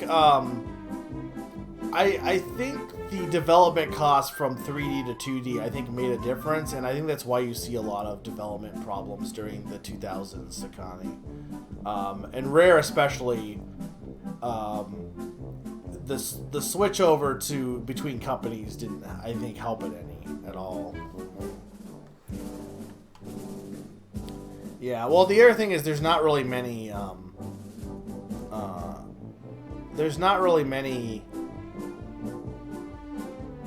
people left from Rare that were from, like, most of them have, I think, moved to Playtonic at this point. Though Playtonic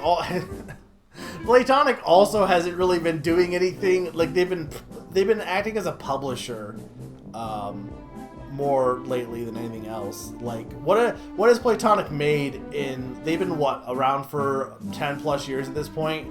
They made Yooka-Laylee and Impossible Lair, Ukulele again. Like, I mean, that's a lot of indie studios in general. Like, there's most, I know they're only like pseudo indie, but like most indie studios only really have one game to their name more often than not. Yeah, it was good. Grab by the Ghoulies was very interesting. I think it's a little repetitive, but I thought it was better than I thought it was going to be, at least. But it was fun. I hope you had a good stream as well. And like I said, I really appreciate the raid. Yeah, Game State. I'm telling you, we need to just stop making graphics. We need to make games with no graphics. and just cut development costs. Not every game needs to be this big production anymore. We need to have... It's funny because indie games came out and proved that you can make games without being this big budget, and what ended up happening was, instead of AAA development studios making more small games, they just kind of encouraged indie games to make bigger games and kept making even bigger games. Like, even Nintendo stopped making any of their smaller projects. Instead, they're just like, what if we just remade everything? They would, but it would still be better than a decade to make a game that gets canceled and then their entire development staff gets laid off. You know exactly which game I'm talking about. I know that's not, like, the most common, but I don't know. It's just... the state of the industry is not great right now. Oh. But yeah, so I hope you guys enjoyed the stream. As I was saying, and for people who just came in, Phantom Hourglass I'm playing next week. I'm starting my replay through with that. And we'll be playing more... and I have a sub poll for people who are in my Discord server and have a subscription. You can vote for a replay or playthrough of a game that I never played before, or that I'd never beaten before, between Sonic Rush, Mega Man X, Sonic Rush, and Bayonetta. Currently, Sonic Rush is winning, so... but yeah, I don't really have anything else to... I was kind of enjoying just kind of talking about the game industry, but I don't really have anything else to say at this point, so I think I'm going to probably wrap it up. Thank you guys for watching. I hope you had a good time, and I will see you all next time. Bye.